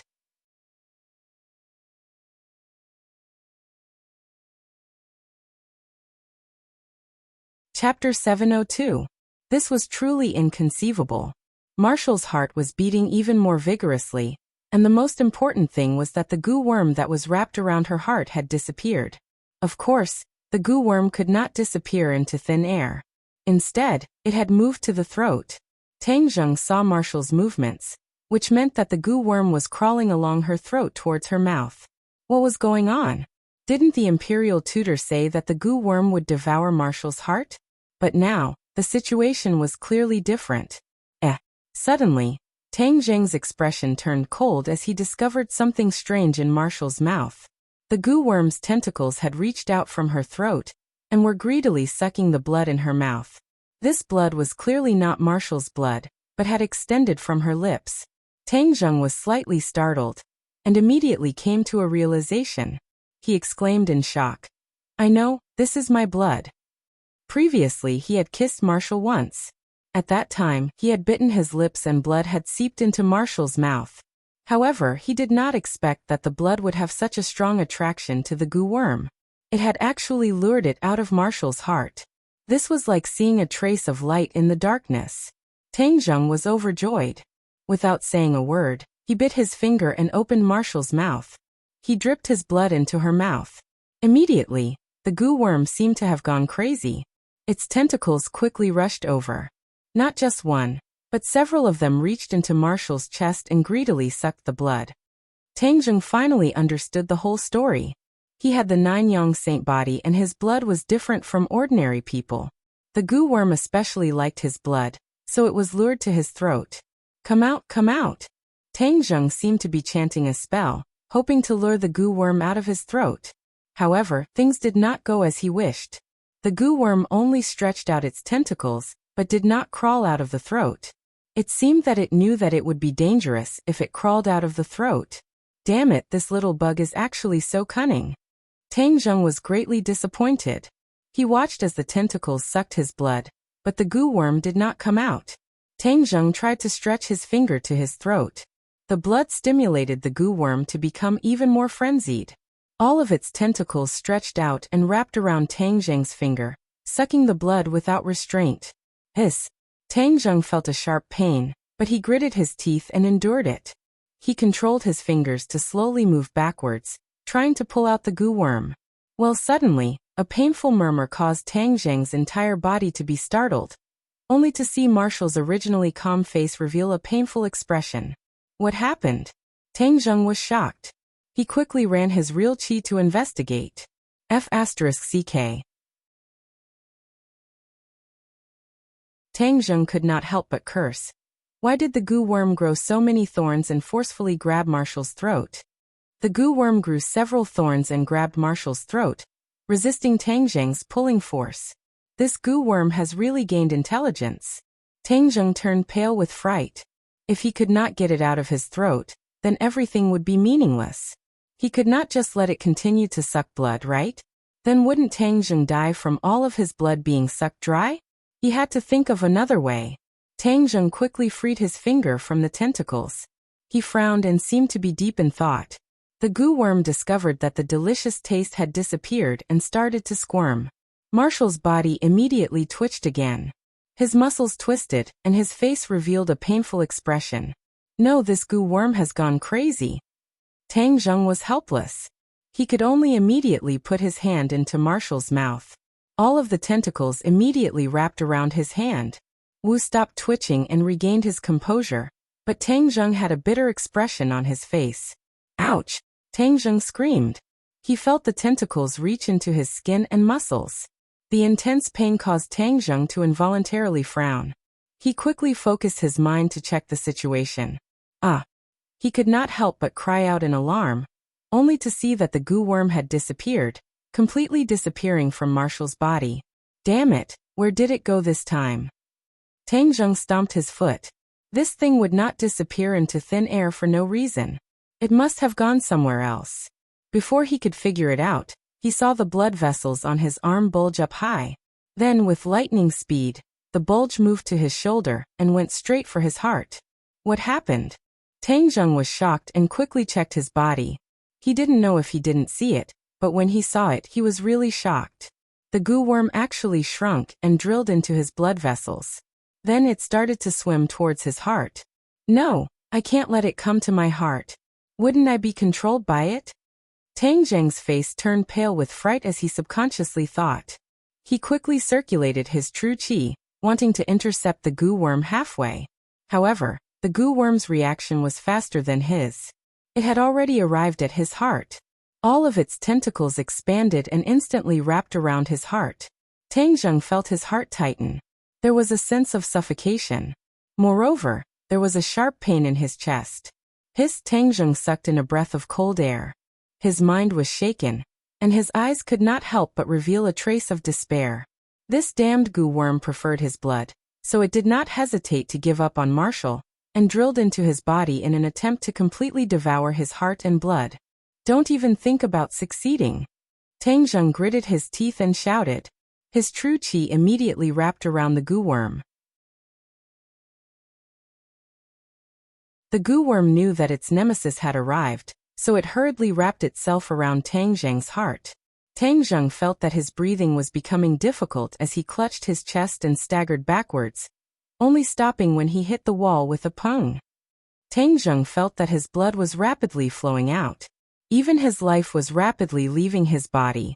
In short, the signs of death had arrived. He stared deeply at the unconscious Marshall and said with relief, "Marshall, it's good that you're alive." His consciousness gradually became blurry. He felt as if he was about to float into the clouds and fall into a bottomless valley. In short, this feeling was very mysterious, but it was not good at all. Bang bang, bang bang. Tang Zheng's heart started to beat rapidly. His speed did not slow down at all. Tang Zheng suddenly opened his eyes. It was as if a soul-stirring light flashed through his eyes. "I'm awake again." Tang Zheng's voice changed. It was heavy and dignified, causing one's heart to tremble in fear. This brat is really too weak. A small goo worm actually almost caused him to lose his life. Chiyu's heart had awakened. This voice was Chiyu's voice, filled with killing intent. Back then, in the crater in the northeast, it was because of the awakening of Chiyu's heart that Tang Zheng was able to successfully absorb the dragon soul and defeat the Heavenly Emperor's brother. This time, Chiyu's heart was attacked by the goo worm. Chiyu's consciousness had finally recovered. When he saw Tang Zheng's terrible situation, he could not help but complain. Just a small goo worm. Then use it as my nourishment." Chiyu's heart said casually. As soon as he finished speaking, Chiyu's heart emitted a bloody mist, which instantly enveloped the goo worm. As if the goo worm had seen its nemesis, it started to twist crazily, trying to break free from the restraints of Chiyu's heart. "Heh, you want to escape from such a small matter? Dream on." Chiyu's heart said in disdain. Before he finished speaking, the goo worm started to struggle. It kept twisting and waving its tentacles. Bang! Suddenly, the goo worm exploded, turning into a cloud of mist that enveloped Chiyu's heart.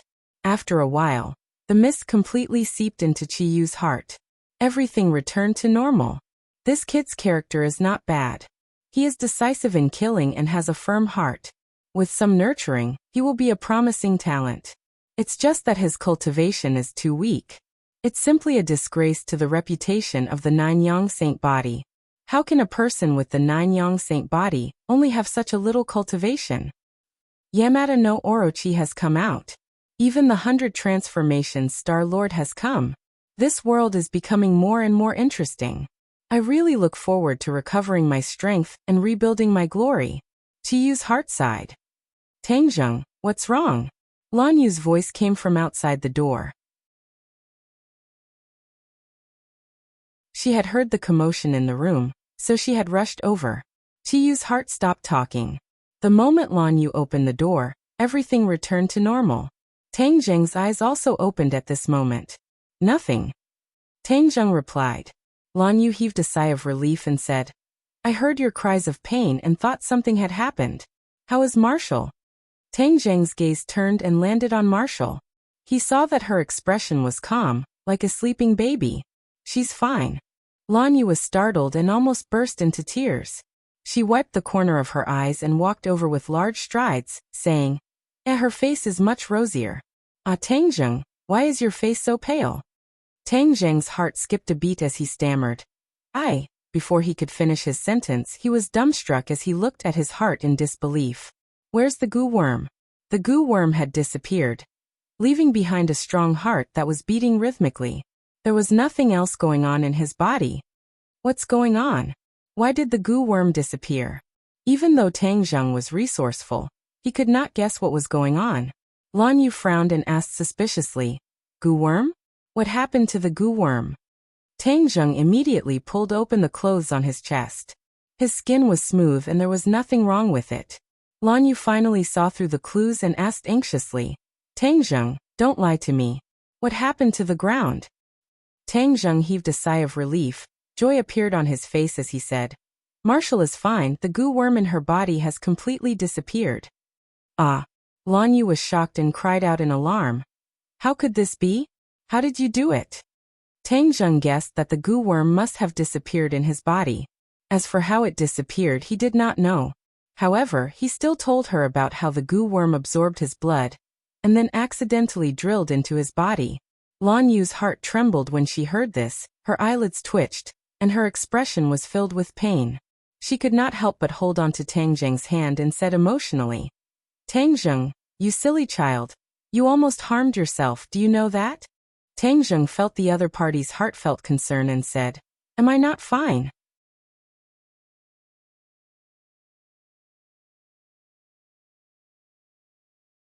Chapter 703. As soon as Lan Yu finished speaking, Marshall let out a murmur and faintly woke up. Tangjung and Lan Yu were overjoyed. They immediately surrounded him and asked with concern, Marshall, how do you feel? Marshall opened his eyes with difficulty, looked at Tangjung, and then at Lan Yu. He was wild with joy. Mistress, I see you again. Lan Yu stroked Marshall's hair, his nose sour, and said emotionally, Silly child, for us to travel thousands of miles to Island Nation, you almost lost your life. Marshall is useless. I was unable to save Master, Mistress, and all my fellow sect members. Marshall said in shame, his eyes wet. Lan Yu's face turned serious as he said, Who dares to say that you're useless? I'll beat him up until his mother doesn't even recognize him. Marshall broke into a smile and said, Where are Master and the others? Lan Yu's expression stiffened as he comforted her. Don't worry, the others are all outside. As for your master, he still has some matters to attend to. You just escaped danger, so you need to rest well. Marshall revealed a puzzled expression and said, I only remember what happened before I fainted. Who saved me? Lan Yu smiled as he looked at Tangjung. Marshall's gaze turned as he asked, You saved me? Of course, out of all of us. Only he has the ability to do so. He almost lost his life because of it. Lan Yu said. Marshall's eyes revealed a moved expression, and a blush flashed across his face. He looked at Tangjung in a daze and said, Thank you. Tangjung's face also blossomed with a brilliant smile. He subconsciously held her hand and said, This is what I should do. You young people take your time to chat. I'll be leaving first. Lan Yu smiled meaningfully, and even winked mysteriously at Marshall before closing the door and leaving. There were only 2 people left in the room, and they immediately fell into silence. The 2 of them looked at each other, then Marshall hurriedly looked away. She had a clear feeling that the world after waking up was completely different from before, especially Tang Zheng's gaze, which was even softer and filled with deep affection. This was something that had never happened before, causing her heart to palpitate and her heart to race. Tang Zheng coughed and broke the silence. Are you tired? Do you want to rest for a while? Not tired. Marshall blurted out, looked at him and said, in order to save me you almost sacrificed yourself? It's not that exaggerated, Tang Zheng said lightly. But the more he said this, the more certain Wu was that this was the case. He couldn't help but hold his hand. Tang Zheng's heart warmed, and he also held her hand tightly. Their eyes met, and this time, they did not avoid each other's gaze. The 2 pairs of eyes that were close to each other silently communicated, transmitting each other's feelings. The atmosphere was changing bit by bit, and a mysterious feeling was brewing in the air. Tang Zheng bent down and gently kissed her lips. Wu did not resist, but instead closed his eyes and quietly felt it, as if his heart was about to melt. The things that the 2 of them had done in the past were also unable to resist the magic of this kiss. It was so beautiful that it made one's heart bloom with joy. Every pore on one's body seemed to open, giving one a kind of limitless power. Their lips parted. Tang Zheng looked at Wu, who was so close to him that he could almost see the fine hair on her face, and feel her breathing. Wu had her eyes closed the entire time. She knew that Tang Zheng was staring at her, so she was too embarrassed to open her eyes. She didn't know when she had become so shy. She sensed her own thoughts, and the blush on her face became even redder. She was like a ripe apple, tender and alluring. Rest well. Tang Zheng did not push his luck, and said gently, I'll be outside. If there's anything, call me. Wu Weiwei opened her eyes and narrowed them into slits. She nodded her head and watched Tang Zheng leave. Then she let out a long breath. The sweet feeling lingered in her heart for a long time. Unknowingly, she fell asleep with a smile on her face. Outside the house, Lan Yu looked at Tang Zheng with a smile and said, Why don't you accompany me for a while longer? She's a little tired. I'll let her rest first. There'll be plenty of time in the future, Tang Zheng said. Marshall is a good girl. She will remember your kindness. Tang Zheng felt ashamed of his inferiority. Most of the time, it was Wu who treated her better, while he felt that Wu was dispensable. He could summon her, and leave her at any time. Is he back? Tang Zheng changed the topic. Lan Yu looked out the window at the night sky, shook his head and said, We left clues for him along the way. He will follow the clues to find us. It's been so long, but he still hasn't found us. Will something happen to him? Tang Zheng couldn't help but worry. If he knew that you were so worried about him, he would definitely be very gratified. Lan Yu sighed. A hint of panic flashed past Tang Zheng's eyes. His feelings for his biological parents were already in a mess, and even he himself couldn't explain it clearly. Hearing Lan Yu's words, he felt a sense of panic. He quickly shifted his gaze and said, Do you need us to go find him? No need. He will have a way. You have to trust him. Lan Yu's gaze was firm. Tang Zheng was at his wit's end, and could only choose to believe in her judgment. At this moment, Wu Junshan was still in the Imperial Advisor's mansion, which was already surrounded by layers upon layers of troops. Although the Heavenly Emperor had died and the country had indeed fallen into chaos, they had still set up a certain emergency mechanism. After the emergency mechanism was activated, the various government orders were passed down in an orderly manner. First, a large number of troops surrounded the Imperial Palace and the Imperial Advisor's mansion, not allowing anyone to enter or leave. The army did not completely enter the Imperial Advisor's mansion. The Imperial Advisor's mansion occupied an extremely large area, and that small village was only a drop in the ocean. The larger area was the mountain and lake behind the village, and the mountain was even connected to the sea. Wu Junshan stood at the peak of the mountain. Half of the mountain had already been destroyed, and it was a complete mess. This was the result of the battle between Yamada no Orochi and the Hundred Faces Star-Lord. It was terrifying, and it was almost impossible for an ordinary person to reach such a level. Wu Junshan's expression was cold, and his clothes were a little messy. There was still a trace of shock in his eyes. If he had not seen it with his own eyes, he would not have imagined such a battle. Although he was an expert, he was still not strong enough to face these two tyrannical fellows. "Master, let's go." In the darkness, an ethereal voice sounded. Wu Junshan was unmoved. He looked in the direction of the sea and said, "What do you think the final result of their battle will be?" Yamada no Orochi is still no match for the Hundred Faces Star-Lord. Defeat is only a matter of time. So the Hundred Faces Star-Lord will have the help of Yamada no Orochi. Wu Junshan frowned. This is something that can't be stopped. Shadow, the days ahead will only get more and more difficult. Wu Junshan sighed. If you hadn't stopped me, I'm afraid I would have disappeared from this world. Shadow, a martial scholar, was really like a shadow, following beside Wu Junshan. It was all thanks to the shadow that they were able to leave the martial organization so smoothly. This time, the shadow had helped Wu Junshan again. Wu Junshan could not remember how many times the shadow had helped him. It was as if the shadow had become a part of his body.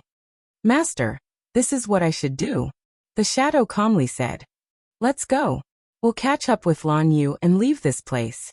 I have a feeling that the good days of the island nation are coming to an end," Wu Junshan said meaningfully. The two disappeared. In the ruins, a few stones moved, and a person came out, the imperial teacher. The imperial teacher was covered in dust, and looked in a sorry state. He looked in the direction where Wu Junshan disappeared, and then looked in the direction of the sea. He muttered to himself, "There is always someone better than you." Wuxia's famous saying is too accurate. Without a doubt, the imperial teacher used to be headstrong and arrogant. Although he did not think that he was the best in the world, he was very confident that he was one of the strongest people in the world. But after seeing this unprecedented battle, he realized that he was the frog at the bottom of the well. He only saw the blue sky above his head. Wu Junshan, the shadow beside him, and even his wife are all top-notch experts. Compared to them, even I am slightly inferior, not to mention that childlike multiform Star-Lord. Who is he? How can he have such terrifying strength? There was still a lingering fear between his brows. In front of Hundred Change Star-Lord, he had no resistance at all. He was like an ant that could be easily squashed to death. How is the battle between God Orochi and Hundred Change Star-Lord? He looked at the sea, but could not see anything clearly. Kacha! Suddenly, a bolt of lightning fell from the sky and landed in the sea. Thick black clouds accumulated on the surface of the sea. Then the rumbling of thunder sounded like a drum, deafening to the ears. This is their battle. The imperial teacher was frightened. Imperial preceptor. Suddenly, a figure appeared behind the imperial preceptor and knelt down with a thud. The imperial teacher turned around and saw his favorite disciple. He was pleasantly surprised. "Junko, are you okay?" Junko's face was as pale as paper.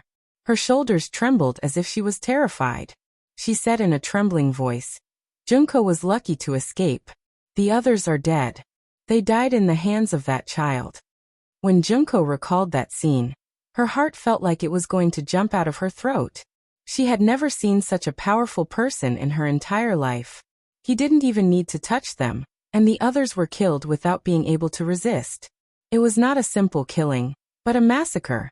The strong murderous aura emitted by the child's every movement made people unable to think of resisting. She had to overcome the fear in her heart with great difficulty to escape this calamity. The imperial teacher's expression did not change at all. He said lightly, "I know sacrifice is inevitable. Imperial teacher, we have to avenge them." Junko's eyes bloomed with flames of hatred as she said resolutely. The imperial teacher showed a self-mocking smile and said, "Oh, revenge?" He paused for a moment and said, "There is nothing I can do." Junko had never seen the imperial teacher so dispirited. After she escaped, she did not see the great battle just now, so she did not understand the situation in front of her. "It's over. Everything is settled." the imperial teacher said dispiritedly. As if to prove this sentence, the thunder and lightning on the sea stopped.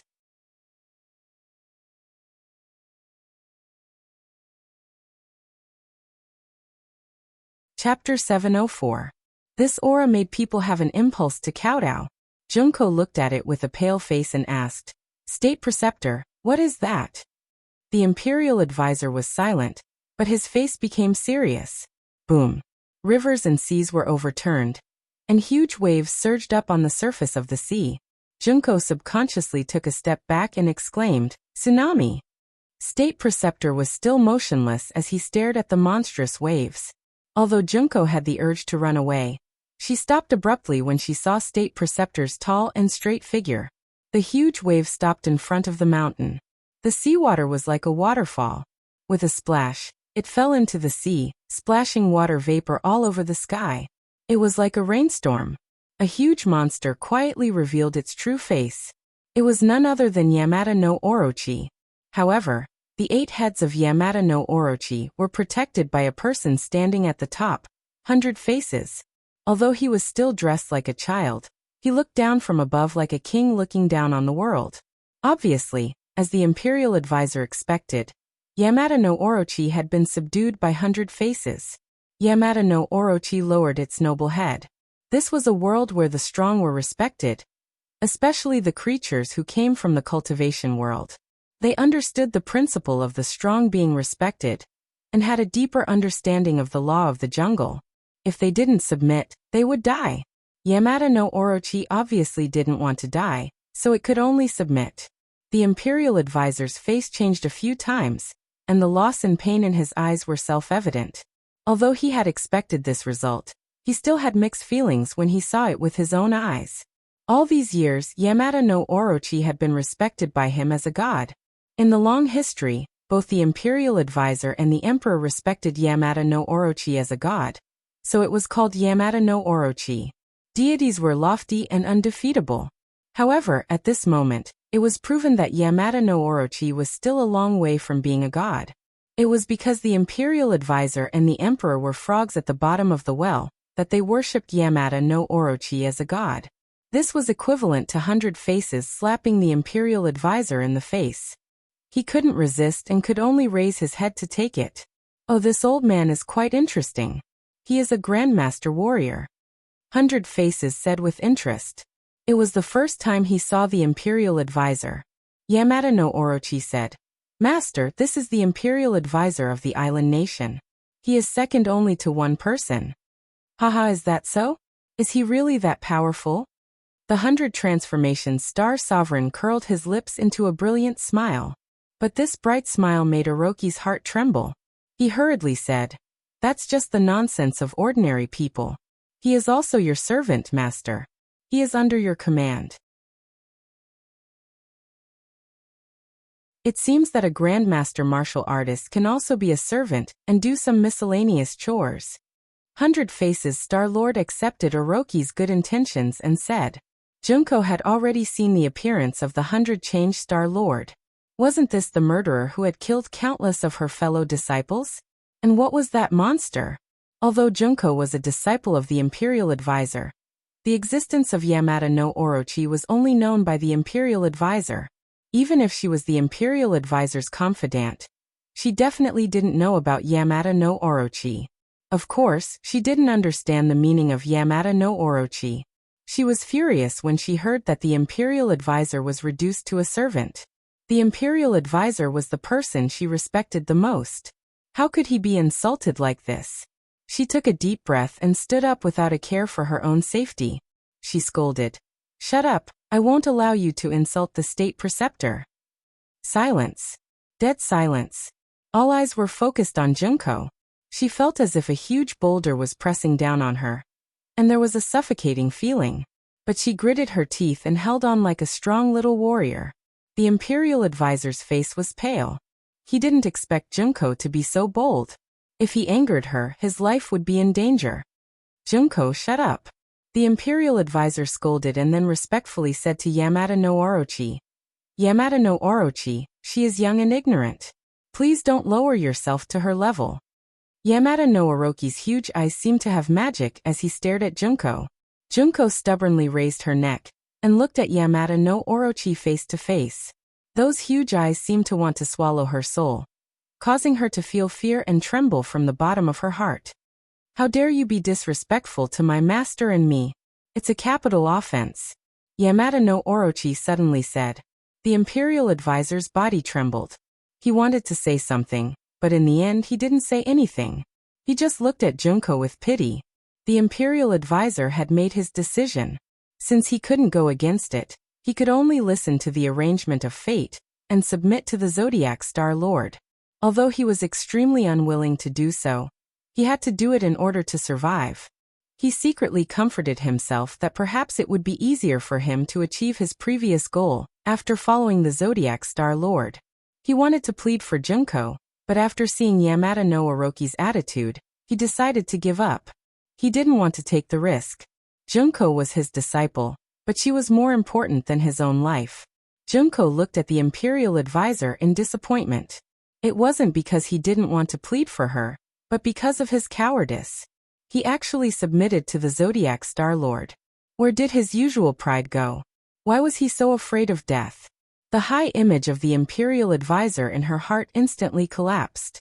She raised her head in despair, but she didn't lose her pride.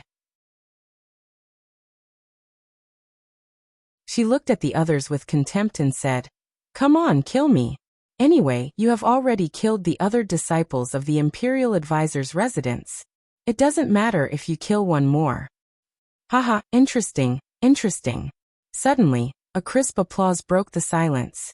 The Zodiac Star Lord clapped his little hands with a mysterious smile on his face. It's interesting to have such a person as a servant. There are too many spineless people like that. It's not rare. The rarer something is, the more valuable it is. This little girl is the rarest talent. The Zodiac Star Lord didn't hesitate to praise. Little snake, I'll give that guy to you. After eating a master warrior, your cultivation will recover a little, the Zodiac Star Lord said. Hearing this, the state preceptor's expression changed drastically. He exclaimed in disbelief, "Don't kill me, I will obediently be your servant. I will never be disloyal." The Zodiac Star Lord didn't even look at him. All his attention was focused on Junko. He said, "Didn't I already tell you? There are spineless people everywhere. What use do I have for you?" After a pause, 3 words came out from the Zodiac Star Lord's mouth. "Eat him." The Imperial advisor was desperate. He kept compromising, but it turned out to be the worst way. The Zodiac Star Lord didn't buy it. Instead, Junko was appreciated by the Zodiac Star Lord. This was really God's will. The Imperial advisor wasn't a person who accepted his fate. When he heard the 3 words from the Zodiac Star Lord, his body flashed and turned into a stream of light, rushing out of the Imperial advisor's residence. The Zodiac Star Lord still didn't hesitate to look at him. It was as if the Imperial advisor's life and death didn't matter to him. Or, he knew that the Imperial advisor couldn't escape. The huge tail of the Yamada no Orochi arrived first. The sound of the tail breaking through the air was loud, as if it was going to tear the air apart. Bang! With a muffled sound, the Imperial advisor was swept across the waist and flew into the air. He let out a heart-wrenching scream as blood danced in the wind. Junko's heart was fiercely clenched. She wanted to help, but it was already too late. She could only watch as the Imperial advisor flew in the air like a willow catkin. The huge tail was like a whip, dancing in the air and wrapped around the Imperial advisor. The Imperial advisor was suffocating, but he couldn't bear the pain. He roared and slapped the scales with both hands. Using all his strength, the strength of this slap could be said to be terrifying. With a loud bang, a piece of the scales was slapped off, bringing with it a dazzling stream of blood. Roar! How dare you! I'm going to eat you! Yamada no Orochi finally exploded in anger. Although it had pledged allegiance to the Zodiac Star Lord, it had always been high and mighty in front of the Imperial advisor. Even now, it still maintained this condescending position. But the Imperial advisor dared to attack it, and even injured it. This was absolutely intolerable. The huge tail swung back, and the Imperial advisor flew in the air. Before he could break free, a bloody mouth came towards him. A disgusting smell assaulted his face, almost suffocating the imperial advisor. His eyes were immediately filled with despair as he looked at the bloody mouth and long fangs that were getting closer and closer. Ah! The imperial advisor let out a heart-wrenching scream of unwillingness, and then he fell into the mouth of Yamada no Orochi. The scream came to an abrupt end. The imperial advisor was bitten in half, and the sound of bones breaking was particularly clear in the dark night. It was also particularly ear-piercing, making people involuntarily shudder. Junko trembled and almost fainted. Watching her idol fall into the mouth of the monster, this visual impact almost made her collapse. If it wasn't for her extraordinary perseverance, she would have been scared out of her wits. But her body was already trembling uncontrollably. Kacha! Kacha! The crisp sound of bones breaking was incessant, and blood overflowed from the corner of Yamada no Orochi's bloody mouth. That was the imperial advisor's blood. After Yamada no Orochi swallowed, the imperial advisor completely disappeared from its mouth and entered its stomach, completing the journey of his life. Suddenly, Yamada no Orochi's eyes lit up instantly, like a searchlight in the dark night, emitting a breathtaking light. Turning its gaze, it swept towards Junko, and Junko subconsciously stepped back. "Don't be afraid, I won't kill you," Hundred Faces Star-Lord said patiently, like a strange uncle tricking a little girl. "Become my servant, and your life in the future will be 1,000 times, 10,000 times more interesting than now." Before his voice fell, he was already in front of Junko, but he didn't move.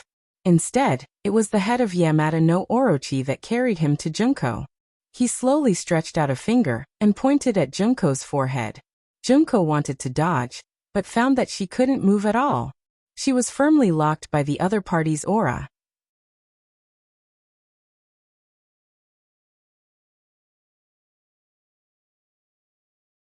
Chapter 705. The finger of the 100 transformations Star Sovereign blossomed with a dazzling light. And this was the only light left in Junko's eyes. There was an explosion in her mind, and countless information flooded in, filling up every single one of her brain cells and nerves. Her pupils instantly enlarged. As a ninja, she could be regarded as a beginner in magic. Seeing this information, she was overjoyed and almost went crazy. She understood the value of these things too well. Didn't the state preceptor rack his brains to capture Tangjung for these things? Magic. The real Wuxia magic, not the superficial ninjutsu. She felt that every word in her mind was so beautiful, exuding a charm that made her enchanted. Rumble. A burst of sound like the yellow river bursting the dike. The sound of the surging river suddenly sounded in her body. Her complexion greatly changed, and she quickly checked the condition of her body, only to see that the sound came from her meridians. At this moment, her meridians were like a big river, and the true chi flowing in them was like a river, surging and full of power. The true chi widened her meridians, which was conducive to storing more true chi. What made her even more ecstatic was that her cultivation was soaring rapidly. Her true body had reached the speed of a rocket, and her true chi was rising steadily, impulsively reaching one realm after another, which she didn't dare to dream of recently. Moreover, there seemed to be no end to it. She was so happy that she almost fainted. Why did such a good thing fall on her? In the past, she cultivated painstakingly, comprehending the sword in the sword forest, but it was not as good as this instant change. Her eyes couldn't help but fall on Hundred Faces Star-Lord's face. That young face and thin body actually contained such a terrifying power. She couldn't help but gradually understand the state preceptor's feelings. It was not that he didn't dare to resist, but that there was no room for resistance. She was not afraid because she didn't know. Now that she finally experienced the horror of Hundred Faces Star-Lord, she gradually felt awe in her heart. The finger left her forehead, and the true chi in her body stopped soaring. But for Junko, the current state was the peak that she had never been in before. The 100 transformations Star Sovereign looked at her and said casually, "I helped you to reach the 9th grade of fasting, which is equivalent to the 9th grade of innate realm. The inner strength in your body has been completely dissolved and replaced with true chi, which is the foundation of a cultivator's cultivation. As for the Grandmaster realm, you need to comprehend it yourself. That way you can gain more." Ninth grade innate stage, ninth grade inedia? Junko sucked in a breath of cold air. She had never dreamed that she would reach such a realm so quickly. Moreover, it was not the ninth grade innate stage, but the ninth grade inedia stage. Although she had practiced ninjutsu before, she was still a martial artist and not a cultivator. That was because most of the power in her body was transformed from inner strength.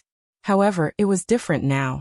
The 100 Faces Star Lord used the enlightenment technique to dissolve the original inner strength in her body, and used true chi to supplement it. Thus, she was completely transformed into a cultivator who could practice all kinds of profound and unfathomable spells. Without a doubt, Junko was overjoyed by this change. Although she had not tested it yet, she already felt that if she used the previous illusion technique, it would definitely be twice the result with half the effort. From now on, you are my servant. I will teach you more powerful spells. The 100 Faces Star Sovereign said. Junko hesitated for a moment, and acquiesced to the 100 Faces Star Sovereign's words. Facing this kind of temptation and being intimidated by the 100 Faces Star Sovereign, she finally did not have the courage to refute and chose to compromise. She looked at the 100 Faces Star Sovereign and asked nervously, "Then when can I defeat Tang Zheng?" Tang Zheng is also at the 9th grade of fasting, but he has more spells and a divine weapon in hand. Of course, you are not his opponent now, but as long as you follow me, that day will not be too far away. Yes. Junko nodded heavily, and her eyes flashed with intense sparks. The Imperial Preceptor's residence was destroyed, and even the Imperial Preceptor's body was not left. Junko did not attribute all of this to the 100 Faces Star Sovereign, but to Tang Zheng. The fuse of all of this was Tang Zheng. If it were not for him, everything would be normal, and there would not be so many things at all. Therefore, she hated Tang Zheng to the bone, and wanted to eat his flesh and drink his blood. The 100 Faces Star Sovereign smiled, and looked into the distance. From the mountain peak, he could see the situation outside the Imperial Preceptor's residence clearly. He narrowed his eyes slightly and patted Orochi's shoulder, saying, "Don't you want to increase your cultivation? Enjoy the delicious meal." Orochi heard this, and a terrifying cold light and murderous intent burst out from its eyes. The snake's tongue flickered, and its huge eyes stared into the distance. There were many soldiers there, and they surrounded the Imperial Preceptor's residence. They were armed and ready, and they did not know that misfortune was about to befall them. When they saw several figures floating down from the mountain peak in the distance, everyone's nerves became more tense, and they subconsciously tightened their grip on the guns and ammunition in their hands. "Who are you? Stop right there," the officer shouted, trying to stop them. But when they approached, and especially when they saw the huge body of Orochi, everyone trembled in fear. Some of them could not even hold the guns in their hands, and they fell to the ground. What kind of monster is that? Everyone's mind was full of question marks, and some smart people immediately shouted in fright, "Open fire, don't let them come close." Da-da-da. The bullets were like raindrops, covering the sky and covering the earth as they shot towards the few people. Roar! Orochi let out a furious roar. Kill! Yamada no Orochi looked down at the crowd from above. The bullets clanged as they hit its scales, but all of them ricocheted back without leaving a single mark. Suddenly, someone finally understood the huge gap in strength between them and the enemy. Their faces were pale, and their hands holding the guns could not help but tremble. It's my turn now." Yamada no Orochi laughed sinisterly. His 8 bloody mouths swooped down like a gust of wind, crashing into the crowd with a whoosh. Ah! Instantly, screams that sounded like pigs being slaughtered rang out one after another, piercing through the clouds. One by one, the mouths of the Yamada no Orochi bit down on the bodies of many people. Kacha! The bodies were torn apart at the waist, and then they were swallowed into the stomach of the Yamada no Orochi. 100 Faces looked at all of this with a smile, as if this hellish slaughter was nothing out of the ordinary for him. And there was no fear at all. Junko's face was as pale as paper, and her stomach was churning. Finally, she could not help but vomit at the side, as if she was going to vomit out her gallbladder. 100 Faces glanced at her from the corner of his eyes, and the corner of his mouth hooked up into a meaningful smile, and he said lightly, "You have such a big reaction to such a small scene. It seems that you need to train more in the future." Junko put her hands on her thighs, bent over, and touched the corner of her mouth, and asked in shock, "Why did you do this? These people are innocent people. Why did you kill them?" Orochi wants to improve his cultivation, so of course he needs these food. 100 Faces said matter-of-factly, "Food." Junko was startled, and then she became angry. "You treat my people as food? What's wrong with that?" 100 Faces' smile did not diminish, and he stared straight at Junko. That pair of unfathomable eyes made Junko's heart thump, and she subconsciously took 3 steps back. These people are just ants, and they will die in a few decades. Now that they have died in the mouth of Orochi, at least they can be of some use, and this is their honor. You. Junko swallowed the word pervert that was at the tip of her tongue. No matter how much she said, it was equal to nothing. Everything had happened, and it was irreversible. Her heart seemed to be bleeding, and she watched her people die in the mouth of Orochi, and become the delicious food in his stomach. Perhaps, the state preceptor and the emperor never dreamed that Orochi, who they worshipped day and night, would eventually become the nightmare of the people of the island nation, and they would treat the people of the island nation as delicious food. Perhaps, this was the fate of the people of the island nation, a kind of punishment for the crimes committed in the monstrous war of the past. It was just that this kind of punishment was very cruel, and it made people tremble with fear. But compared with the killings committed by their ancestors in the past, in fact, Orochi's punishment was just a small matter. Orochi was like entering the land of no words, and no one could stop him. One by one, the people of the island nation were swallowed by him. This scene of Shura hell almost made people's hearts stop beating. Junko's eyes were filled with tears, and she turned her head, unable to bear to see this cruel scene. 100 Faces frowned and said, "As my servant, if I say east, it must be east, and if I say west, it must be west. Since I brought you here, you must see this scene, and you must see it all." As soon as she finished speaking, Junko found that a huge force was controlling her neck, forcing her to turn her head little by little. She could only watch this scene with her eyes wide open, unable to even blink. She finally deeply experienced the terror of the 100 Star Sovereign. Since she had become his servant, it was almost impossible to go against his will. "Humph, you don't want your people to be eaten, do you? But I tell you, since you are my servant, you are no longer a person of the island nation. You don't even belong to any country. You only belong to me, 100 Faces. Put away your pitiful heart. This world is cruel. Only the strong can survive. The weak only have the same fate as them, at the mercy of others." The 100 Transformations Star-Lord said with a murderous aura. Junko bit her lips tightly and didn't say a word. A fierce light flashed in 100 Faces' eyes, and he said sternly, "Orochi, after you enjoy these people, march to the big city, where there are more delicious food waiting for you."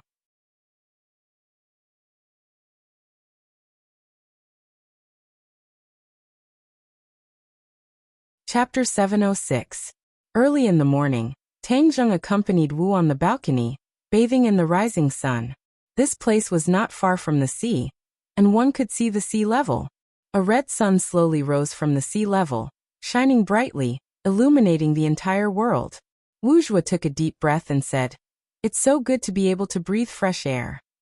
She had practically walked through the gates of hell, and her mental state had undergone quite a bit of change. Last night, she had slept soundly, but she had never slept so sweetly before. Her dreams were filled with Tang Zheng's figure. Tang Zheng turned his head to look at her. Her cheeks were suffused with radiance, and she was exceptionally beautiful, like a fairy that had descended to the mortal world. Tang Zheng smiled slightly and said, "After a night of rest, your injuries have mostly healed. This is all thanks to you." Wuxia looked at him. "This is what I should do." After Tang Zheng finished speaking, his gaze was attracted by a person in the distance. His pupils constricted as he said, "He's back." Wu also immediately turned his head to look, revealing an excited expression as he shouted in ecstasy, "Master is back." Hua! Many people rushed out of the house and rushed towards Wu Junshan to welcome him. Lan Yu walked at the front. When the couple was young, their relationship was extremely good. However, because of Tang Zheng's matter, their relationship was broken. However, ever since Tang Zheng appeared, this crack had gradually been mended, and the relationship between the two of them began to improve by leaps and bounds. Tang Zheng and Wu stood on the balcony and saw that Wu Junshan was in a sorry state. His clothes were tattered in many places, and it was obvious that he had experienced a fierce battle. Although he did not see it with his own eyes, he could imagine how intense the battle was. Tang Zheng understood that if not for Wu Junshan, it would not have been so easy for them to leave the imperial advisor's mansion so easily. Wu Junshan also raised his head, his gaze first landing on Tang Zheng's body, his expression extremely complicated, then it stopped on Wu Zhua's face, revealing a look of joy between his brows. Wu Junshan walked up with the crowd surrounding him. Tang Zheng said slowly, "You're back." Wu Junshan squeezed out a smile and nodded. "I'm back." They didn't break through the layer of paper between father and son, but it was obvious that their relationship had improved. Wu Junshan wasn't in a hurry to get results. Getting Tang Zheng to take the initiative to speak was already a rare improvement. "Marshal, how are your injuries?" Wu Junshan asked again. "Master, Tang Zheng has cured me." Wu Junshan revealed a gratified expression as he took a deep look at Tang Zheng. Subconsciously, Tang Zheng was still somewhat resistant to Wu Junshan. His expression turned solemn as he asked, "What happened to the 100 Change Star Sovereign and Yamada no Orochi?" Wu Junshan's expression also tightened. Seeing this, the others all gathered around, wanting to know the final result. After a great battle between Multiform Star-Lord and Orochi, Orochi escaped into the sea, and Multiform Star-Lord chased after him. It seems that the two sides fought again in the sea. As for the final result, I did not see it with my own eyes, but according to my many years of experience, Orochi will definitely not be able to defeat Multiform Star-Lord. Sooner or later, he will fall into his hands. Hearing this, everyone's expression turned grim. 100 Change Star Sovereign was already powerful enough, and with the help of Yamada no Orochi, who else in this world could stop them? Everyone looked at each other in dismay as they thought of this matter. Wu was the first to speak. "Then isn't this world in danger?" Wu Junshan did not say anything, but it was equivalent to tacitly agreeing. Tang Zheng sighed. Even without the 100 Change Star Sovereign, this world was not necessarily safe. There were too many dangers in this world, but ordinary people did not know about them. "What should we do next?" Lan Yu asked. "We can't go back to that island, and the island nation naturally can't stay there for long. As for Wuxia, with the pervasive Li Palace and the mysterious power behind the Li Palace and the Great Elder, our situation is not optimistic. If we go back, we might be like sheep in a tiger's den." Of course, Lan Yu was not afraid, but she had to consider the safety of the others. These dozens of people who had always followed her husband and wife, she had to think for them. This time, Wu Junshan also fell into silence. He who was resourceful was at his wit's end. Originally, he had always thought that his plan was flawless, and that the uninhabited island was his last resort. But in the end, after decades of planning, he still couldn't escape the investigation of the Li Palace. Furthermore, he was wiped out in one fell swoop, almost burying everyone's lives. This was his mistake as a leader. Therefore, when Lan Yu asked this question, he couldn't give an answer for the time being. Silence, the oppressive atmosphere spread out. Many people subconsciously lowered their heads, their morale low. The impact of this incident on everyone was self-evident. Now that they saw that their leader was at his wit's end, the hesitation and helplessness in everyone's hearts completely exploded. Seeing everyone's worried expressions, Tang Zheng's mind began to work. Suddenly, he had a flash of inspiration. He remembered the pirate island he had destroyed. That island's whereabouts were uncertain, and even the warships of various countries couldn't find it. And wasn't that island carried by Gue Qiansui?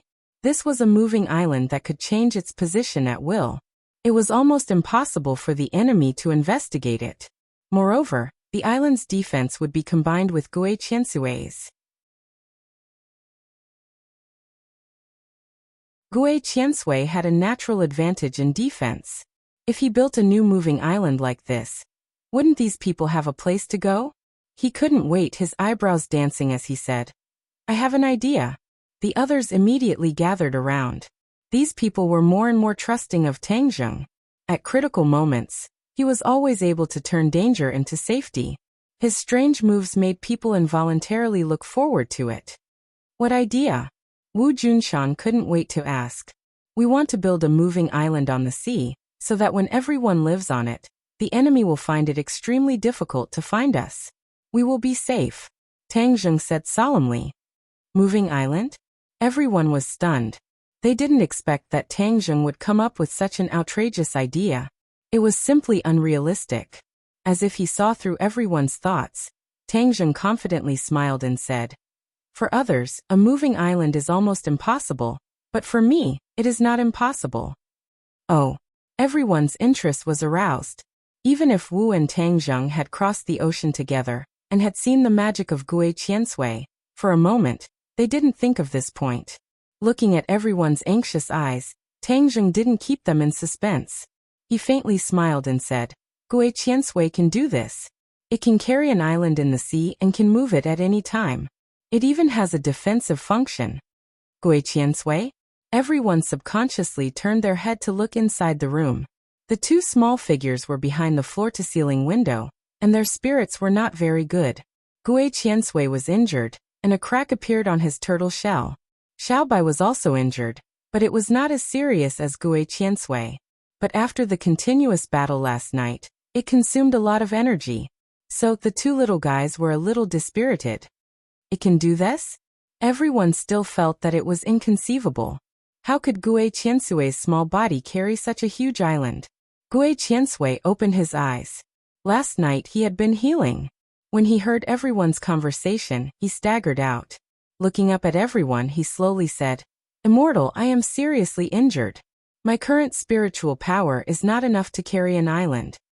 Hearing a turtle speak human language, except for a few people, most of them showed a look of seeing a ghost. Tang Zheng's heart skipped a beat. He immediately saw the crack on Gui Qiansui's back. If not for saving him, Gui Qiansui would not have been bitten by Yamada no Orochi's fangs, let alone be seriously injured. Gui Qiansui, don't worry. I will find a way to heal you, Tang Zheng said seriously with a calm face. Gui Qiansui shook his head and said, Immortal, this time my injury is very serious. I won't be able to recover in a short time. Tang Zheng said without hesitation, Let's find a way together. There will be a solution. After a pause, he said to Wu Junshan and the others, It seems that we will have to stay here for a while. During this time, everyone must be on high alert. Last night, I killed the emperor and destroyed the Kokyo. The island nation is in complete chaos. Moreover, the other party must want to find us even if they have to dig 3 feet into the ground. So they may follow any clues to find us. Most people did not know that Tang Zheng had done such a big thing last night. Especially Wu, who looked at him in shock. Seeing this, Lan Yu reminded, At that time, you were in a critical situation. He was avenging you. Wu seemed to have been immobilized. She was motionless as she stared at Tang Zheng. Her eyes seemed to have ripples. Even a fool could understand the emotions in her eyes. Lan Yu smiled knowingly and winked at everyone. Everyone understood tacitly and tiptoed away from the balcony. Even Gui Qiansui tactfully returned to the house. There were only 2 people left on the balcony. For eyes looked at each other. Too many feelings were revealed from each other's eyes. This was the first time Wu knew about Tang Zheng's crazy actions last night. This moved her more than when Tang Zheng saved her life. Because Tang Zheng's actions were too dangerous. What kind of place was the Kokyo? Who was the emperor? Destroying the Kokyo and killing the emperor. Even without thinking, one would know how difficult the task was. In this world, there were not many people who had the courage to do such a thing. But in order to avenge her, Tang Zheng did not hesitate to put himself in danger. This moved her to the extreme. She stared at Tang Zheng and could not help but walk to his side. She gently hugged his waist and leaned her face on his neck. She clearly said, In this life, no matter what you do to me, I will never leave you. In just a short sentence, She seemed to have exhausted all her strength. Then, her whole body softly leaned on Tang Zheng's body. Tang Zheng's heart seemed to have been punched. His hands also hugged her body.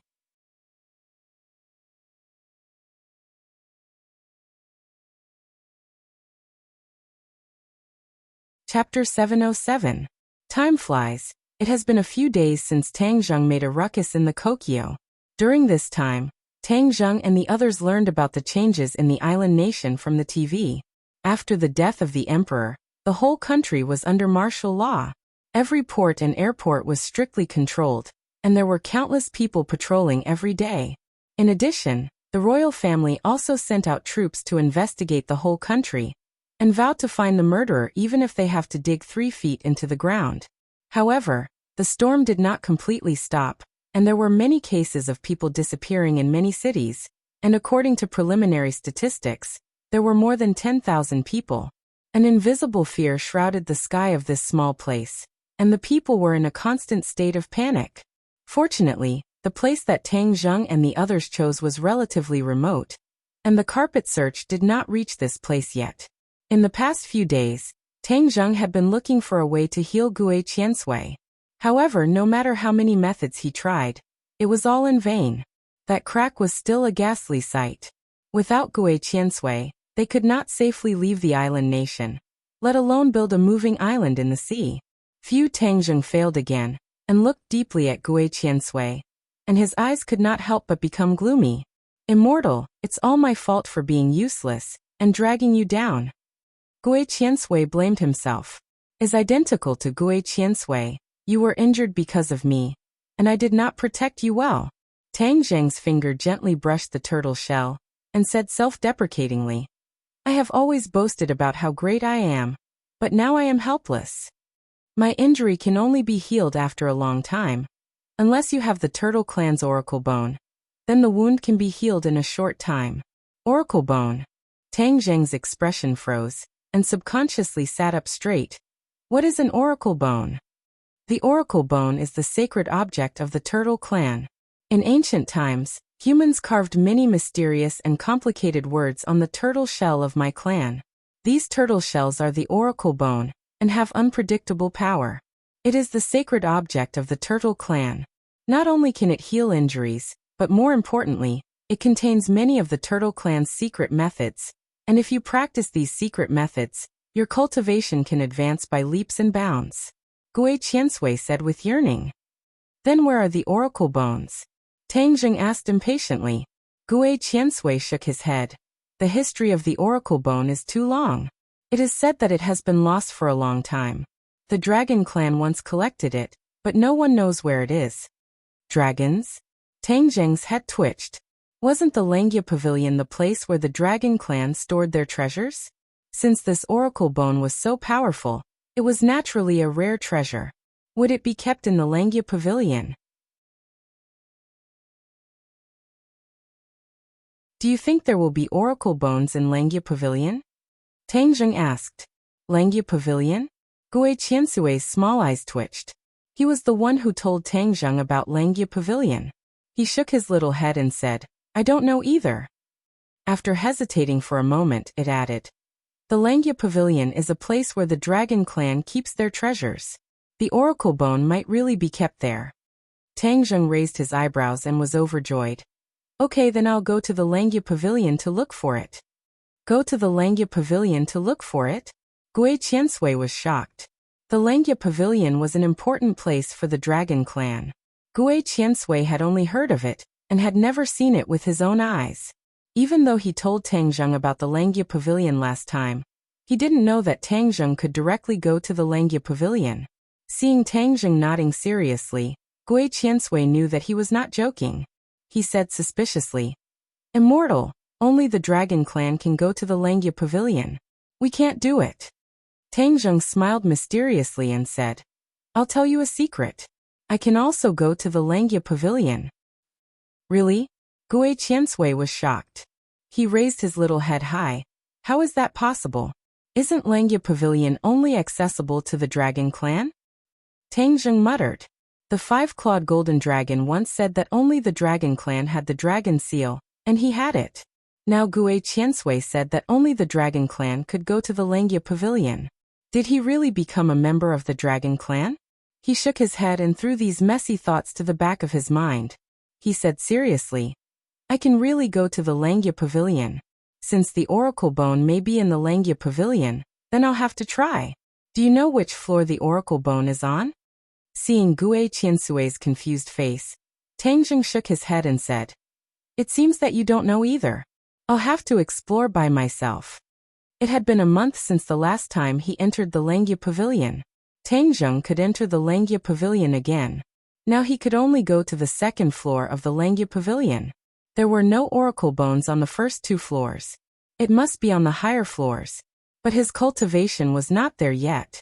But now there was a glimmer of hope. He had to try.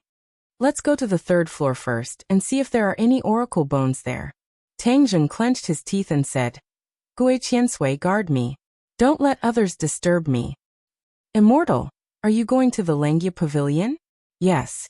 How do I get there? Tang Zheng pointed at his own forehead, smiled mysteriously and said, I'm going. He sat down cross-legged and closed his eyes, as if he was a senior monk in meditation. Gue Qiansui looked at him curiously and crawled around him. He did not understand how Tang Zheng went to the Langia Pavilion. At this moment, Tang Zheng was standing in front of the Langia Pavilion. The towering pavilion was so tall that people could only look up. Tang Zheng looked up and muttered to himself, Oracle Bone, where are you? He walked into the Langia Pavilion and went straight to the 2nd floor. He stood at the stairs leading to the 3rd floor. The stairs to the 3rd floor were in front of him, but he did not dare to rashly step on it. His Dragon God technique had only reached the 2nd level. If he rashly stepped on the stairs, he would be mercilessly bounced back by the power of the Langia Pavilion. He would waste this opportunity to enter. The last trip to the Langia Pavilion was still fresh in his memory. All along, the dragons who entered the Langia Pavilion could only stay for a quarter of an hour. But last time, Tang Zheng unexpectedly broke the limit. He actually stayed for an hour, which was far beyond the limit of the Langia Pavilion. Moreover, at that time, he used the time in the Langia Pavilion to read many books on the 1st and 2nd floor. He improved his comprehension and benefited a lot. Sharpening the axe will not delay the work of cutting firewood. Let's cultivate first and strive to break through the Dragon God technique. Tang Zheng was not in a hurry. Instead, he sat down in front of the stairs and focused on cultivating. The Dragon God technique was obscure and profound. Even for the Dragon Clan, it was very difficult. The same was true for Tang Zheng. He closed his eyes and silently operated the Dragon God technique. The true qi in his body flowed. The little golden dragon in his glabella surged and emitted a dazzling golden light. Tang Zheng's cultivation had improved by leaps and bounds since the last time he entered the Langia Pavilion. When he operated the Dragon God technique, he clearly felt that the places where he felt stagnant before had become unobstructed. The true qi flowed quickly in each vein and finally gathered in his glabella. Whoosh! A golden light shot out from his glabella. Gue Qiansui was startled by this scene and subconsciously staggered backward. But the next scene shocked Gue Qiansui again. There was a kind of trembling from the depths of his soul. In the golden light, a golden dragon was shining brightly. It was more dazzling than the surrounding golden light. However, this golden dragon did not fly out. Instead, it was in Tang Zheng's glabella. But Tang Zheng's skin seemed to be transparent, so the golden dragon could be seen clearly. In fact, Gue Qiansui had never seen a real dragon clan. When he was born, the South Sea Dragon Palace had been abandoned by the Dragon Clan.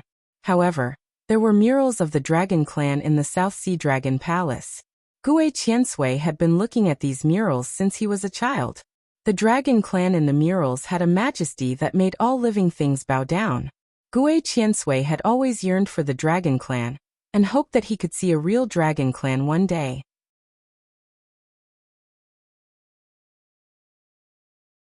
Although this wish had not been realized yet, Tang Zheng's situation at this moment made him clearly feel something of the Dragon Clan. The dragon aura. Although the dragon in Tang Zheng's glabella was very young, the dragon aura it emitted was not something ordinary creatures could resist.